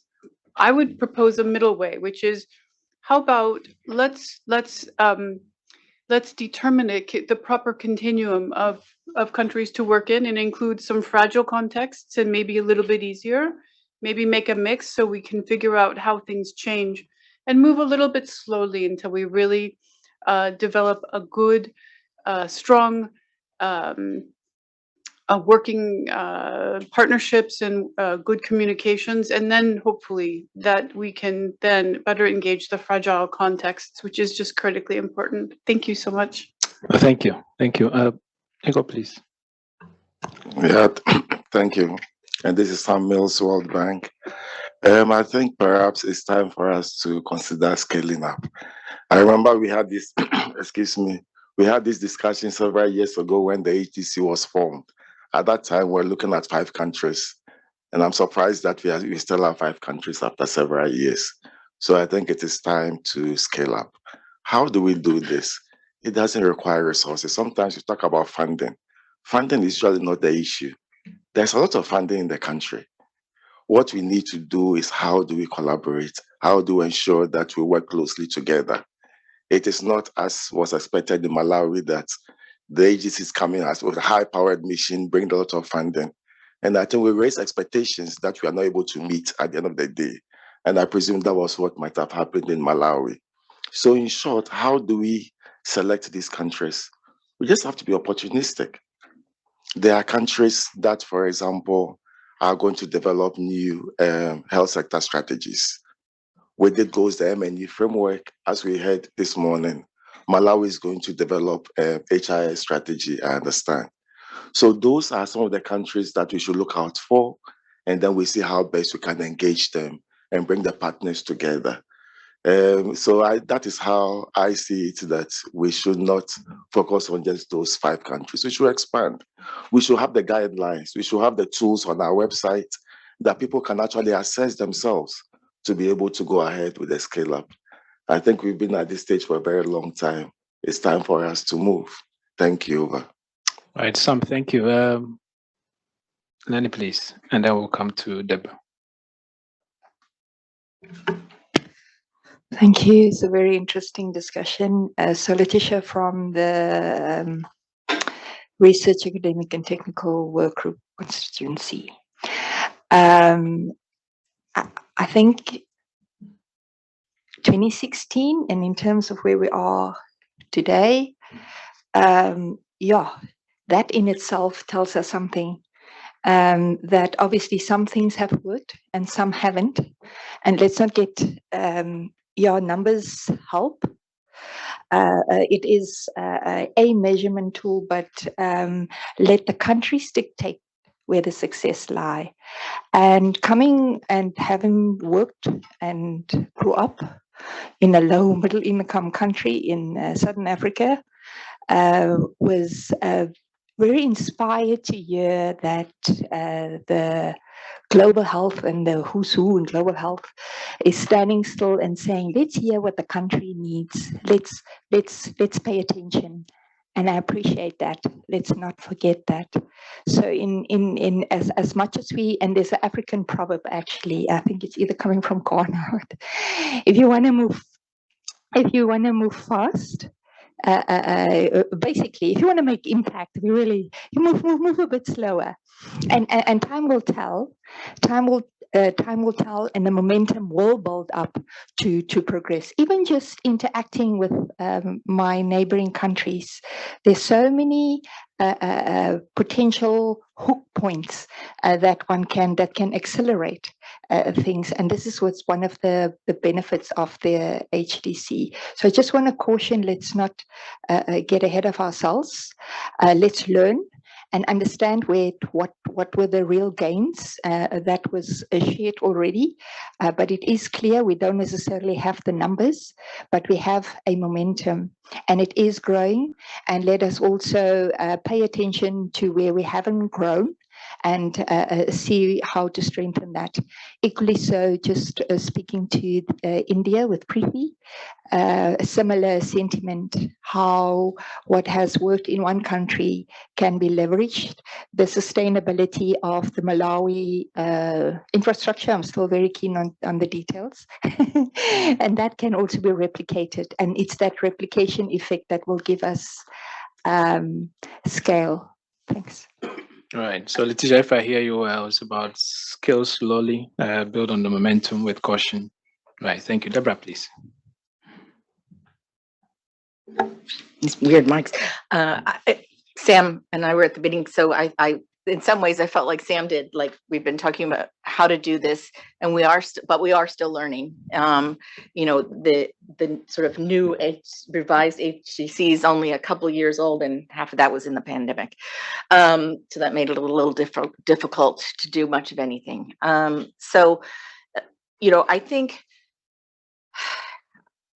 don't think we should have countries that we select. I think we have to go with countries ask us. But it's not sustainable to send Mwenya or Caroline on to every country. The trade-off for that is that all those partners that her and it was only her and Asla, right? It's only 2 of you. Yeah. Yeah, that actually went to the country. But all those partners were already there. They were already spending that money. They were already doing all of that. Bringing in the person from the outside, they tend to come to the table now, maybe because they thought there was money. Once they know we don't have any money, they won't come. But but still, I think so. You're also balancing. Can we get a regional group? Why can't we just facilitate UNICEF and the WHO and the countries to do it themselves? It's all the same players. But and so I think that's that's going to be the trade-off. I mean, Right. clearly what we're doing is not sustainable, but we have learned a lot. And I like the regional idea, and make more use of all the stuff we've learned during COVID, how to do Zoom, how to do all that. Right. So if I hear you right, and I just try to recap so that I don't lose track of it, you're re-emphasizing the point that Sam made by being opportunistic and leveraging on existing funding streams, and use the HDC way of coordination to just bring the partners together. And it's reinforcing the point we heard from our colleague from Gavi on using, regional and national resources to get things done. Okay, I think we are coalescing around certain themes. Monya, your hand is up.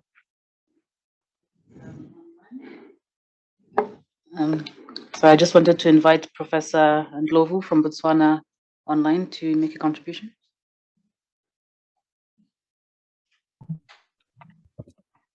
Thank you so much, and good day, everyone. My name is Carlson Ndlovu. I'm the coordinator of the e-health unit at the University of Botswana. Yeah, so I've been paying attention to the discussions, and I must acknowledge that I joined the discussions a bit late.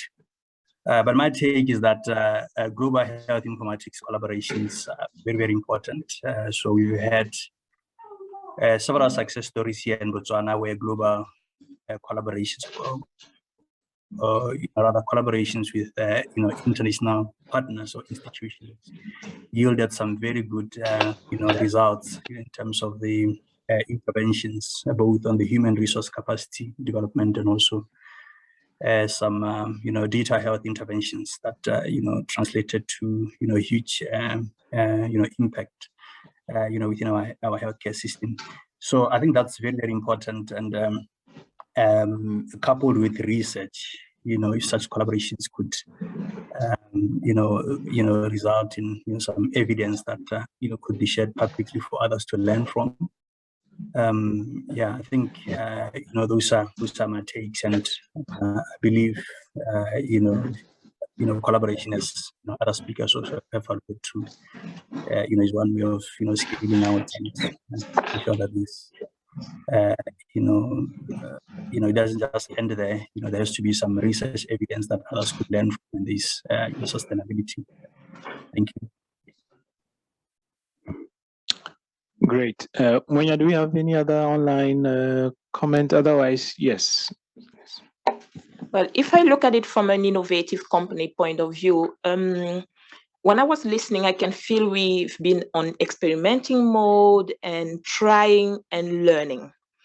Now, as an innovative company, product market fit is what's critical for you to start scaling. And you can scale in 1 year, you can do 100 countries if we want to. Do we feel we have that blueprint robust? Because otherwise we're going to break our reputation if we go without a robust blueprint. I think we better take the time, define that blueprint. That should be at least 70% repeatable with a 30% gap to adapt per country, because we can't expect to have 100% standardization across the globe. If we don't have that blueprint in our hand, best that it's written down somewhere. If it's not, at least at the PowerPoint level, it's going to be risky scaling. And I can promise you, scaling is not the most difficult part once that blueprint is defined. And I think we should really ask ourselves, do we feel we have it in our hand? Thank you. Right. So that's clarity on the product market fit. Yeah, just a quick comment on what I learned from West Africa. If you move from Ghana to Togo, which is just 50 kilometers between the two capitals, there's completely different systems. And so really defining what the blueprint that can easily be stamped around is even challenging. And I think that let's keep what the comment that she's also made in mind. Let me take this one. Sorry, please mention your name so that we keep track of the names. Yeah, I'm Doris Mafat from WHO. Doris, yes. Yes, so listening to the active discussion here. So I think first is the country's readiness. It's mentioned first. Country's readiness. As you said, the opportunistic countries like some mentioned, And then also, how are we at partners being ready? We should know what we are doing there, what the mapping, what is important. So there's two components comes together in the decision of it. Right, that's clear. Yes, from Cameroon.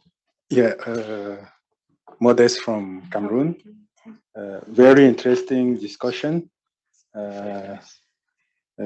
My point of view is to take advantage, to try to identify which are the initiative at the regional or at the country level who can interest all the other same interests for the partner.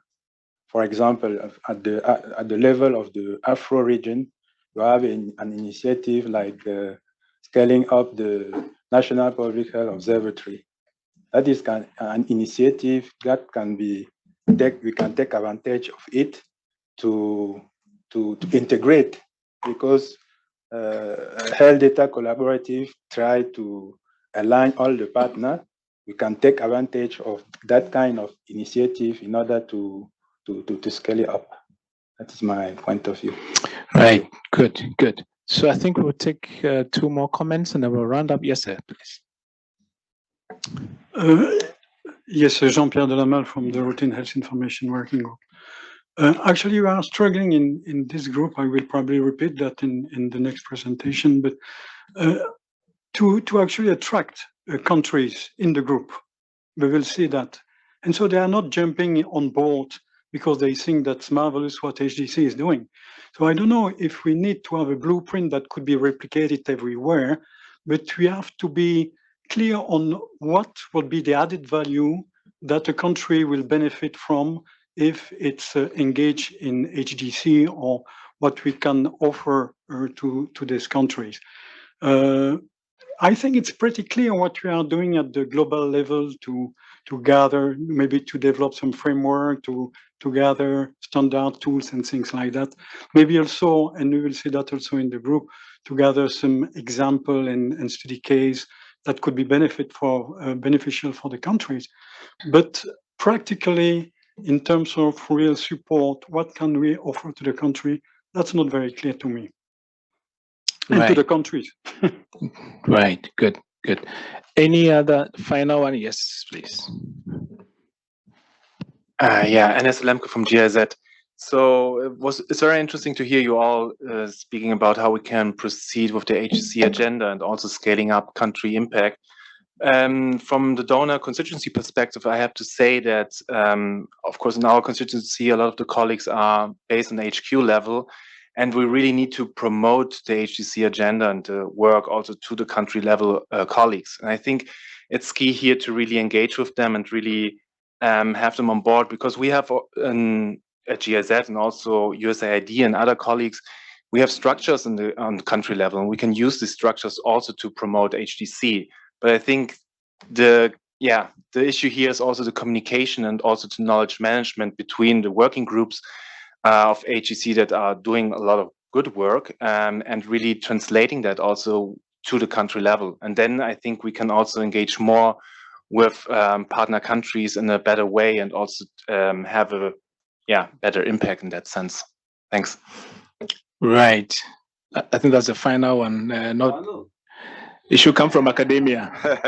No, I was just triggered when you said that. Are you starting Ghana and then you go to Togo and Nigeria? And systems are different, and you can say it all the way. Go to Cote d'Ivoire, you go to Liberia, you go to Sierra Leone.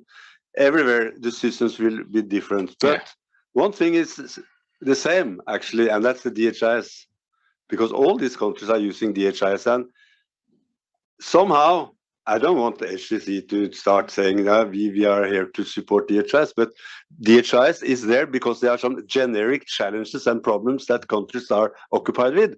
And if we could build some kind of framework around whether it's a DHIS, or we could say that it's not DHIS, but some other system for gathering data, using data.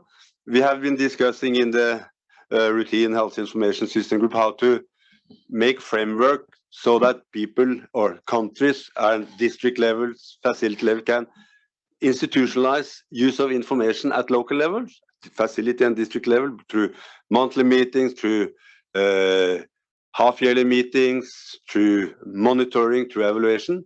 And those kind of frameworks could actually be generic so that you can have something that you can roll out across countries. Yeah.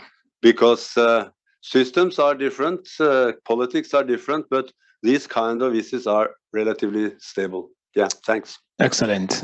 No wonder it's coming from academia. So I think we are coalescing around some pivotal points, and I'll just try to summarize it. And please, if you disagree with me, just shoot up your hand. I hear that we should map existing partner resources. An example is what you've given is the DHIS that are already in existence. We should also reach out to more countries or open up for more countries and really use regional and national offices to complement the coordination that HDC provides. And in doing so, we use a construct more of a framework of how do we get a good mix of fragile countries, but also countries that already have some systems in place that we can work with, so that we learn on both sides. We should hasten slowly, so we do so based on the resources and the outcomes of those mapping to decide how quickly we move. It's important that we already use resources that are already flowing into the countries. So I think Sam made a very important point about there are already resources that are flowing from partners into these countries. And maybe our way of working should strengthen being opportunistic and using our coordinating platform power to just bring partners together to do what they have already decided to do by a more cohesive and in line with national priorities. Whilst doing so, we might keep refining the workable product that fits the market, but we know the market really can sometimes change suddenly in the same country, even when there's elections and another government comes in and suddenly everything changes. But especially when you're dealing with fragile states, it's difficult to have a workable product that you can easily replicate. Sudan is so completely different from Mali and maybe completely different from Ethiopia's situation. So, but how do we make sure that at least we have a workable product that we can work with? How do we use, and I think our colleague from GIZ has made that point clearly, how do we use existing country level structures of development partners to also complement the coordination? So please shoot up your hand if what I've said is not what you heard. But this is what I'm hearing, that it's more like coalescing around these themes. The Secretariat will then distill this into more concrete action points for us. But please shoot up your hand if I've misled you. All right, so silence. Okay, please, Deborah. You haven't misled us, but I'd like to ask also our partners with the power, with the financial power, and that has brought global health to where it is today, and a lot of successes in that regard. And they have there's a lot that my question more is what role can the HDC, and it's probably they are best to answer that and share that with us. How do we collaborate their efforts? We're talking a lot about, and that's good, meeting the needs of the country, but also how to coordinate the efforts of the partners, that they also get what they also have objectives, and that they are also you feel pleased with their efforts. They're not playing a Mickey Mouse game. Yeah. They are very proud in what they do, and how does one do that with amongst the partners first to agree who will do what? I'm not sure. I'm asking. Right, and I think it reinforces the point that has already been made. Pam, you want to say something? Please go ahead. Yes, thank you so much. The conversation gave me an idea So thank all of you for your really excellent interventions. So, you know, the point has been made in regards to governments and how they change, and we all know how that can be very deeply disruptive. But, you know, there are structures that outlast governments. And some of those are academia, some of those are research, some of those are civil society, some of them are private sector. It would be really great to consider how also to map out having a living, more of a living document, an ongoing thing, something that allows itself to refresh itself. Am I making sense? Yes, yes, and I think it's buried in the first point that I made about mapping resources, and not only partner resources but also country resources and country opportunities, right?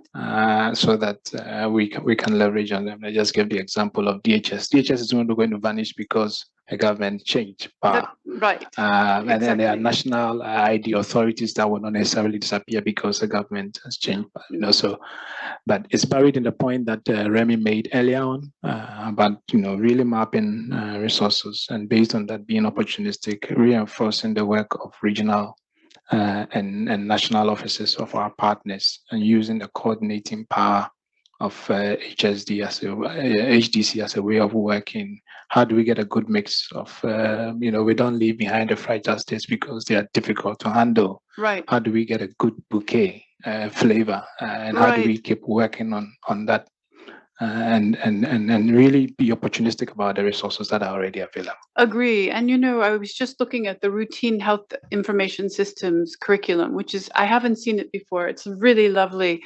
You know, this is a way of mentoring and creating the next generation of people who can do even better work. And, you know, more things like these basic curriculums and teachers to teach it and to disseminate it. This would be really, also perhaps it could be part of the work, or setting it up, just something so there is a perpetual chain of learning. Thank you so much. Right. And I think one of the points that was made was also about how do we strengthen the private sector, civil society and academia's participation in our way of work. I feel that we are igniting another round of discussions. Okay, all right, Deborah, please. And then I'll take the very, very last one, and then we are done. All right. Yes. We have, as I said, we have tons of great stuff. Yeah. It's really hard to find now. So I think one thing that HDC is doing is a new website where all these materials are going to be much more accessible, and I think we'll really start to be able to leverage that. Excellent. Yes, please. And then I'll give our gentleman the last word. That's the very, very last one. Right. Thank you. I don't know exactly your point to it was addressed, but I'm working in a funding in a donor agency. I don't know how you feel, but the situation is quite disastrous. I mean, there is just no money. And I can tell you that the first one which health system pillar is going to be affected first is going to be health information system. Because as a date of today, we have not been able to do any case for it. So every organization is cutting funding, and the first one to be killed will be, and is already, health information system. And it's very sad. I'm working in that area, so it's very sad. I'm working in Gavi. Every single day is a fight to secure $1 for information system. Yeah. We provided funding to our global alliance partners, WHO, UNICEF, CDC, World Bank. Everything is transparent in Gavi. So those partners are coming to us and saying, this is our proposal. WHO come back to us, didn't put $1 in the request for information system. HDC support was not there, GIS support was not there, nothing. It's not us who telling WHO where to put the money, where to invest. It's a proposal we receive, nothing for information system. It's almost the same for UNICEF. So within my organization, not easy to secure funding. When we provide funding to a partner organization, health information system is not supported by them. And who is submitting requests on behalf of the country to Gavi? Who is signing? The Ministry of Health and the Ministry of Finance. It's not the vaccination program keeping all the money for themselves. The Ministry of Health and Ministry of Finance are putting a ridiculous amount of funding toward health information system. So the situation is quite disastrous and is just going to be worse. So I think, we have really to find a way in that environment to try to reflect on the past. We have not been able to do a good impact story, a good case. And if we are not serious about it, I don't see how we're going to change. I understand that some people are not confident on the work that has been done. And then we should be scaling up slowly. But the fact that this is scaling up slowly is already giving you a lot of disadvantage. Why the HIS2 is in 70 countries? 70 different countries. I mean, even in India, each state has its own and all of that. So it's not about, different country context. It's the way we engage with different country context. So I will really encourage on scaling up again. Sorry, Right. you didn't reflect on that. Maybe you should do a vote on scaling up, changing the methodology, being really more regional driven, country driven for that, and trying to be aware that there's no point of mapping the resources because resources are almost no there. So it's putting first a case to encourage Ministry of Finance, Ministry of Health, WHO, UNICEF, CDC, World Bank, other donors to invest in information system, not the reverse. No, thank you. I think it's very clear. The last, you said it already? Okay. The mic, so for the online audience, please. I was going to say I totally support Karen on that. I was just going to say I think we should challenge ourselves to do more and to go deeper. Right. I mean, I think the first question that we need to ask is the next country are we going in? Are we confident enough to say that we can deal with the health sector overall?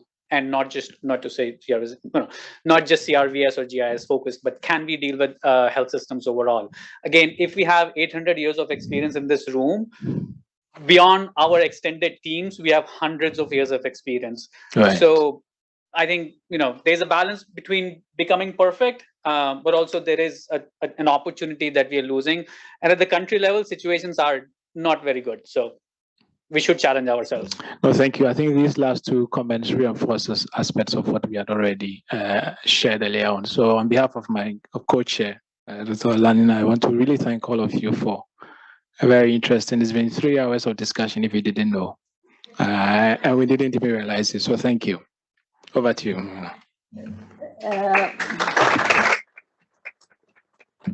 Thank you so much, Maxwell, for this session.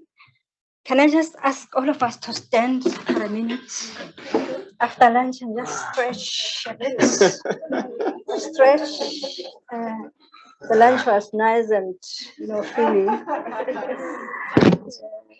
Thank you so much. Thank you.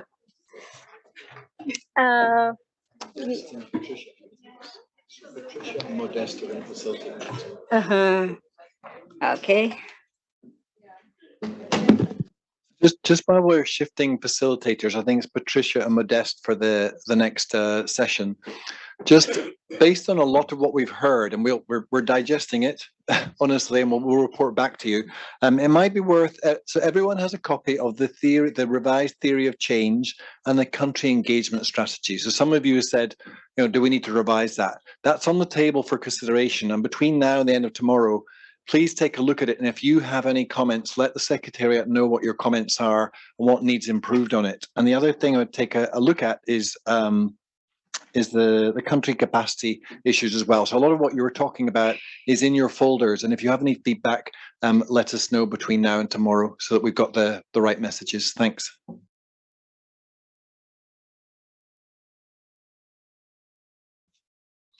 Thank you, Greg. We are going into session 3, where we are looking at the technical assistance through working groups and 3 regional institutes. So can I have Patricia and Modeste? Patricia, are you there?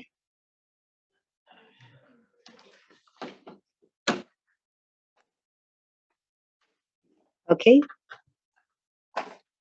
Otherwise, she will find us from where she is. So, Modeste, you will have to. She was there. All right. Welcome. Okay. Thank you very much. We have to. Patricia is not there. I suppose that she is going to join us. And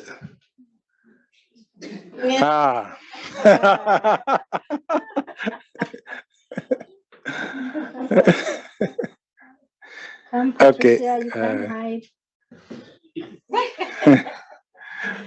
Okay, we have this session on the technical working group. It's a session after all our discussion of this morning. Very important session related to the working of a technical working group. What this technical working group can improve the health data collaborative mission in country. At the global level, we have a technical working group, but also for in the country, for example, in Cameroon, in the Cameroon Health Data Collaborative, there is a working group also who try to be adapted related to the technical working group at the global level. And we are going to discuss on how to improve the working of that technical working group. I'm going to give the speech to Carolina. Over to you. Hi, everyone again. Just want to take 5 seconds to thank everybody for the work with the slides and the exercise of reviewing our TORs. It was really important for us. So those are available, as Craig said, on your Google folder. So the idea for the session is really not to go, over the deliverables and everything, our objectives, as we know, but it's really to kind of stick to the main topics of this meeting, which is think about our way of working, and lots of the points that I've highlighted as provocations, they have already been raised. So it means that we have a nice synergy in what we have identified as the points we need to discuss deeper and further. Second is to really focus on how to pump diversity in constituency, in countries, and in representation. And the third one is, as we all know, how to foster country engagement. So just really showing a few just key stats, just as a provocation. I've joined roughly a month and a half ago.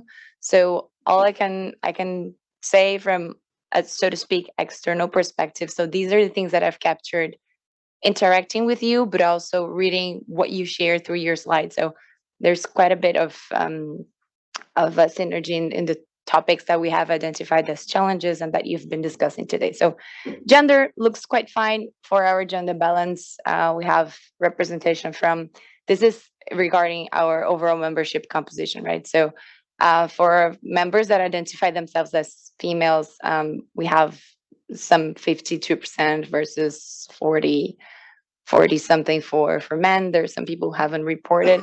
Regions, as Craig highlighted earlier, it's quite striking that PAHO represents almost half of all of us in the HDC, and that EMRO, it's the Mediterranean, it doesn't look that much represented as Western Pacific. So Europe and African region is as the third one in representation.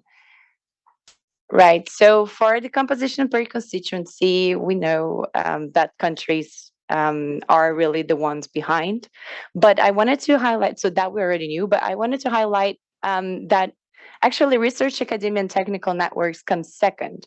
And from all the discussions we had this morning, and also from this last panel, isn't it really a great opportunity to profit from the presence of Dr. Priti, but also from our colleagues from regional institutes online?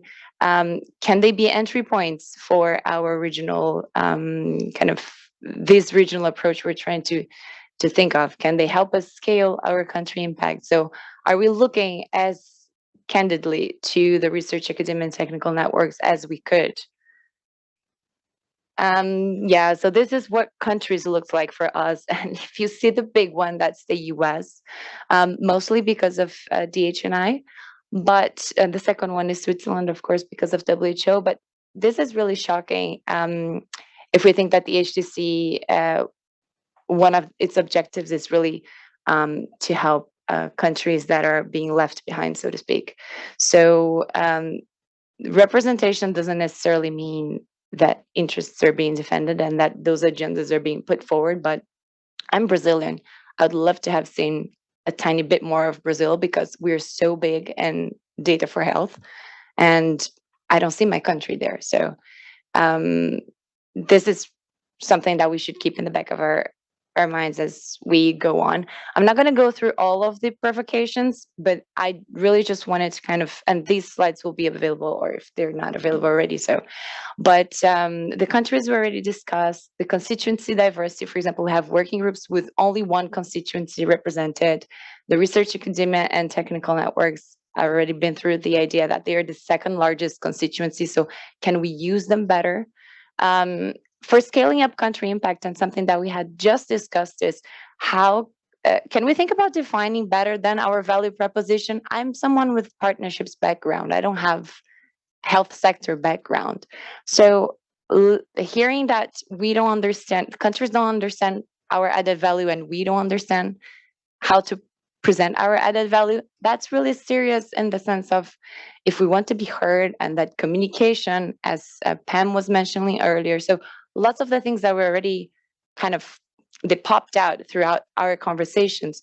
Can we think about them then more pragmatically for this session from the perspective of working groups? Because working groups are the doers of anything that happens in the HDC. They are really the technical arm. So they're the people putting forward this work. So contextualizing tools to country impact doesn't mean thinking about language barriers. So someone highlighted in their slides that language barrier is a big thing. And I hear that. I'm Brazilian. Nobody here speaks Portuguese. So I wonder how would it be to bring someone from Latin America, our Francophone countries, from Cameroon and other countries. So ways of working for working groups. This is my last food for thought. We hear or we read about call fatigue. So can we think about other types of working group dynamics? Does the model of 1 month, one meeting per month call, has it been effective? Is it helping us to accomplish what we have? Some other working groups and some other global health initiatives are doing the format of workshops. So workshops have clearly defined, it's a time, so we have to complete something by this time, and there are resources invested for that specific workshop instead of looking at a working group as an endless, so to speak, open kind of initiative. So, think about what's working on the way we deliver and what isn't. And this is an opportunity to remind everyone that the HDC, besides being this coordination platform, it is also a space for knowledge sharing and knowledge brokering. So we do organize the webinars, and maybe this is also an opportunity to think how to profit from the webinars. Oh, there's people waiting. How to profit from the webinars, to present what we're doing, as our colleague from Donor from Gavi was sharing. So how do we know what we do? Well, we have webinars. We can use them. We can profit from those. And last but not least, visibility issues, as was highlighted before. The mission model seems to have worked really well, and when CRVS presents, they can maybe they will help us understand the success of their case and also how they got, because CRVS is a really good example of a working group that got diverse representation. So they have kind of a very good balance between all the constituencies. So to answer Jean-Pierre's question, how do we make it? Maybe Deborah and they can share a bit of their success. So these are just general provocations, but Alyssa is going to present the communication strategy tomorrow, which will also help us think about visibility. But as we discuss now the working groups and as we present, we can also think about kind of tweaking our discussion to be more pragmatic, more strategic, and and then keeping those provocations in the back of our minds. Thanks. Back to you, co-chairs. I will give the floor to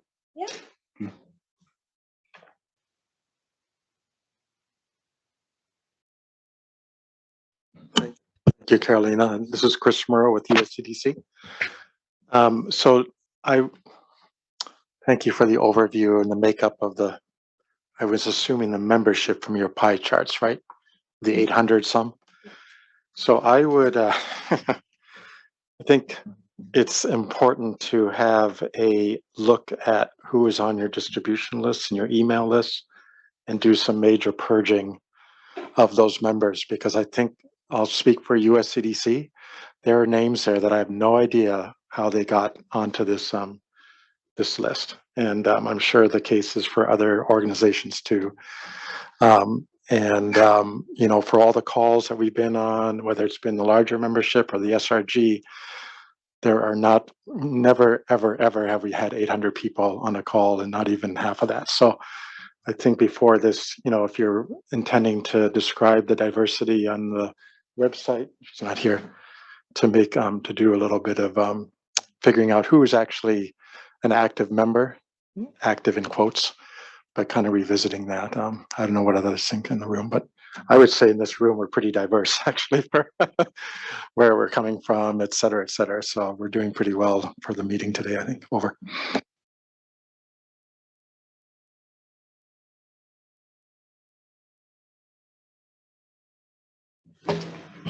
Thanks, and yes, thanks, Chris. That's important. You're absolutely right.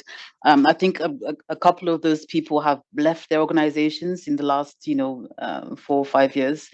So I definitely think we could benefit from a cleanup exercise of the list. We do have a mailing list which goes out with regular emails through Campaign Monitor, and I think that's a little bit more reliable because it's people who are genuinely receiving our mails and genuinely engaging and can see are people reading the emails, are they clicking through the links and so on. So definitely appreciate that that intervention from Chris.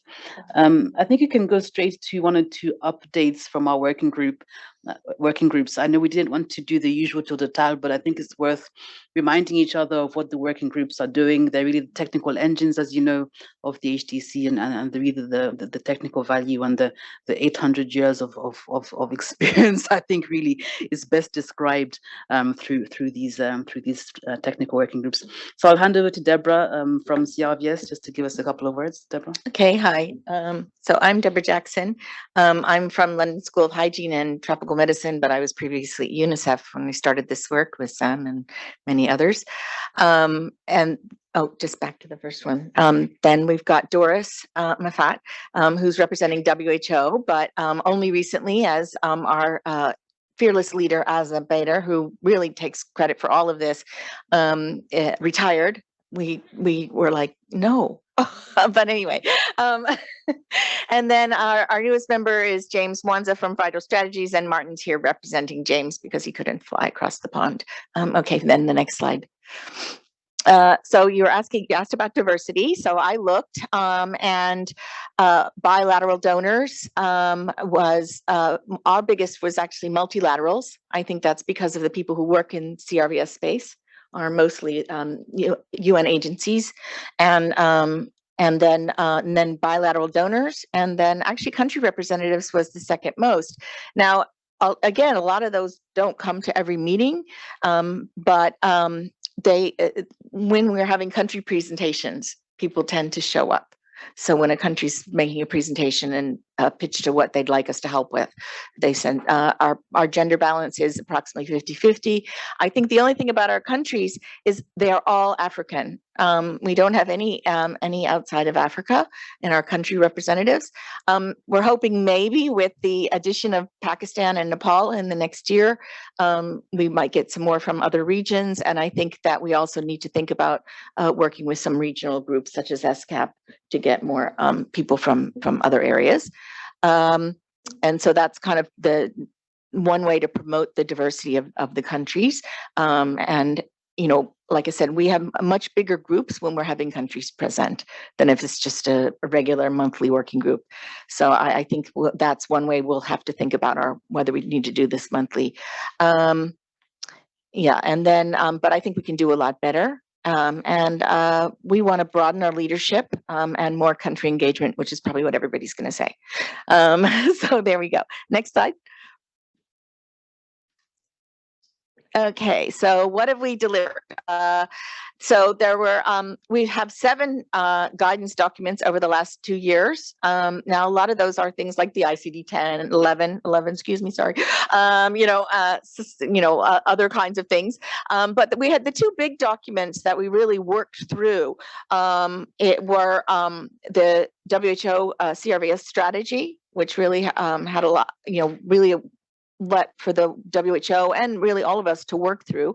And the other one was the CRVS for health managers, which was led by Doris and Remy. And as Karen said, was funded by Gavi Gates and supported also by Vital Strategies. It does have a DHIS2 and an app. And they're supported by Vital Strategies. They are making an e-learning platform for that in the next year. And so I think, and all of those documents they're still being promoted and used in like these trainings, especially the ones you've been hearing about. Our main reason for success, I think we had substantial coordination and HDC partner funding, because we kept going on we had these missions that we were able to do and bring together. The main reasons for not succeeding is it's slow to disseminate because of the current model that we're using. I personally hope that once a lot of this stuff is more available, you can see it on the website, you can access it, we can start, there's e-learning that, it wouldn't be that Aza or Doris has to fly everywhere. They could call Remy to do it online with the e-learning or MOOC or something. So I think those are the kinds of things we need to think about. We've had good success in leveraging the HDC coordination action in the 3 countries. And you say, well, why was it CRVS and GIS? That's because we got asked, that's what we got asked to do. When you got, these countries said, because we saw the plans, all the countries, when they would come to present to us, they would give us their whole plan and then they'd say, but this is our priority. So the reason those countries, Kenya, Malawi, Pakistan, Kenya had a much broader vision, but Malawi and Pakistan, that was what they said they wanted first, was CRVS, routine health information systems, and GIS, and sort of linking all of those. So that's so basically that was based on country asks. And so I think that is a really important reason for success. We went, we supported what we want. And like I said, Aza was amazing. And the partners stepped up so that, they said, Aza and Menu were going, but all the partners made sure their local partner pitched up to whatever was happening. I know when we were doing the one earlier, in Malawi or somewhere that people were going, I would call from UNICEF to my country office and say, you have to go. So that when they got invited, they actually showed up. And I think that is something that this group, as the global group, can really help to push their own partners to actually show up, even if there's nobody coming from Central. Reflections on the deliverables and where do we want to go? We want, I don't know what that meant, add an HDC partner. We want the working groups, the documents, we want them to be in a single HDC repository. There's quite a lot of CRVS documents and trainings that are currently sitting in Melbourne. And we're hoping to bring those to HDC, to the HDC website. There may be issues of what can be on the WHO website versus the HDC website, but that'll have to be done. And we want to continue our country support with a country who's had requests. I think if we got more requests, obviously we would see what we could do to try and meet those requests. But I don't think that because CRVS has been the lead in the last 2 countries, that CRVS is always going to be the lead. Another country may call and say, no, ours is, RHIS or interoperability. And so I think that's how we need to think about it. If they ask for CRVS, we'll pitch up. If they ask for something else, then, and they don't want us, we won't go. We'll make sure our partners all pitch to the meetings, but we won't necessarily lead them. Thanks. No, that's it, right? Oh, scaling up. Oh, sorry. I forgot about that. Like I said, we've been to, this isn't the, Martin, it didn't get your edits, sorry. The 3 countries want to add a 4th. Based on, I think, there's a lot that's been produced, and we need to better adapt what is already available and serve the country needs. So that once again, these documents, one thing that came up is the need to translate to other languages. They are mostly still in English. Obviously, we'd like to get them into Spanish, French, other relevant languages as we could. And so if any donors or working in particular areas would like to take on some of that, I'm sure that would be appreciated by HDC in general. And once again, getting more countries to attend the working group meetings when there aren't country presentations, and advocate for a collective role of HDC to countries. And like I said, I think it's interesting that, Aza was there and no one recognized that she was actually there kind of working for HDC. And so I think that's important, is that many of the partners, and I guess we're going to have this discussion tomorrow, do you identify as your partner and or your funder and or, the people you have to give credit to, and how do we even care if the work gets done? I don't care what it's called as long as the work gets done, but that's me. Other people really care about attribution, so we'll have to have that discussion. Thanks.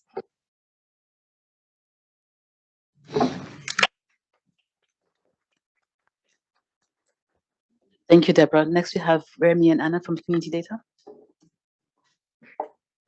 Thanks, Manya. So we will do it shortly together, and just want to say that we looked at diversity. I think we have a pretty strong gender balance, including among the co-chairs. And we do have a good representation, this kind of quoted active members. I think there's this, we purposely didn't make a strong differentiation. We did kind of check our members and those who are still interested in being looped in, copied, receiving information, and joining as some of the presentations and information becomes both available of interest to particular members. So our membership is maybe larger than those that are really actively engaging on every call. We do see a huge gap in terms of really engaging with countries. And also when we look at the geographic representation, we haven't achieved it yet. We are very much focused on West African countries. And this is partially, I think being opportunistic comes into play. One thing that Remy and I were discussing is that there are maybe entry points through other HDC working groups, because we know that none of our working groups is really siloed, and the HIS requires us all to engage at some point. And so the question is, how do we leverage better if there is already engagement in terms of digital health and interoperability group, or CRVS group, or RHIS group? Because sooner or later, community health data will come up, as well as the systems that support that overall kind of continuity of care for our ultimate clients. So this is one aspect we would like to kind of really engage during this meeting and understand better, and maybe share some thoughts or ideas that we have and see how they resonate with others. We were thinking, one other thing that came about is I kind of would like us to walk away from opportunistic in terms of how we organize ourselves, because I feel this is not, opportunistic. We don't want HDC to be identified with just UNICEF or just WHO or just USAID, because that's beyond. This is exactly what we're trying to avoid. So to do this, and we do want to be really host country led around their HIS strategy.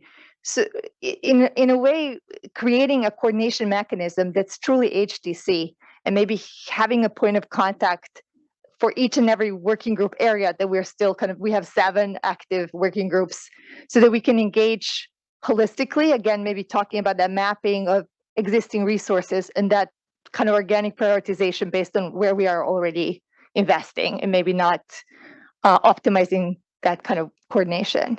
We can go to the next slide.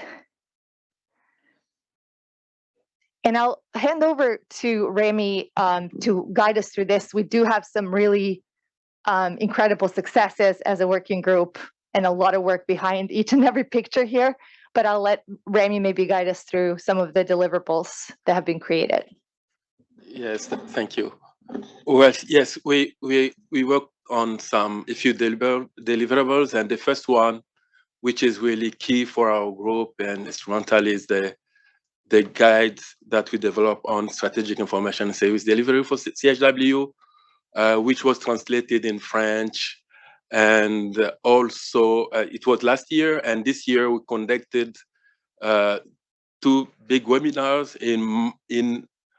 in March. It was with UNICEF staff across all region. 85 attended, so that they've been introduced to this work, to understand what it is about, so that they can better support countries. And in June, we did another webinar with countries, and mostly in West and Eastern Africa. And it was about 7 countries and implementers and partners as well. And the idea was to do more countries, but it was difficult because we wanted really to provide the opportunity for countries to discuss. So we did a 2-hour webinar with almost 40 minutes conversation between countries. So they had to share in small groups and to discuss how to strengthen the HIS. But even before this country workshop, we conducted an assessment, with them. So we shared a template for them, so that before the webinar, we knew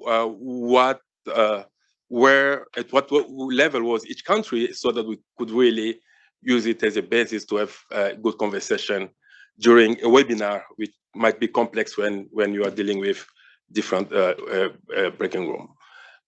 And in addition, the next deliverable is something that was developed by Digital Square and PMI. It was about looking at different digital health solutions that support community health across many countries, across 27 countries. And PMI, which is part of our members, worked with us to make sure that we endorse this work, and that could really help to see what are the gaps in those countries that were assessed and where we can provide some support. The third one is another key document that was developed, led by Global Fund, CHAI, and UNICEF, on a georeferenced CHW master list, which really sets the minimum requirements for countries to develop a CHW master list or registry. And we know that this is really key, as countries are moving towards, institutionalizing community health, to know who is the community health, where they are, what are the capacity, and what services they can provide. And the last one is something that will be perhaps released before the end of this year, because when discussing with countries, the idea was to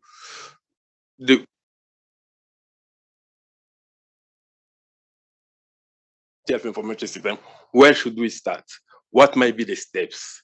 What we might consider? And we came up with this roadmap to CHS implementation that tries to lay out what are the different steps, so that they may consider, and linking each steps to existing resources that they can leverage when they are trying to move forward and to strengthen the information system. So these are a few deliverables that we developed so far.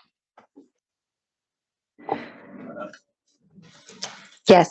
So I think we mentioned this many times. I think we're still considering a success, even just meeting the objective of HDC at the very minimum, which is to ensure that there is awareness of ongoing efforts.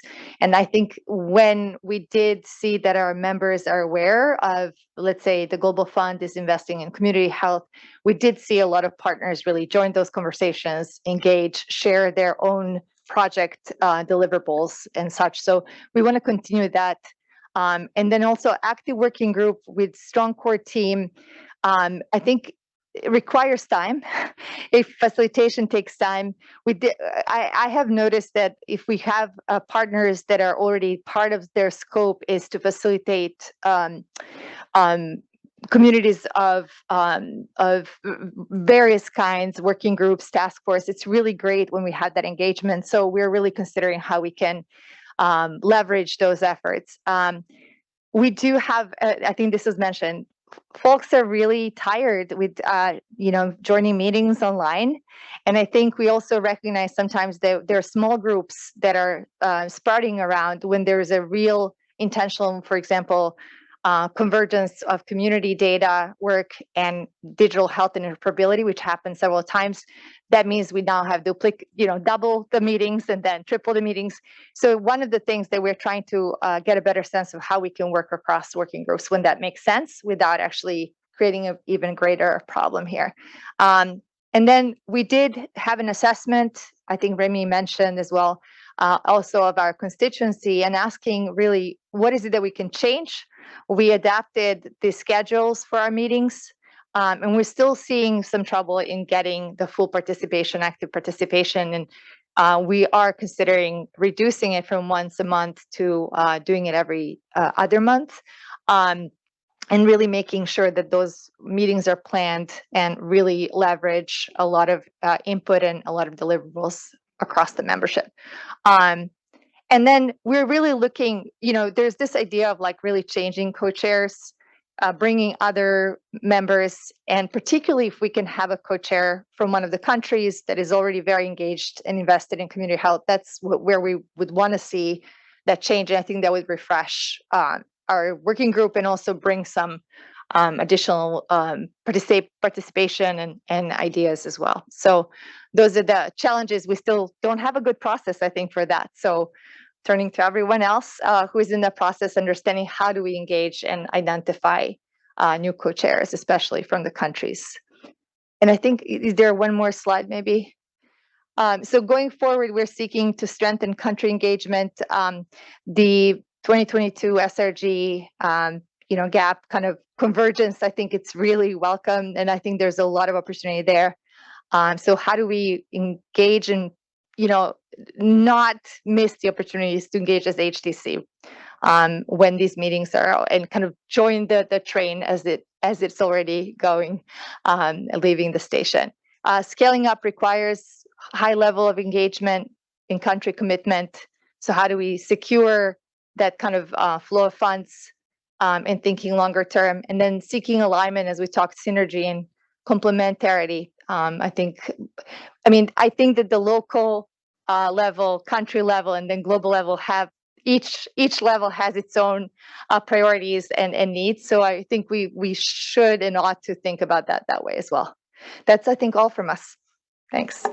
Thank you so much, both Remy and Anna. And it's worth mentioning as well that all these tools and resources are being made available through the new HDC website, which will be launched officially tomorrow. The Knowledge Hub of the website is a pure knowledge hub. So that's really where you go to search for different tools according to different working groups. So you'll see the old website still today, but then tomorrow morning it will switch over to the new version of the website. So we're excited about that launch tomorrow. We have a coffee break in about 15 minutes, I'm told. So if it's okay, we'll keep going for another few minutes and then break at 4:15 for brief coffee before ending the first day. So I'll invite Manish Kumar from Digital Health and Interoperability to go next. Manish. While they come up, can I make a quick comment? You. Oh, sorry. Well, you can make a quick comment. That's no problem. Please. Okay. I just wanted to respond very, very quickly to the last presentation. So we run a couple of very intensive country level working groups. And our rule of thumb is that we have a 5-person steering committee instead of co-chairs. And the requirement is that it has to be people who actually live within the country, at least 3 of them, and then 2 can be outside the country. But it's best if they're in adjoining countries. And of course, there has to be someone who takes responsibility for the work, but the group decides that. And if it doesn't work, then you have to redecide. But it is a very effective way of ensuring that there's really good engagement. Now, to adjust that process for the HDC, I would say a steering committee for each working group would be really functional. For a large working group, it would be very difficult for a small one. But having at least 2 members that are within the country level, I think would be very helpful. Yes, there you go. Thank you.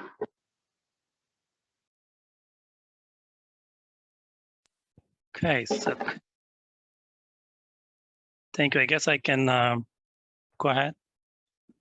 Yes, please go ahead, Manish. Okay. Well, thank you, everyone.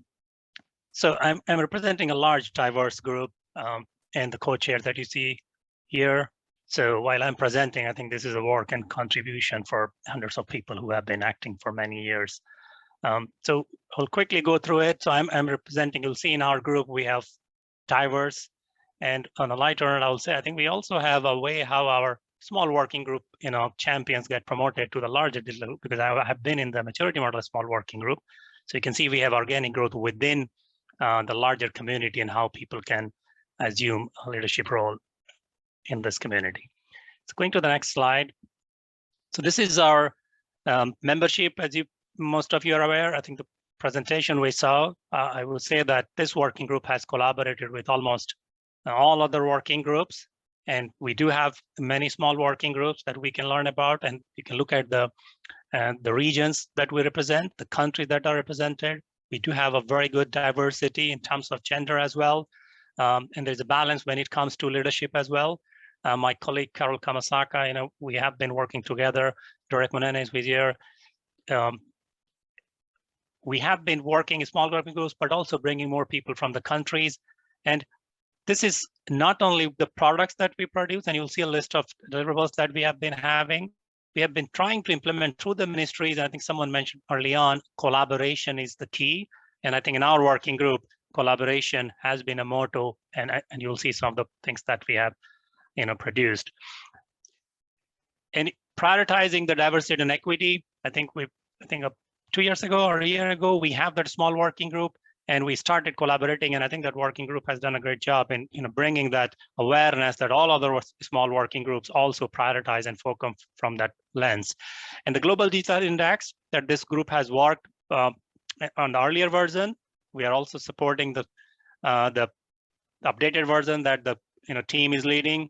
I think they have been active in reaching out to the working group, so credit goes to them, that engaging with the working group based on their past experience and emphasizing the diversity, equity, inclusion indicators as part of their work.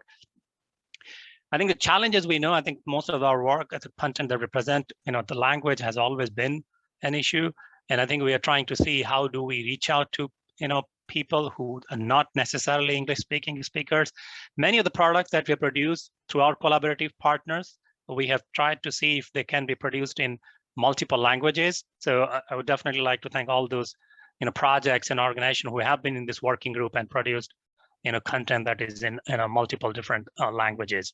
So we may also like to think about, I think these are some of the deliberations that we are having, how in our future working group meetings we overcome that language barrier and offer opportunities for people to across languages, across regions, being actively involved and contribute to the work that we do. So we can go to the next one. This is from the diversity perspective. Next slide, please. So deliverables, I will say, and I think my colleague Rami was presenting, and Anna Scholl, thank you for sharing all the collaborative work that you've been doing. I think this is a working group we have worked together. The maturity model navigator, this was one of our efforts to see how different tools produced by this working group or other working groups can be synthesized in a way that people are able to navigate and understand how they decide which one is appropriate in what context. So that's how we looked at the navigator, and it was a very collaborative effort. Many of my colleagues are there in presence, in person, so thank you to all of them. The Global Digital Index that we have mentioned earlier, the data governance principles we worked with Transform Health and PATH, I think that has been one great piece of work. The web-based HI stages of work, our colleagues in Chizu project at GSI and the partners, that's something that they are leading. So that's another important piece. Revision of a WHO classification. This group was involved in the first version and is again engaged in the updated one, the one that is going to be revised. The Digital Health Applied Leadership Program that is supported by Square, this working group has been active, and you can see this is where we are trying to address the language issue that have been, the content being available in other languages. but also, collaborating with PAHO so that we are able to reach a region where, I would say that we have been trying to expand and, contribute. Our small working groups, again, I will say, play a big role. Not only, you may not see in this slide here, but I think a lot of credit goes to them, how they, a small niche area, they work together, they engage countries, they bring new partners, and they contribute to overall work of this larger working group. And any lack of success, if you say, but I would say, I think looking at the list of things that we have been able to publish, produce, and not only publish and produce, they're being adopted and used. And just one quick example, very recently, 2 weeks ago, a colleague that I was talking to who supports multiple country level projects was using our navigator and many of these tools listed here to engage in the digital health strategy, HIS strategy conversation with countries and the partners who are supporting ministries of health. So I think it's a voluntary group, as people come based on their professional interest. But I would do say that, I have great respect for people who have made so much of contribution and made all these products possible. Next slide, please. And that example that I gave has shown us how we have been able to engage. For example, in many of the tools that we have published, they were all published based on interaction and collaboration with Ministry of Health. Almost all of them were tested, implemented in the country context before they were, getting applied in many other countries, whether it's Global Digital Health Index, or it's the Navigator, or it's the HIS Stages tool, or interoperability tools that we have published in the past. They all were developed in collaboration with the ministries and the other working groups. And that's where we are trying to further strengthen our work through our country engagement small working group, by engaging some of the work that we are doing and bringing ministries and countries more proactively into the conversation. Next slide, please. So this is a list of working groups, and you can see the members who are listed here. Again, thanks to them for making this working group more dynamic and productive. And I don't know if my colleague Derek and others who are there would like to share anything before we conclude from this working group.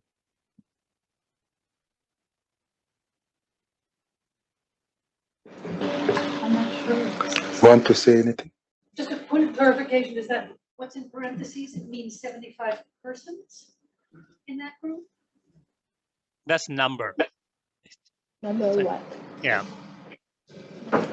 How many members? Sorry, that's the number of persons engaged. Those are big groups. Yeah, super. Yeah. Thank you. Thank you. Okay. Perhaps, yeah, you want to add something? Yes, I'm raising my hand because Kuma was referring to my name when he asked for me to comment on the working group. So I'm Derek Munene, one of the co-chairs for this working group, working with the WHO. I just wanted to add 2 points from on this particular slide. So this, as Kuma mentioned, the working groups have been a means by which the concrete actions of the working group are delivered. And so these were designed about 2 years ago. And what you see being represented there are the aspirations that contribute to digital health vis-a-vis universal health coverage, the global digital health strategy aspirations, from artificial intelligence to capacity building to ethics, maturity modeling. And so these collection of activities are aligned with the WHO Global Digital Health Strategy and other strategies that our partners have been pursuing. There is an intent to actually zero in on the small working group that deals with member state support, country engagement, which aligns with the SDG GAP that Craig was talking about, the country support. The countries that we're discussing in HDC are also part of this small working group that deals with country engagement. And the intent, of course, at our annual meeting is to review the working groups and make them more country focused, so that this, the needs of the working group names are equal to the kinds of needs that the countries are expecting to receive as support. So just wanted to highlight the nature of what you see here and how this is going to evolve in coming times. Back to you, Kumar, and thanks for the opportunity to comment. Oh, no, thank you, Derek. I think you contextualized very well that how it aligns with the larger vision that WHO and countries have. So thank you. Okay, we are going to take a break for 15 minutes, coffee break or 10 minutes. Yes, I wonder. So before we close just on the topic of digital health, yes. I just want to make one last point and go back to Chris's earlier intervention about the sort of membership of the HDC. As Rachel pointed out, this is a big group. The Digital Health Interoperability Working Group is the largest of the HDC, about more than 400 members in it. And you may have noticed that last year, roughly about a year ago or so, we absorbed the members of this group into the overall membership of the HDC, which we hadn't done previously. So that explains the sort of sudden jump, in our membership. Really, it's down to these guys in digital health. We blame Derek. Thanks. Yes. Well? Yes, if you have something to add. I was listening to the three groups, and it's interesting because I was looking at the Gavi lady. I mean, from the three group, we can see there's robustness. We talked about the blueprint, and of course, at this level, the tangibility appears. The two things that popped up constantly in the different working groups, it's language, which often means scaling, yes. And it's country engagement on one form or the other, which also means scaling. So in reality, we are sitting at the level where the market is asking us for having more countries interacting. So we might want to sit tomorrow and really ask ourselves, how do we start getting them in one shape or the other? Because it's at the country that it happens. Internally, we can think of processes, experiment, but when the people are saying, get them on board. We want to see different models and we want to play with it because that's what was popping.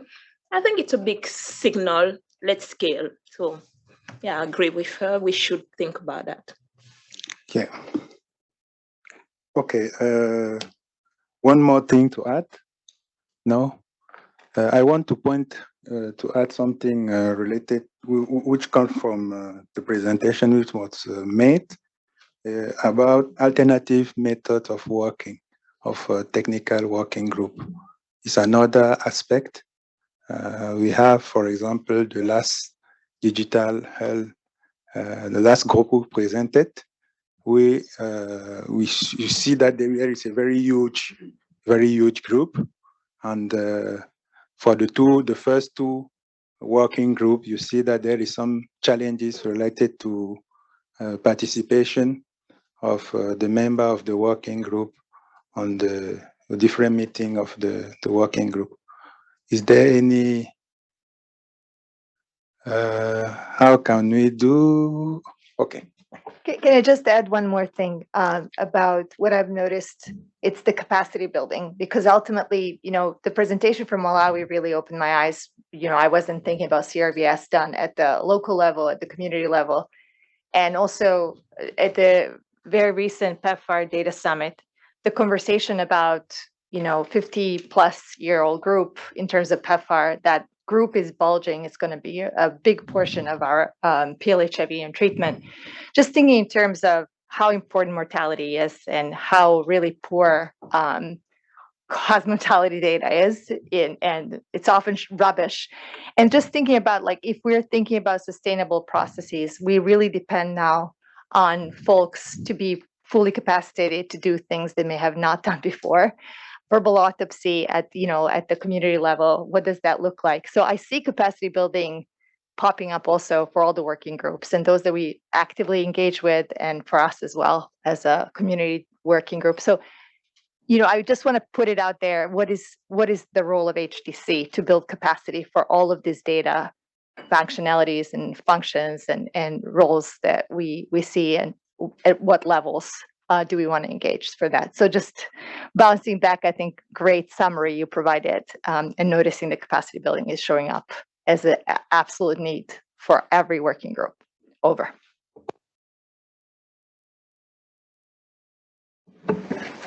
Yeah, probably just to emphasize her point, that was a similar point on the good work of the CRVS team, to how to replicate the investment, because it takes a lot of effort to go in country and then be successful, but then there's also the need is bigger, how to replicate that investment with less involvement, and that ties in with the capacity building concept. I think the group, it's taken a while, but the big success is that when I first met Sam, how many years ago is that? We don't want to talk about it. Yeah, you know, health wasn't engaging with CRVS. You know, there was a CRVS community and there was health, and you know, they just, and so, you know, it took us quite a few years to get to health and CRVS should work together, and that's what we saw, I think, in Malawi, and that has, and so there is a bit of momentum there, and by engaging with health, it brings a lot more opportunity for supporting the CRVS. You know, those systems are, you know, they have they're legal, they have a lot of other issues, and you know, so that having statements, having groups start to work together at the global level, getting the countries then to work together at the local level, and developing tools like what Doris and Remy have been working on, and so, you know, I think that though as a, you know, was really strong in getting those going, and that because they were requested, I think that we've learned a lot from like Malawi and Pakistan and Kenya, and that, you know, if another country comes this year and says, you know, we want you to help us with CRVS, you know, we've probably got a lot more tools that we could sort of work with them online and see if we could get them to work through it together, and so that might be something that we could try, because then that of course is more easily replicable. I mean, I think we've committed to go back to Pakistan and go to Nepal, but you know, I think as other countries, but you would have to help the countries. I think that was a really key piece that Malawi said, that they need to do an assessment beforehand to see what they need. Because if they're like one of these fragile countries, I think someone you talked about, you know, it takes a lot in certain countries, whereas it's just a little bit in other countries. And so that would be the other thing, is to look at that scale and say, what's this country need? And can we just get them some capacity training using these new tools, or do we really need to send someone or get a regional person to go help them? Okay, thank you very much. Perhaps we can take a cup of coffee, then we come back. Okay. For 10 minutes. It's up to you. Basically, we got a reception at 6 o'clock. So it's up to you. Do you want to break now for 15 minutes, or keep working through kind of 5-10 minutes, 15-minute break, and then keep going till 6? Is people okay with that? Yep. Okay. All right. So break for 10 minutes. Come back at past. Okay. All right. Thanks.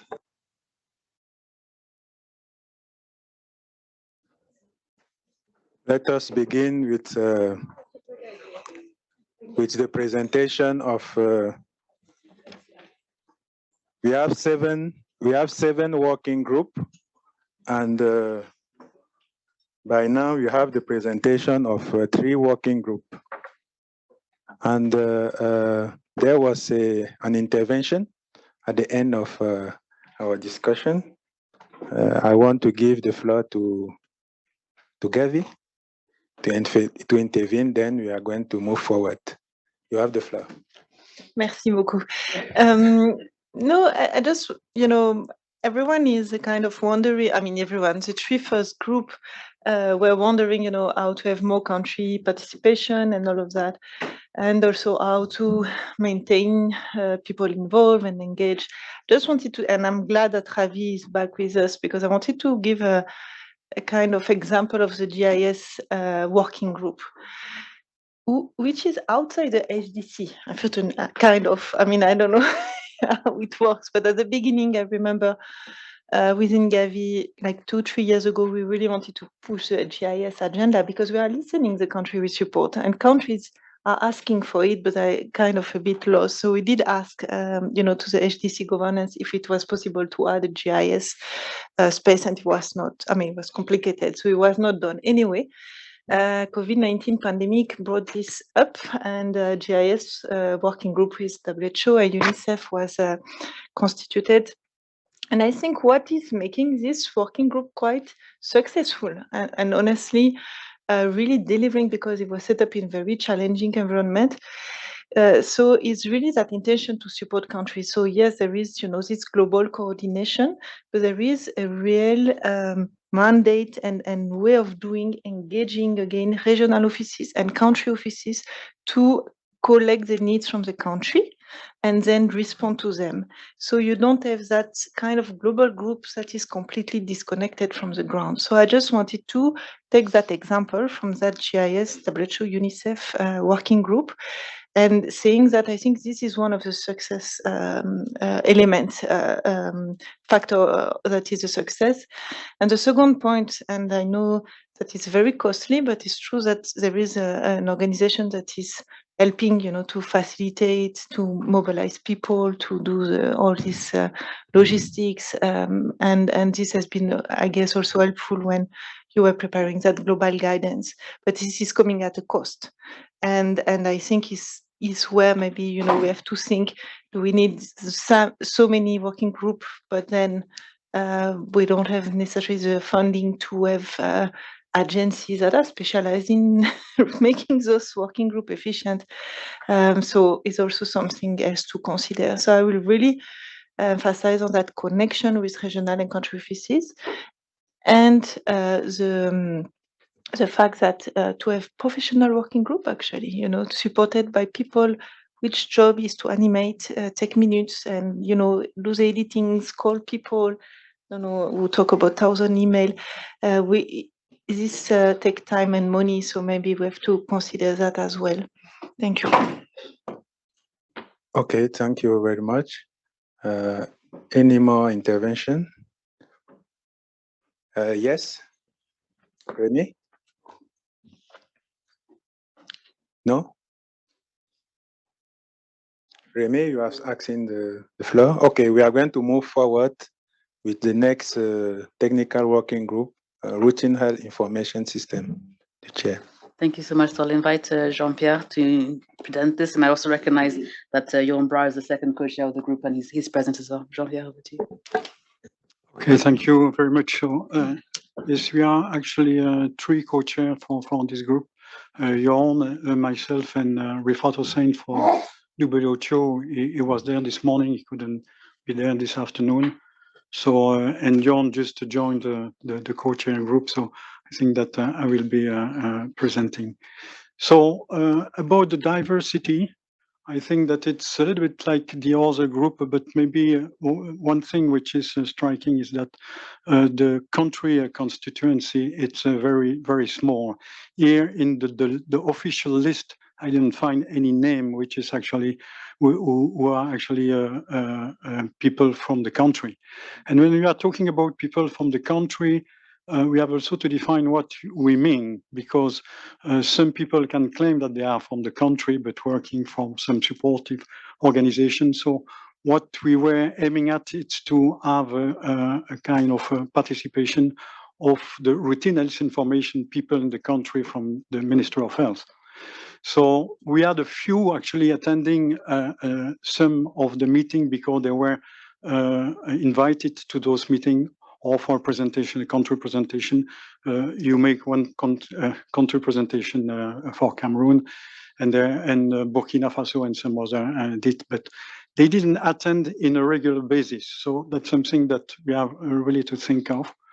For the rest, the constituency, the first one is the multilateral research academia, comes second, like in the general HDC membership, and global initiative. So it's very much kind of international and multilateral, and so we probably need, is what I said in the previous session, to better define exactly how a country could benefit from what we are doing, but we will come back.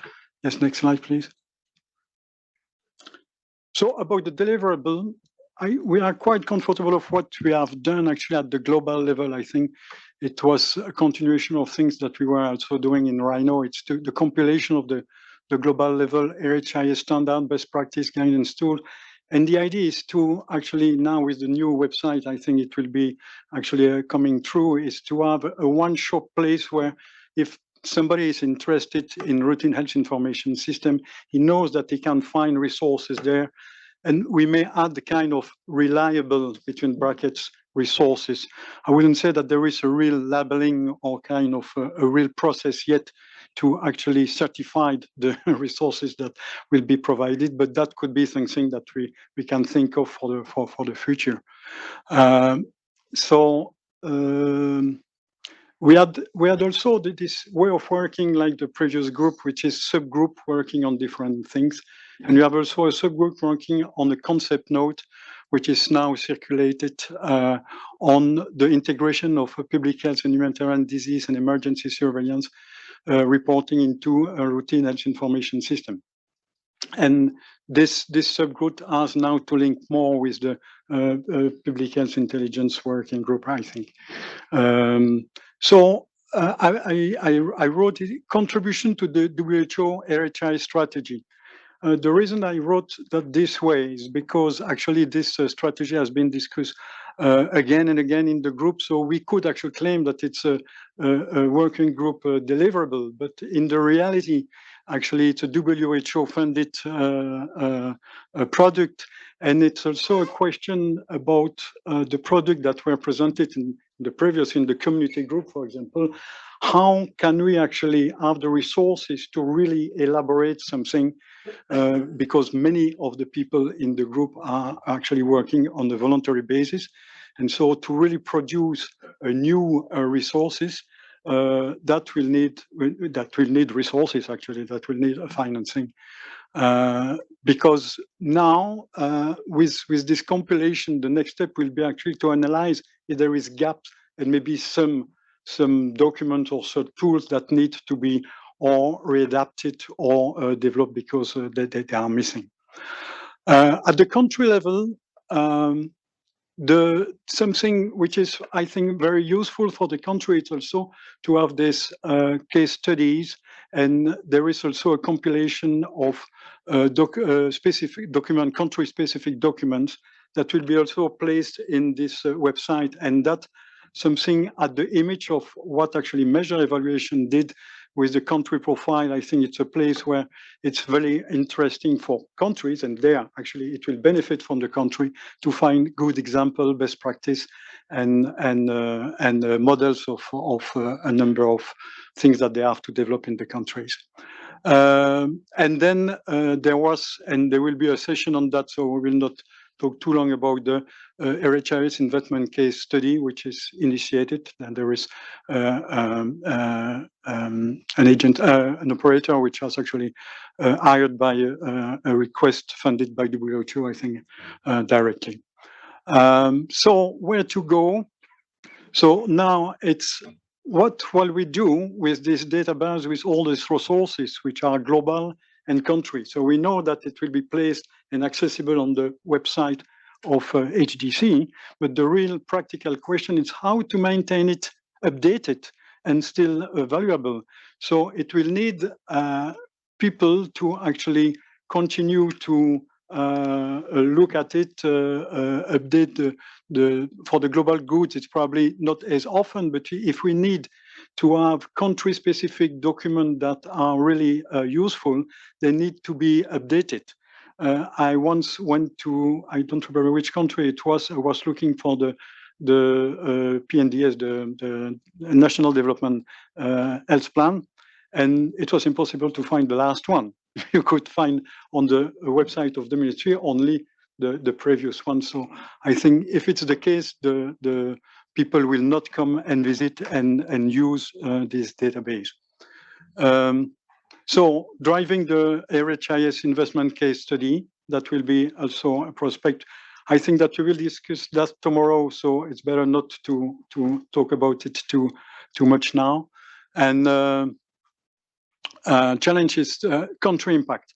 So I think that we are more comfortable, and I said that already in some previous session, on how can we, unless what I said just previously with this case study and things like that, really support the country and have a real added value from the RHIS group. I think the wealth is the people and all this experience that has been mentioned of this group, the alignment maybe, but how to actually support alignment outside the countries. I'm not very sure. I think alignment is very much connected to the country leadership more than from outside the country. So I think that's the real challenge for the coming year. And I will stop there. Maybe Jon, you would like to complete, or maybe Anne on the WHO strategy. Yeah, talking about the WHO strategy and country impact, we have been discussing now in the new leadership that how we can move forward. And a focus will be on local level data use practices, develop good practices, and in a way so that we overcome the problem of every country is different. There's nothing we can scale and roll out across countries. So the idea is then to develop some more generic methodologies for local data use at facility and district level, where we can focus on monthly meetings, routine meetings, where we can call them data use meetings. Today, many countries have these regular meetings, and if we then focus more on how this can be turned into real data use, review of the data, review of indicators, then that is something that we will test out in a few countries, and we're already working on it in countries as different as DRC, in Rwanda, and Indonesia. Exactly, all these 3 places, they have actually regular monthly meetings where they have ideas of using data for local decision making and management, or more like a review of data. And we want to document that and see how it can be scaled further. Yeah, that was my. You can Okay, thank you. And so for the last slide, so we would like to integrate and to revisit a little bit the co-chairing of the group, and to integrate somebody from the country. So we have invited a few, and they are not actually jumping into the boat spontaneously. So I think that we have really to offer something to them. I mean, offer in terms of benefit, a real benefit. And as Jon said, I think that we should also connect to the different experience that you are actually doing. And I'm involved in 8 countries also about that data use at the local level in the district. And I was suggesting when WHO was developing this guidance for data analysis that we can use the model of this monthly meeting in the district or the health facility, and also something like the monitoring of the UNICEF, which was a really good model of use of information with the Tanashi curve, if you remember that. Some countries continue to do that, and I think that probably now with new tools as the HIS2, we can modernize a little bit that kind of things. So if we can link the group with maybe our experience really on the ground, that will be something that will be more attractive. And also for the investment case, so it was launched, just a word, I think that it will be interesting to have a framework, but it will be interesting to have really something which is developed in countries, and to test that in countries also. And the last things, maybe it was already done, and there are many different models, but we can maybe provide a sort of a monitoring of country progress against a kind of a maturity model connected to SCORE. There are something in SCORE, but that's maybe a little bit more developed for routine health information system. And I think that that's maybe something that could be done from outside the countries. And so it could be an added value also for HDC. So I will stop there, unless maybe Anne, you have to add something on There's the. another branch as well. Did you mention about the integration of routine of surveillance into the Yeah, routine? I mentioned that. Yeah. So I think it's just an addition, because I'm just going to move. It's very interesting that this group is supposed to be most, it should be most grounded at the country level, and we don't have a lot of engagement from the countries, and that has been a big challenge. We have a lots of tools that has been implemented in the countries through the WHO and partners routine health information system toolkits, where we try to standardize the data collections, the analytical dashboards, and the HIS take it up and then make it into now 48 countries using that. Partners, Global Fund, Gavi, push a lot on the use of the data and push the dashboard for district level. We have started the discussion on the data use, and I think of all the discussion we have had so far since this morning, the data use would be something that drive lots of the collaborations in the work. And we also see the link with the community health. The data flow is supposed to be from the community up. The CRVS, the use of it to identify the gaps of the registries, but also the use of it for the denominators that support the routine use in the countries, another very practical use of what we are doing.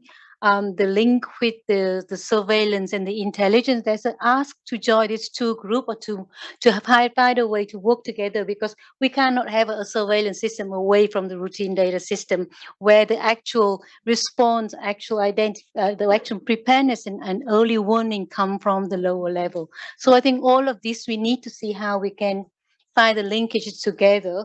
And there are several countries that have raised the interest, but at the same time, the question here is how we bring it into the practical, how we into the country, how all the partner here can support the countries and do this integrated routine data system that the tools have designed for. But when you're implementing, there's a lot of it is still silo or pieces because of the funding that is allowed to do only that much in the country. So the mapping of the gaps, which SCORE can help, which also the mapping of partners can help, but how we work together, and again, the same approach as what CRVS has done. We join missions, we also trying to work with the country. So we come in the missions, and what we left, who in the country is going to take over and to follow up. And I think that would be the next question that we can discuss in this meeting today and tomorrow. Okay. Yeah, you have the floor. Yeah, so the discussion on the tools that are being developed by the working group, I just wanted to highlight that I think in Malawi, basically, that is a key priority of the strategy that we've been implementing since 2018. So I'm happy to hear that there's a group that has been working on tools, because that has been a challenge in terms of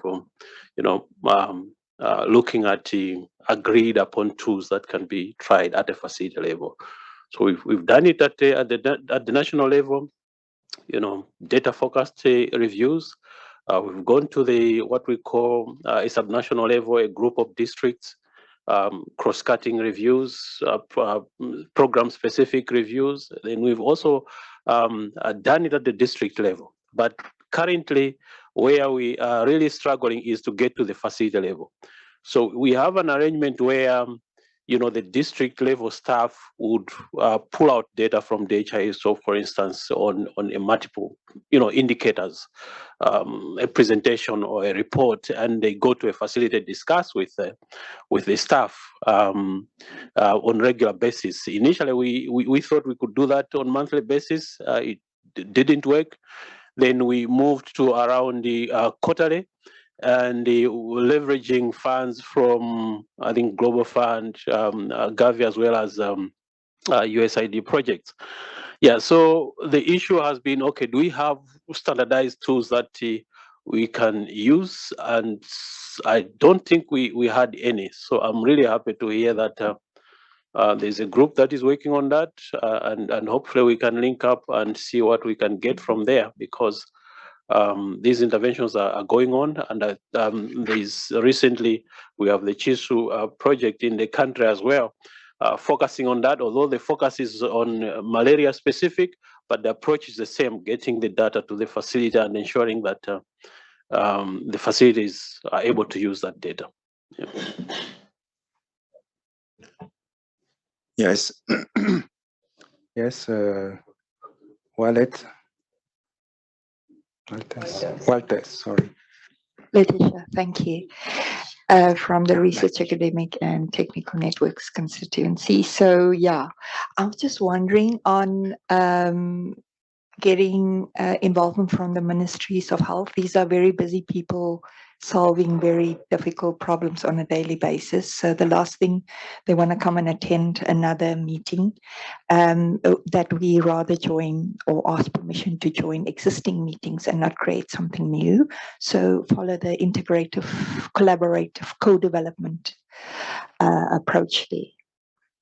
The other one is when we do develop these country maps on the various funders and donors and who does what on country level, is also to co-develop that with country, that their needs are also taken care of. And that also creates transparency all around. Thanks.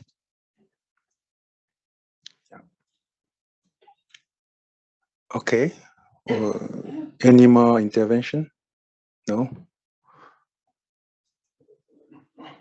Okay, we are going to move forward with the next working group. Carrie, guess.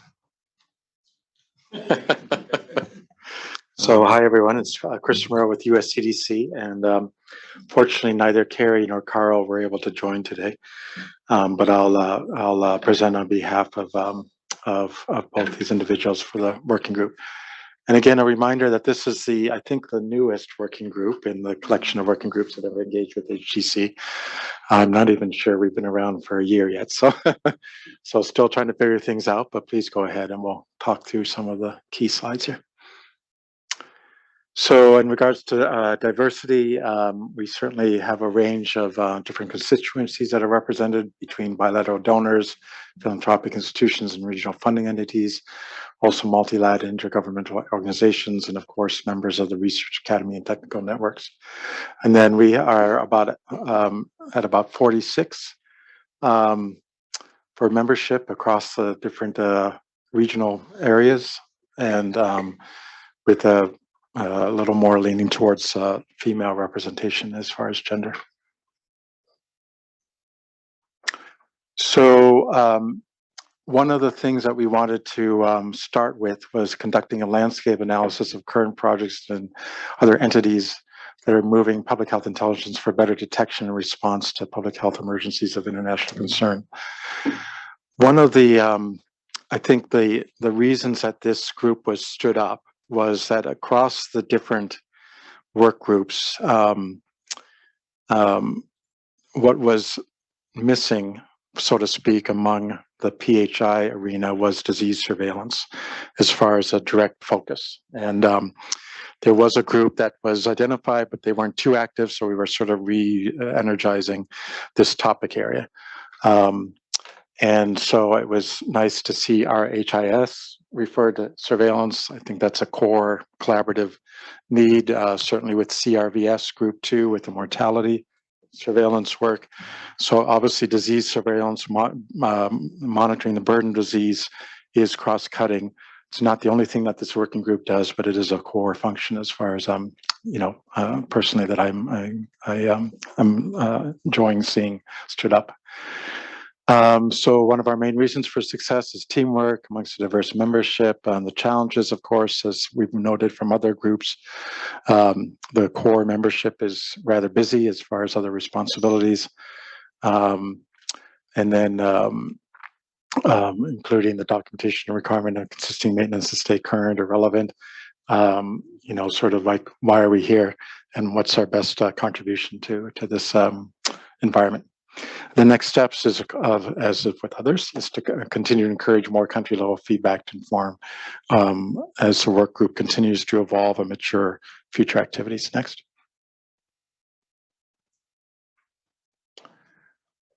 So with our scaling up of country impact, continuing to bring awareness of existing initiatives to improve public health intelligence and provide opportunities for sharing best practices. I think that's a similar theme from other work groups, to this landscape analysis that we conducted to kind of finalize it and make it publicly available. So I think this may be something to follow up with the website guru who's with the new launched website and those tools there. ensure consistency by updating the analyses. We were just talking, Craig and I, a little bit about mapping exercises and the need to not only just do it once, but keep it current because things change all the time. And then to certainly invite other upcoming seminars from groups presenting to the initiative. So again, the other working groups and the theme of disease surveillance that has come up already to have more proactive seminars or sessions with those entities.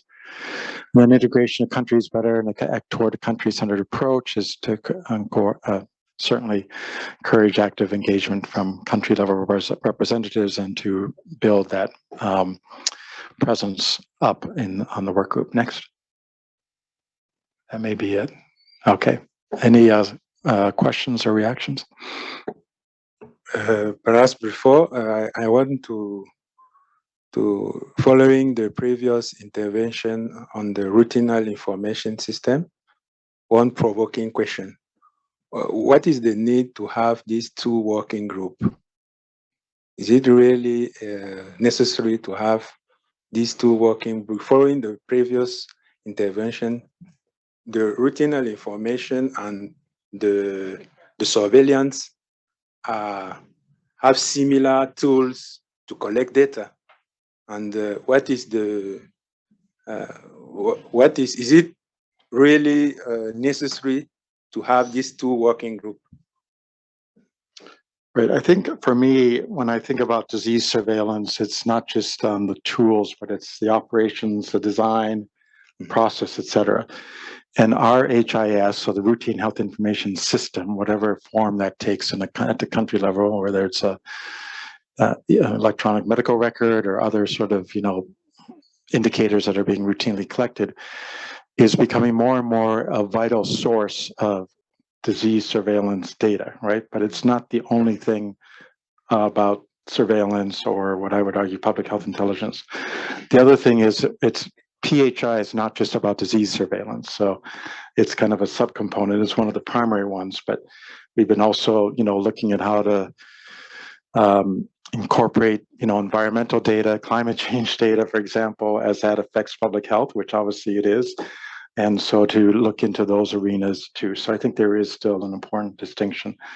But Modeste, you bring up an important point is as this group continues to evolve to continue to check on its primary objective, and to make sure it has a unique role amongst the collection of working groups to maintain or to support its separate existence, I guess.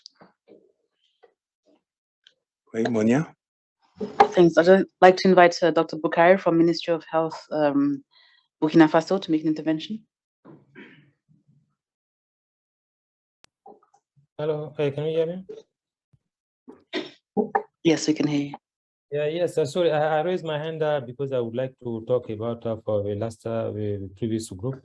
We'll talk about the tools, the tools that Minister of Health implemented for Burkina Faso. Just to share our experience, we did a mapping of software who are used for routine health information system, and there are several the tools that we use.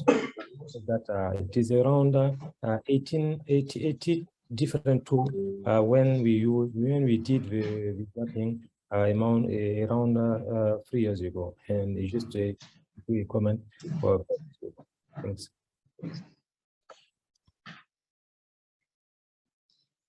Okay. Yes. Yeah, just on the public health intelligence, I think there's a lot of work also happening in WHO with the emergency team. I don't know if somebody is there to represent. They're also churning a lot of information from the internet and other media sources to do early warning alerts and that sort of thinking, so that if there is a new pattern of outbreaks or something, even before it's reported to the routine system, they're trying to look at that. So the Berlin hub is looking a lot of information like that. Also, the other thing which they can also look is on the infodemics, because there's also a lot of fake news and other things which is impacting the whole health information area, right? So it is also would be interesting to look into that area to see how is this news spread out, of does the communication has been in a right way of what we are actually intending to say to the audience. So that also could be looked into the public health intelligence. Thank you. Yes, perhaps next time we'll give you the floor, because at the level of the Ministry of Health, as one has shared, people are really busy. People say that if you have 7 working groups and you want the Ministry of Health to attend the meeting of each of the working groups, you see that it's very impossible. That is practical, is impossible. First of all. The second is we have to strengthen the integration. When we want to go through, we won't intervene by silo and want that we have integration at the level of the Ministry of Health, or we know that at the level of the health facilities, usually we just have one in African region. You will have in a health facility one person who is in charge to collect data, and you have some program and who acts the same information. And in my opinion, it could be interesting to begin to integrate in order to help the Ministry of Health to be able to give their contribution. We begin at the global level to integrate in order to, I don't know if you understand very well what I want to share. Yes. You want to react? Thank you. That's Zen Santos CDC. I was, I think, going to say the same thing. And to your question earlier about the surveillance and routine health information systems, I mean, they're complementary rather than competitive, but it really raises the issue. A lot of these overlap. And when we're talking about integration, I think we have to think about what is the right way to look at the relationships between those pieces, and the so what? How do we bring it together?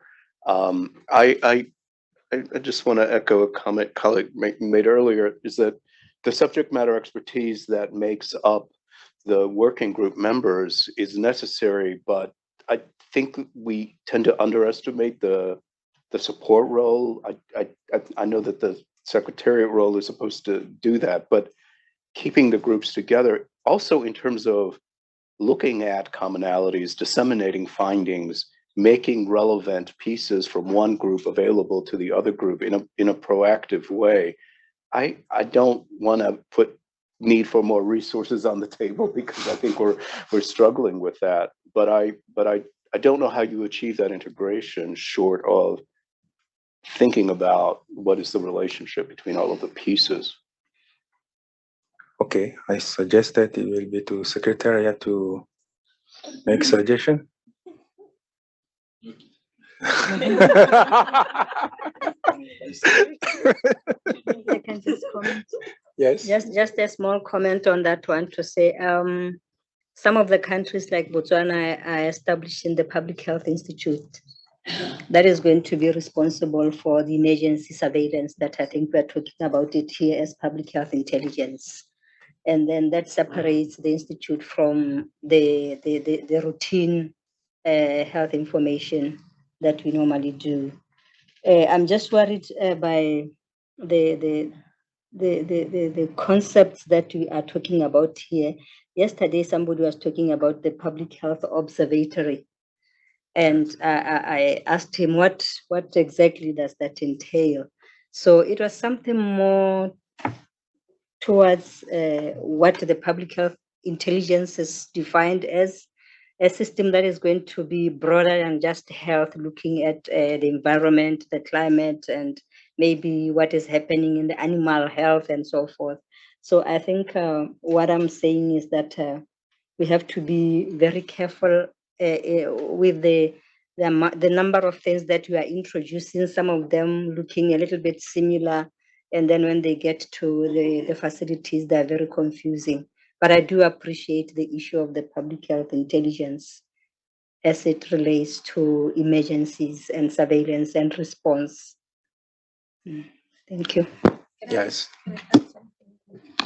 I mean, just in line with the public health surveillance and probably for you, Craig and Moinia, I think what I tend to see when an organization starts from zero, you tend to go silo, which makes sense to start figuring out where you're going and slowly appears what you have. I think we need to understand that we will need to reinvent our internal processes, and probably that's something we need to look into now, and that will require integrating certain areas, getting rid of other areas in order to get to that next level, which is back to scaling discussion. It's not only about extra countries in, it's probably redefining internally how we will work. And I think that's what it's all about. So great that you pointed that out. Okay, I want to assure that I have nothing against public health intelligence. I can say that in my previous life, I was the head of the WASH unit in the PHEOC of Cameroon. Means that I understand very well when we say public health intelligence, I understand it very well. But the discussion, for example, at the level of Cameroon is try to integrate, because we have a lot of departments. You have a department in charge of computer. You have a department in charge of health information. And you have a department to fight against diseases. And with COVID pandemics, people understand that there is a need for integration. That's the reason at the level of Cameroon, for example, people are thinking to have a general department who integrate this sub-department, surveillance, lab, something like that, to have something which integrate. Because to take decision, there is a need to have the information come from lab, come from routine information, come from pharmacy. That you have all, there is a need for all this information to take decision. That's the reason I think that perhaps it could be interesting when thinking about to begin at the global level to integrate is make more easy for at the country level to say, people are going to say to you, yes, you say integrate, but at the global level, you didn't show the example of what you want people to do. Yes, that is my opinion. So if I could react to that, thank you. And I'll put my vaccine preventable disease surveillance hat on. And Corinne, you can relate to this too. So one thing that we've been promoting with WHO and other immunization partners is this concept called comprehensive vaccine preventable disease surveillance, which is actually integration of core functions of surveillance across the different VPDs. So that means not having a separate information system for measles, from polio, from rubella, et cetera, but to see if there's a more centralized information system that can capture the key indicators in the data. It also means looking at the scenario where you do not have a separate specimen transportation program to bring in only the stool specimens for polio to the lab and not bring in the blood specimens that are being sent for measles testing, right? So that you integrate that. And of course, at the data collection or the front line, you mentioned there's one person gathering all of the surveillance data across the diseases in general, which I completely agree, that's the scenario. So not making them enter in, like opening up this system on this specific computer to do their TB reporting, and then going to the other computer because it was paid by an HIV program to do their HIV reporting on their indicators, but where is that commonality? And so to continue to strive for that and look for, best practices, because that's happening already, I'm sure, in different scenarios, capturing that, documenting that so that other countries can learn and adopt, hopefully, and at the front end. So that's, I think, a key example in the immunization world of these efforts. And of course, in the region, you have IDSR, which is that sort of core framework of integration of disease surveillance too. So, okay. More intervention? Yes. Just to complete on the integration, so of course we see is a nightmare for surveillance system. Honestly, it's so many diversion of funding. But beyond that, I think what is really interesting is also work supported by CDC, where you try to bring all these different data into one piece of information. And when surveillance data is brought along with HMIS data and vaccine data and all of that together. And this is really where the work has to be. We call it data use, but we also call it, making an insight or making an information to support decision making. And this, for example, as it's seen in the HDC, is very difficult because you have each working group, pushing its own work with a lot of pain already. But then, how do you bring all those data to make an information? Is complicated. Maybe in the next 10 years, Samuel will say it's not anymore the health data collaborative, but the information or the insight collaboration. But still a long way to go. And I think the design of a global coordination mechanism could be streamlined to really reflect the difficulties you face in the countries, to really make sure that we have less siloed and more focus on the insight needed by the country and not thinking by system. Thank you. Yes, then. Which is also an addition to that, because I'm also part of that working group, not working group, but part of the initiative. It is also, it's a loss of requirement in terms of data governance, because we require lots of agreements. And number one is to have the share of the system and the share of the data. Sometimes, surveillance think that it's very sensitive. They don't want to share with anybody before it's confirmed. So how we conceptualize the whole design of the system is one thing. And then the piece that we work together and CDC led on that is the triangulation of information. So it is a showcase of how data from different program reporting, if you put together on an integrated HMIS, can have additional benefits to the countries. And I think the next step is to see how we can raise the alerts to the right people at the community and at the primary healthcare level, so that the early warning and the preparedness can be triggers. And I think this is something that is ongoing. And I think with COVID, so lots of the preparedness now coming in is in the center of it. So how we're going to make the data, serve all of these purposes without generating another data collection system. Okay, thank you. You want to add? Yeah, just one quick comment. So 2 phrases that we've been using in the Data and Digital Governance Working Group to refer to or to describe all the data we work with are health data and data for health.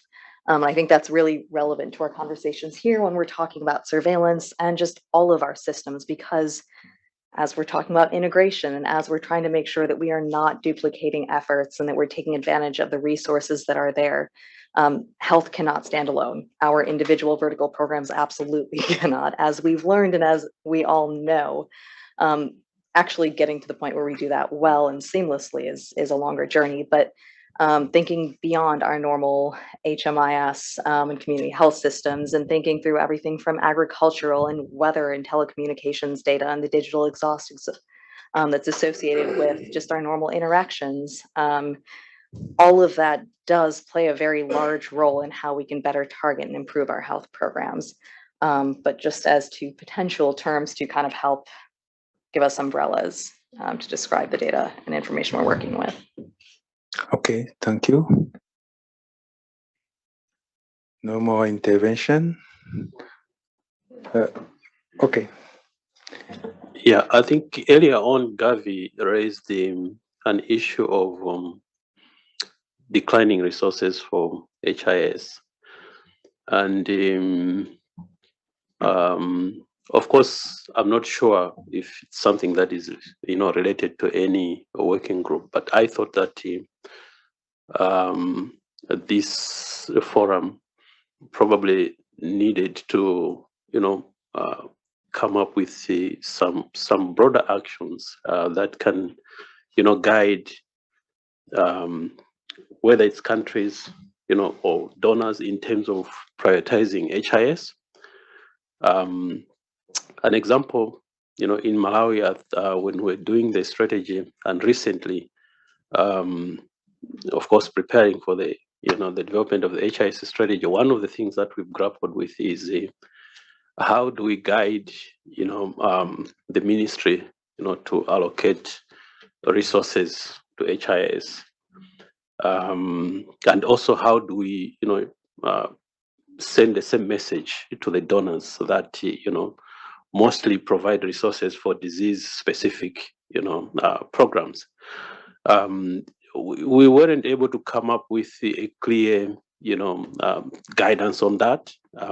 At some point we found some some document related to Global Fund that was providing some kind of a threshold, which obviously didn't work.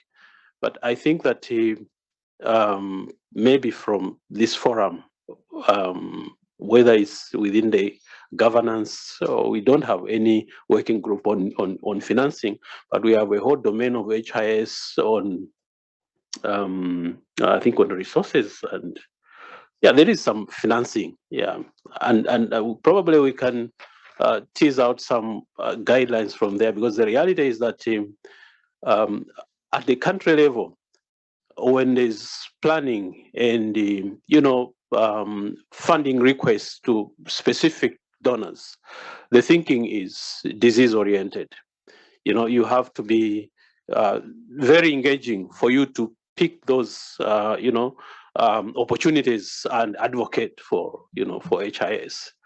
But these donors are at the global level. Obviously, if there is something that can be referred to, just as they provide guidance to countries to say, okay, we have an opportunity here, we think we can fund this area, this area, this area, HIS could be in there, and maybe a specific threshold to say, at least it may be about malaria, but maybe an allocation of this percentage to the cross-cutting HIS, that would probably help advocacy for resources at that level. I don't know. Okay. As it was said, it will be to the secretary to. We have just one more working group, Yes, we are going data to and move digital forward. governance. I'll invite Vidya and Vikas to give their presentation.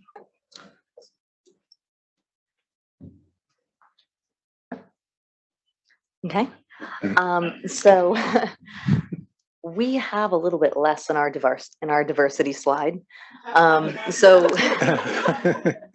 as many people, in case you hadn't noticed, so as many of us have noted or mentioned, our list of members, our distribution list is much larger than the members who actually regularly participate. So we went with just high-level brushstrokes to look at that. So in terms of our constituencies, we have a fairly representative group, except when it comes to country representative and regular participation from host governments. So like several of the other groups have mentioned, when we have specific presentations, that sometimes changes, but in terms of our ongoing participation and the folks that we see regularly, that is where we clearly lack. In terms of just our general diversity of perspective, the mix of global north and south, and our gender balance, I feel like we do a pretty good job. But again, the main point and the thing that is very obvious to many of us is that we do need more country participation. And especially moving forward with some of our deliverables, that's going to be incredibly important. So for folks of you who are from countries here, we will be following up with you, and not just you individually, but we'll absolutely welcome any ideas to improve our representation and country participation. And as we start to talk about our deliverables, then I hope it'll be clear why. Next slide. So when we first started, we identified a couple of priority deliverables. One was a series of global health data governance principles. Many organizations, coalitions, or specific types of stakeholder groups have principles that do get at this, but there hasn't been, or there was kind of a clear gap that we noted, and other stakeholders noted in a set of globally applicable or organization and stakeholder agnostic health data governance principles. So as we were kind of defining this, we were connected with Transform Health, who had also identified very similar needs, and we were able to work with them, take advantage of the fact that they had available funding and resources, and put these together. So they're based in the public domain. They were released in early April.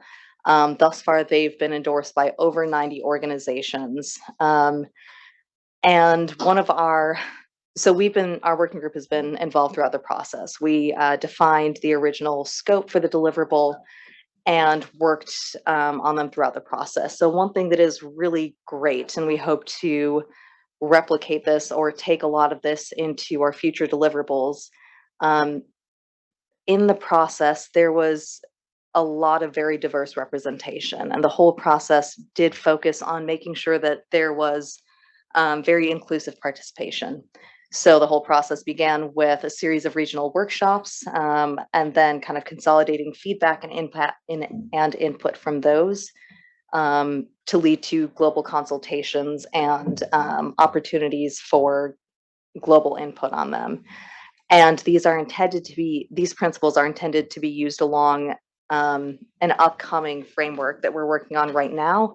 And that will kind of get at some of the more practical implementation of these principles and good health data governance. Next slide. Sorry, I split up our deliverables information into a couple slides so it wouldn't get too crowded.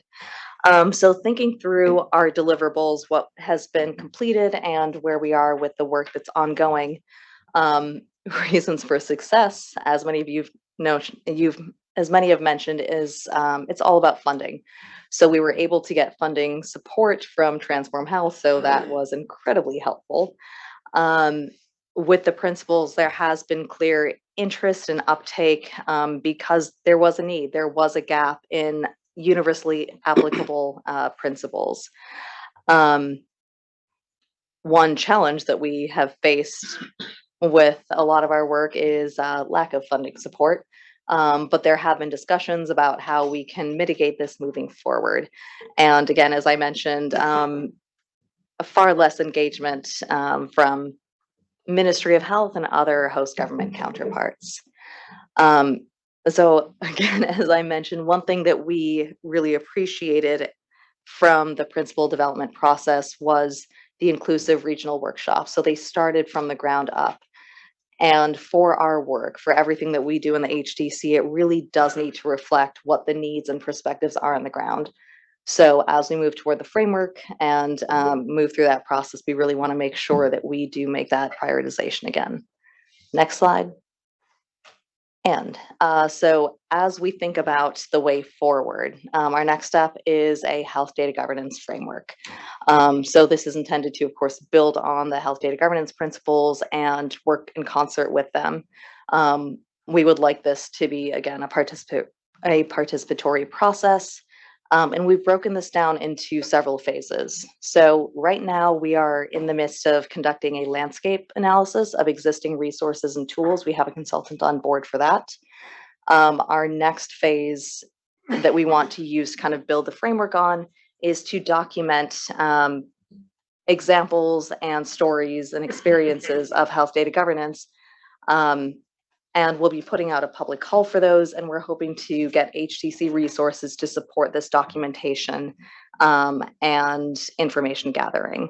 And for this, as well as resources that we've gathered for the landscape review, we want all these to be hosted in a public repository. And we're still thinking through exactly what that would look like, what is going to be the most user-friendly for our target audiences, what's going to be easiest to access, what format that should look like, and so on. But we really do want all of this information, not just the final products, but the information that contributes to those to be publicly accessible.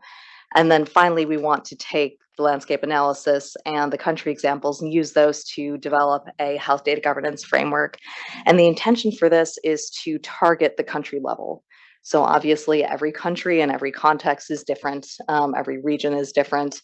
But this is intended to identify things that need to be addressed whenever we're talking about health data governance. So whether we're talking about HIV or another vertical program, whether we're talking about paper records or electronic records or enterprise data systems, there are key points that we need to hit. So we want to cover all of those and make sure that this is something that countries, individual countries or regions can take and adapt to their own context, but a good starting point to get stakeholders, to make sure that stakeholders can cover everything they should. Vikas, do you want to add anything? Join our group. Yes, that, please. I guess just to add to that, it's just I think it's the Mike, sorry. please.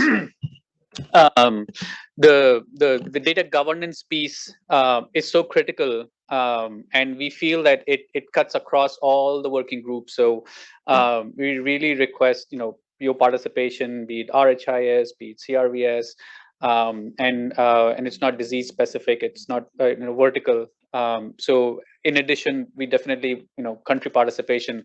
So that's really key. So we really want this to be grounded and not just kind of have something just for the sake of it, but that's much more useful and building from the experience. So yeah, please join us. Okay, after the presentation of the data and government working group, any question or?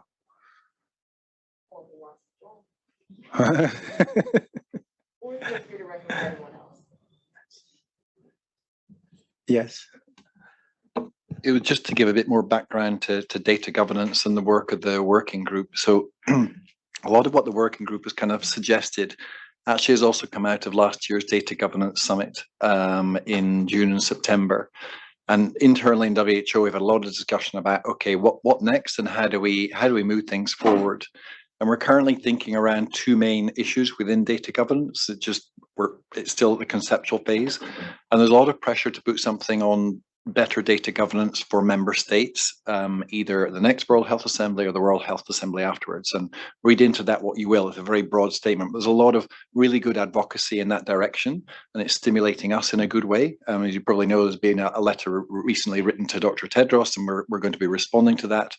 But the two issues that we're thinking of, and again, we really value communal thinking, and this is the benefit of the HDC, communal thinking within a working group of multiple partners about how do we tackle this issue, what is the best framework, what's good practice, thinking in terms of two things. One is best practice in data sharing and different elements of data sharing. And the other thing we're thinking of is data standards. And again, there's a range of different things in data standards, including interoperability. But rather than going from global level recommendations, much more trying to gather, as the working group is suggesting, some good practices and perhaps some poor practices from countries and contexts as well. What works and what doesn't, that could build upon a case for much stronger data governance. And the two other things that are being promoted, I think, is the concept of the data journey. And that concept that everyone potentially can see themselves as part of data being collected, stored, shared, analyzed, used. And of course, you could break it down into component parts, but that as a concept for data governance, I think is resonating. And I think the case for data as a global good also was made at the Data Governance Summit.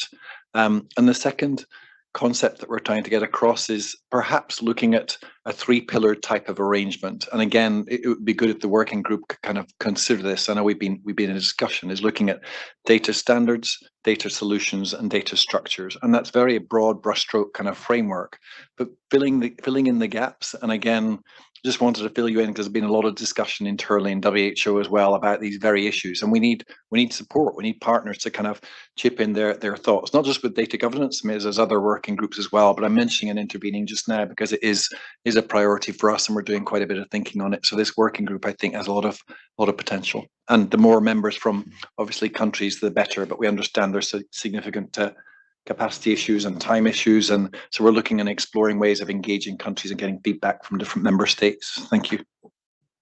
Yes. Just a quick comment on one thing I noticed is that when we talk about participation in the working groups, when a country was presenting, obviously a lot of people from that country or partners who are working with that country, but I did notice that other countries tended to attend as well. And so I think that, and that may indicate that, you know, if they see that on the agenda, it looks like it'll have more value than, you know, those of us in the global groups discussing our next, you know, global goods. And so that's just something to think about, is inviting countries to present, particularly if they're interested in your topic, and then put it out to all the countries. And so I think that was something I noticed. It's just an anecdote. Okay, thank you. One more suggestion? Yes. Then we are going to. Yes, you have the floor. Thank you so much. Then, I just wanted to respond to Craig, your your intervention. There's a couple of thoughts there. One of the really difficult issues with health is that there are very meaningful derogations globally in regards to the legal frameworks within countries. And we saw this especially with COVID-19, but we've seen it, of course, before then. So, of course, you've got the public health derogations. So that basically means that if you looked at the European Data Protection Board, for example, they put out a big analysis stating that GDPR did not apply to any COVID data. That is a correct legal analysis. That means that there needs to be a governance standard or set of principles that would apply when there is a derogation like that. So I think that's a very important issue that's really never been dealt with at a global level, not yet. There's also another issue that's really come up, which is health. I call it health adjacent. And it is all the non-regulated apps, research, all of the things that aren't covered under any legal or regulatory regime. And where this has become a bit of an issue, actually it's more than a bit of an issue, is in regards to either national security or law enforcement access to health data. And this is probably, I would have to say, this has always been an issue. It's been quietly burbling, but when Roe v. Wade fell in the United States, and we now have a post-Roe v. Wade situation, reproductive health has been largely criminalized in certain states, about 46 million women of childbearing age. So it has put a huge flashlight on this particular problem.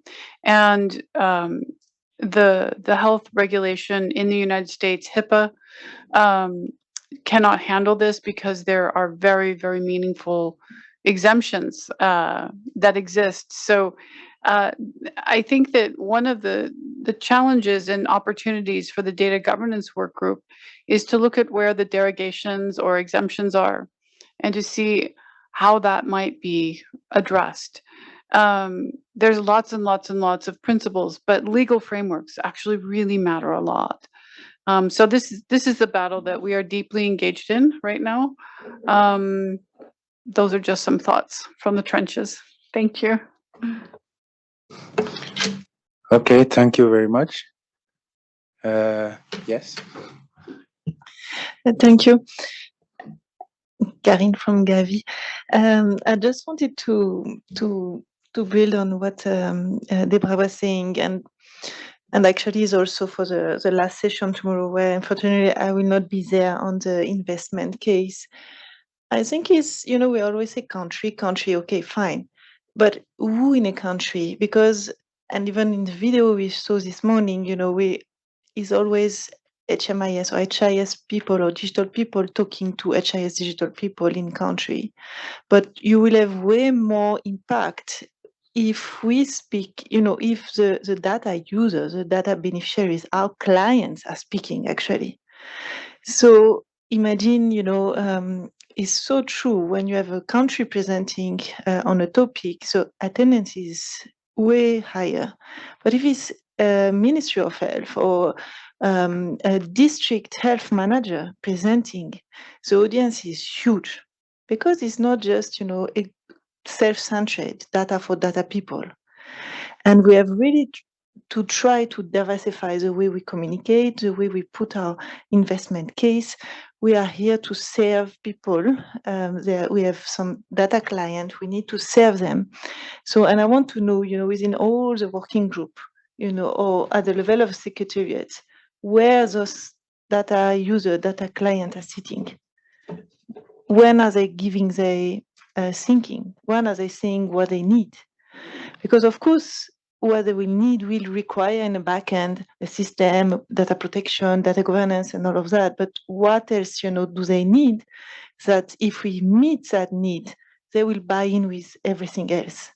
And they will say that, okay, when they have to sign off a proposal from Global Fund, a Gavi, or USAID in a country, they will make sure there will be budget for the data governance and everything. And just my last point, I do hope that one of the next videos of the HDC, or in the investment case, it will be all oriented on that aspect. I'm pretty sure if we demonstrate that, if we have a Ministry of Health champion saying, oh, well, I was in mission in Asia, I think I heard this story in June. I was in a mission in Asia country, ministry from Africa, sorry, in a mission in Asia country, receive a SMS and alerts there was an Ebola case in this country. I can tell you that next time, when the surveillance information system will come and say we need funding for that, he will really push for that. I would like to see people, a district health manager who is doing triangulation data, showing not, how we collect the data, but how he's using the data from the surveillance with the coverage data, the stock data. This is how we'll make impact. And the last point as well, if when we demonstrate that if you have a mosquito net distribution campaign and you see the district coordinator showing the data day after day when he can reorient, the stock of the mosquito net. This is what we need, and if we need to work on that, and this will go with the finance. But within the HDC, who is working, on that communication aspect, in that impact assessment, and that we make sure we fundraise, and that our champions are not data people, but data users. Yeah. Okay. Yes. So a quick follow-up to that, whenever we're developing digital systems, hopefully, whenever we're developing them, we have a wide range of users involved, everything from caseworkers or village health workers up through facility staff, supervisors, and all the way up through the national level. But you're right, a lot of times when we are originally designing the systems and planning out what data we're even going to collect, that's not the same conversation. We don't have the same constituencies and representation there. And even though it's something that hopefully we all know, even if it's in the back of our head, we haven't made that significant change. And that's something that, yeah, we need to think about how to include something that is not a very clear intervention into a good health data governance framework, because that's clearly a part of good data governance, making sure that data is collected only when it's needed, that we are prioritizing data that is needed in order to improve services, not for reporting, as a lot of our systems have historically been designed to do. And making sure that we are, as we're all talking about equity now, and as that is one of our newer buzzwords, that we are backing that up with action, and that, and I really like using this principle from health data governance principles, but really promoting equitable benefits, making sure that as we're collecting data, that it's the people who are collecting it, whether it's a caseworker, clinical staff, that it is designed to help them, that it is information that is useful, that will then in turn improve the quality of systems so that we can feel more comfortable aligning our systems and our efforts, as opposed to creating duplicate ones because we don't trust the data quality along the way. I obviously do not have a clear answer or way forward on this, but even an early step is just having clear goals, understanding what we're going for, and having standard language so we can speak with one voice and start to sell these points as we're trying to mitigate some of our duplication.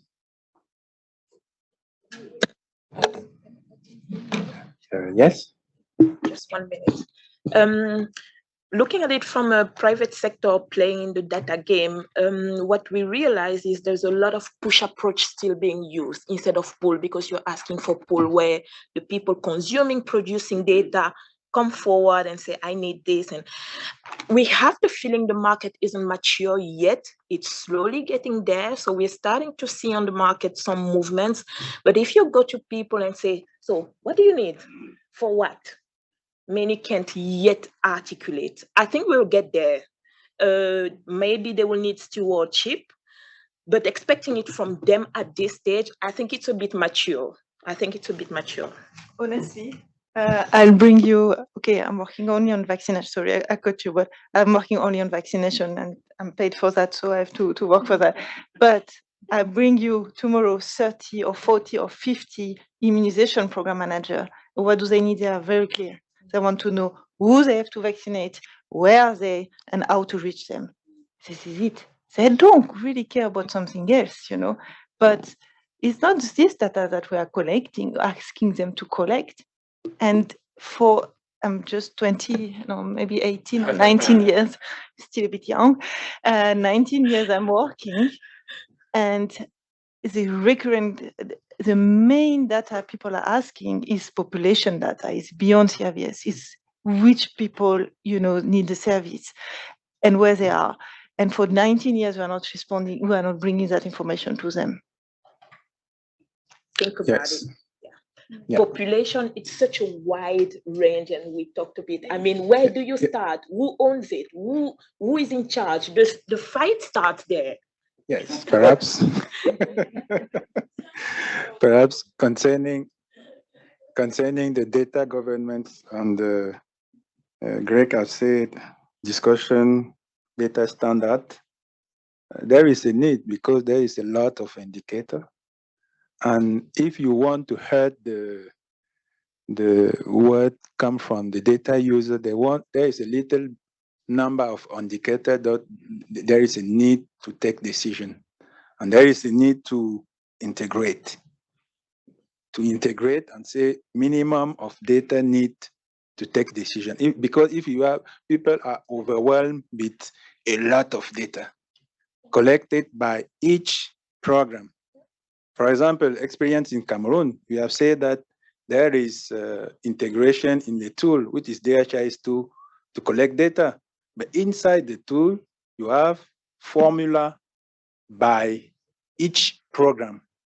Yes, you have a tool we integrate, but for the person who have to collect this data, it is the same process to introduce for each formula, for each program. That means that there is a need to have some standard related minimum of information needed by program to take decision. Yes, you want to react. On this, but an overall. Yes. Can I go for an overall Yeah. thought? Mic, please. It's okay? Okay, in the mic. Okay. You're bringing my average down to 798 now. So I think just one sort of a comment or a thought, I don't know. You know, it's basically when we say that the private sector is ready and public is not, I think we again need to challenge ourselves. We need to ask the users on what the need is, because typically in routine information systems, we collect, for example, ANC1 and ANC4, but not the causes of mortality. I'm sorry. If we really need to act and save, mortality and reduce numbers, we need to know what are the biggest causes of mortality at the facility level, and it's totally useful. Anyways, my overall sort of a thought after listening to the 7 working groups was there is definitely a lot of work that has gone in each of the working groups, and over the years a lot has been produced, tools, guidance, documents, and everything. Maybe it already exists. I haven't seen it, but if not, then maybe as a next step, what would be helpful is to look at HDC's let's say the theory of change, right? What are we trying to change? Are these tools really helping us do that? Are these tools helping us change our theory or not? So I think that kind of a mapping will be helpful. One, to make sure that we as different groups are aligned, and as well as if the challenge is to the Secretariat that in the next 2 years we have to implement in 20 countries, can we do that? Do we have the right tools or not? Or each of the working groups, are we just producing what we feel will be helpful? But yeah, so I think just kind of hearing a lot has been produced, but we need to synthesize all that and make sure that it is all helpful to achieve the change process that we're trying to. But if not, then we may need to take a step back and reconfigure ourselves. So just a thought listening to all the working groups. Thank you. Okay, thank you. Latisha. Also another broad consideration in the spirit of, because yeah, I've been fortunate to work in a number of industries, and the bulk of it is spent on health, specialized, and the reason I intentionally chose it was you work with professionals. These are professionals, and they know exactly what they want, which I found was very different from other industries. Obviously, you also get ranges, but your overall health professional, it's not just anybody. They deal with people's lives, so they are clear. So the onus is on us to understand what those needs are and spend time to understand how they work. They are not trained process driven, they are trained to save lives, but they're very, very clear how they do that. So they might need to be assisted to document their processes, take a process view. So it's just we need to challenge ourselves in how we make time to understand their business, how they work, how the clinic runs, how the outpatient and inpatient operates, how the patient moves through the system, and then ask them what they need, and then only consider how we can support and make life easier and free them from the mundane and assist them to make informed decisions. I'll leave it at that. Thanks. Yeah. Yes. No, thank you so much. And can I speak freely from an implementer's perspective at a country? Let me start off with a typical example of some of my doctor's colleagues who are in a common WhatsApp group. Private practitioners whom they have the corner offices, and out of desperation, created a WhatsApp group where we can bounce off symptoms and cases and consult with each other. Where does HDC fit in our processes for data collation so they can be information sharing, real-time basis? Let's think about that, governance. And typically about a week and a half ago, actually I realized that as part of the long COVID process, we've lost a couple of men between the ages of 50 to 63 due to long COVID, and they were presenting with signs of MI.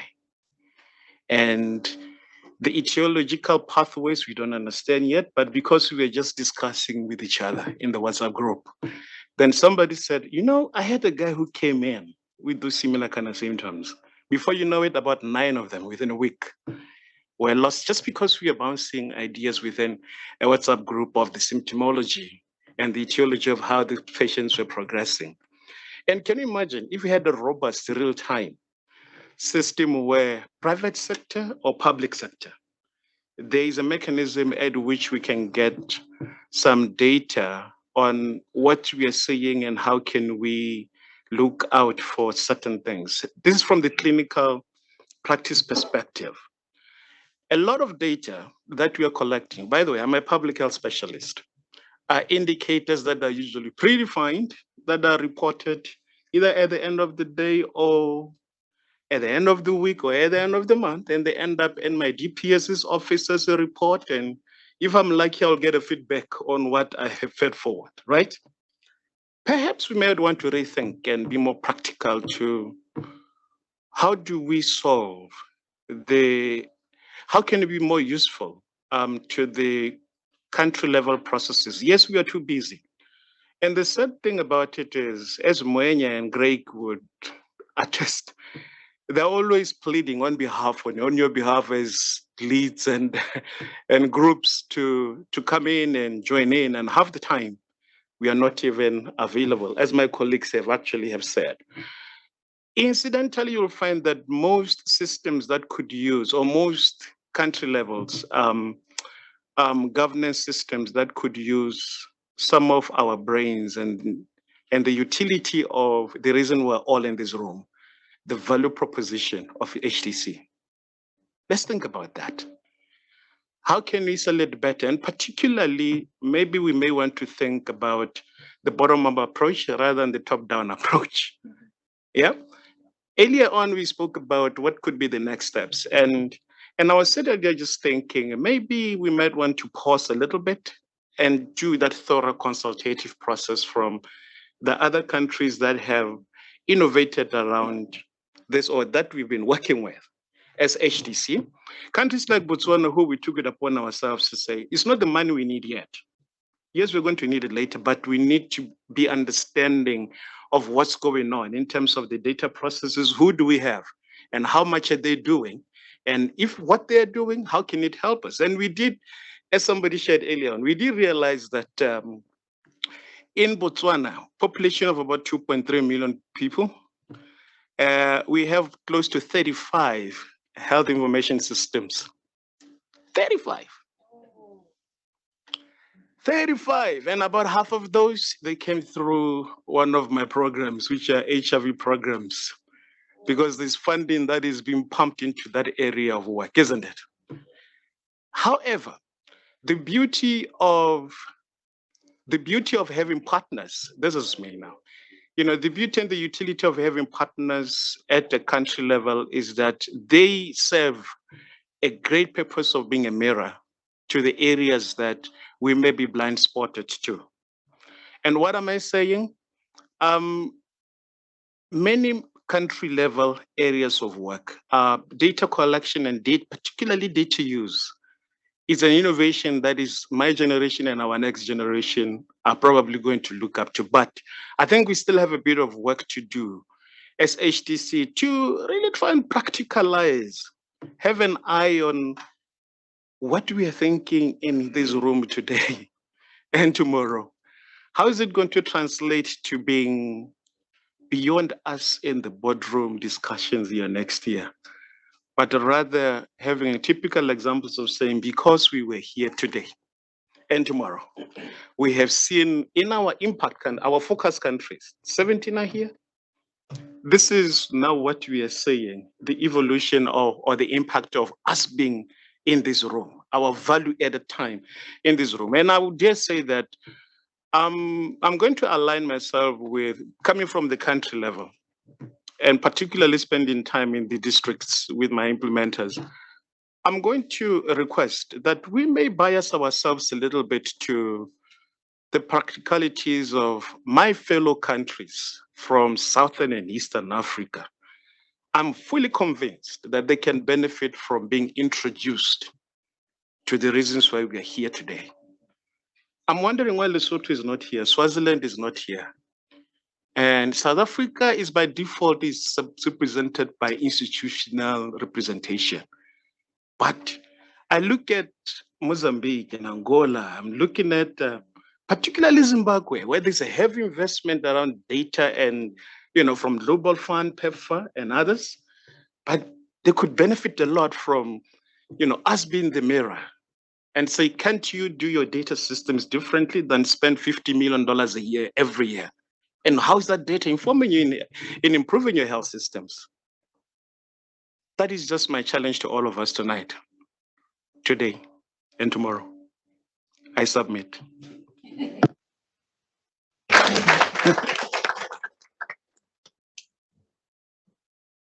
Okay, we have arrived at the end of this session.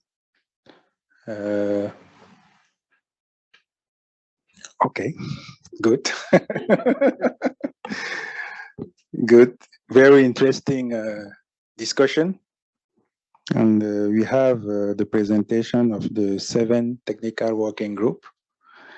And I want to point out some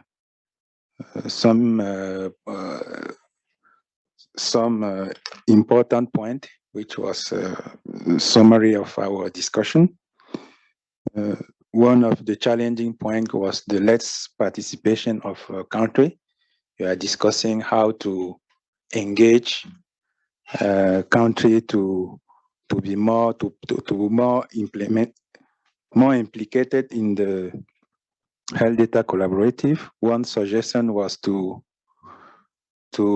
try to understand what are their needs, data at the level of data users, what they need, and try to take into account the need of the data producer and at the level of the Ministry of Health, what could be their need in order to improve their participation. One more point of discussion was language barrier. It was pointed out by every working group for the zone of the country which don't speak English. It could be more challenging to effectively participate in the working group. And one important point was integration. We are speaking about that. How we can think about standard to be put in place in order to improve, identify commonalities within different groups and see how we can take advantage of these commonalities in order to go forward. And yeah, that is the point I have not. I don't know if there is another point, if one person wants to add something. Yeah. No, I think tomorrow we'll be summarizing quite a bit of the main points and some of the action steps that we've taken on board, and the Secretariat will meet later. So I just wanted to thank everyone for their huge effort and huge energy today. It's been a long day, but thank you. So I've got nothing else to say on behalf of the Secretariat, but we'll wrap up tomorrow and give the main action points. We'll consolidate them. Thanks. Okay, thank you. I'm going to give the floor to the chairperson. Yes, thank you so much. Okay, thank you so much. I don't think there's really need for me to try and summarize anything because my good session facilitators were summarizing at every point. And also, Greg has already mentioned to us that tomorrow we are having the rapporteurs will be giving us feedback on the discussions for today. So I just want to take this opportunity to really thank the facilitator, the session facilitators. We did have Pam and Paban as the first session. We had Maxwell and Amos, and then finally Patricia and Modesta. So can we just give them a round of applause? And then I want to thank you all for participating so well. And can we just applause for ourselves as well? And I want to thank also our participants online and say that was very good. Thank you for attending, and please be there even tomorrow. We are not done yet. Thank you, and let's enjoy. Unfortunately, we cannot invite you for the drink this evening. So bye bye. Thank you, everybody. Okay, done. Okay. So drinks are downstairs. It's one level down. You just go down the steps. They're set up. Thanks. Thank you, guys. Thank you. You're gone. It was a long day. Thanks.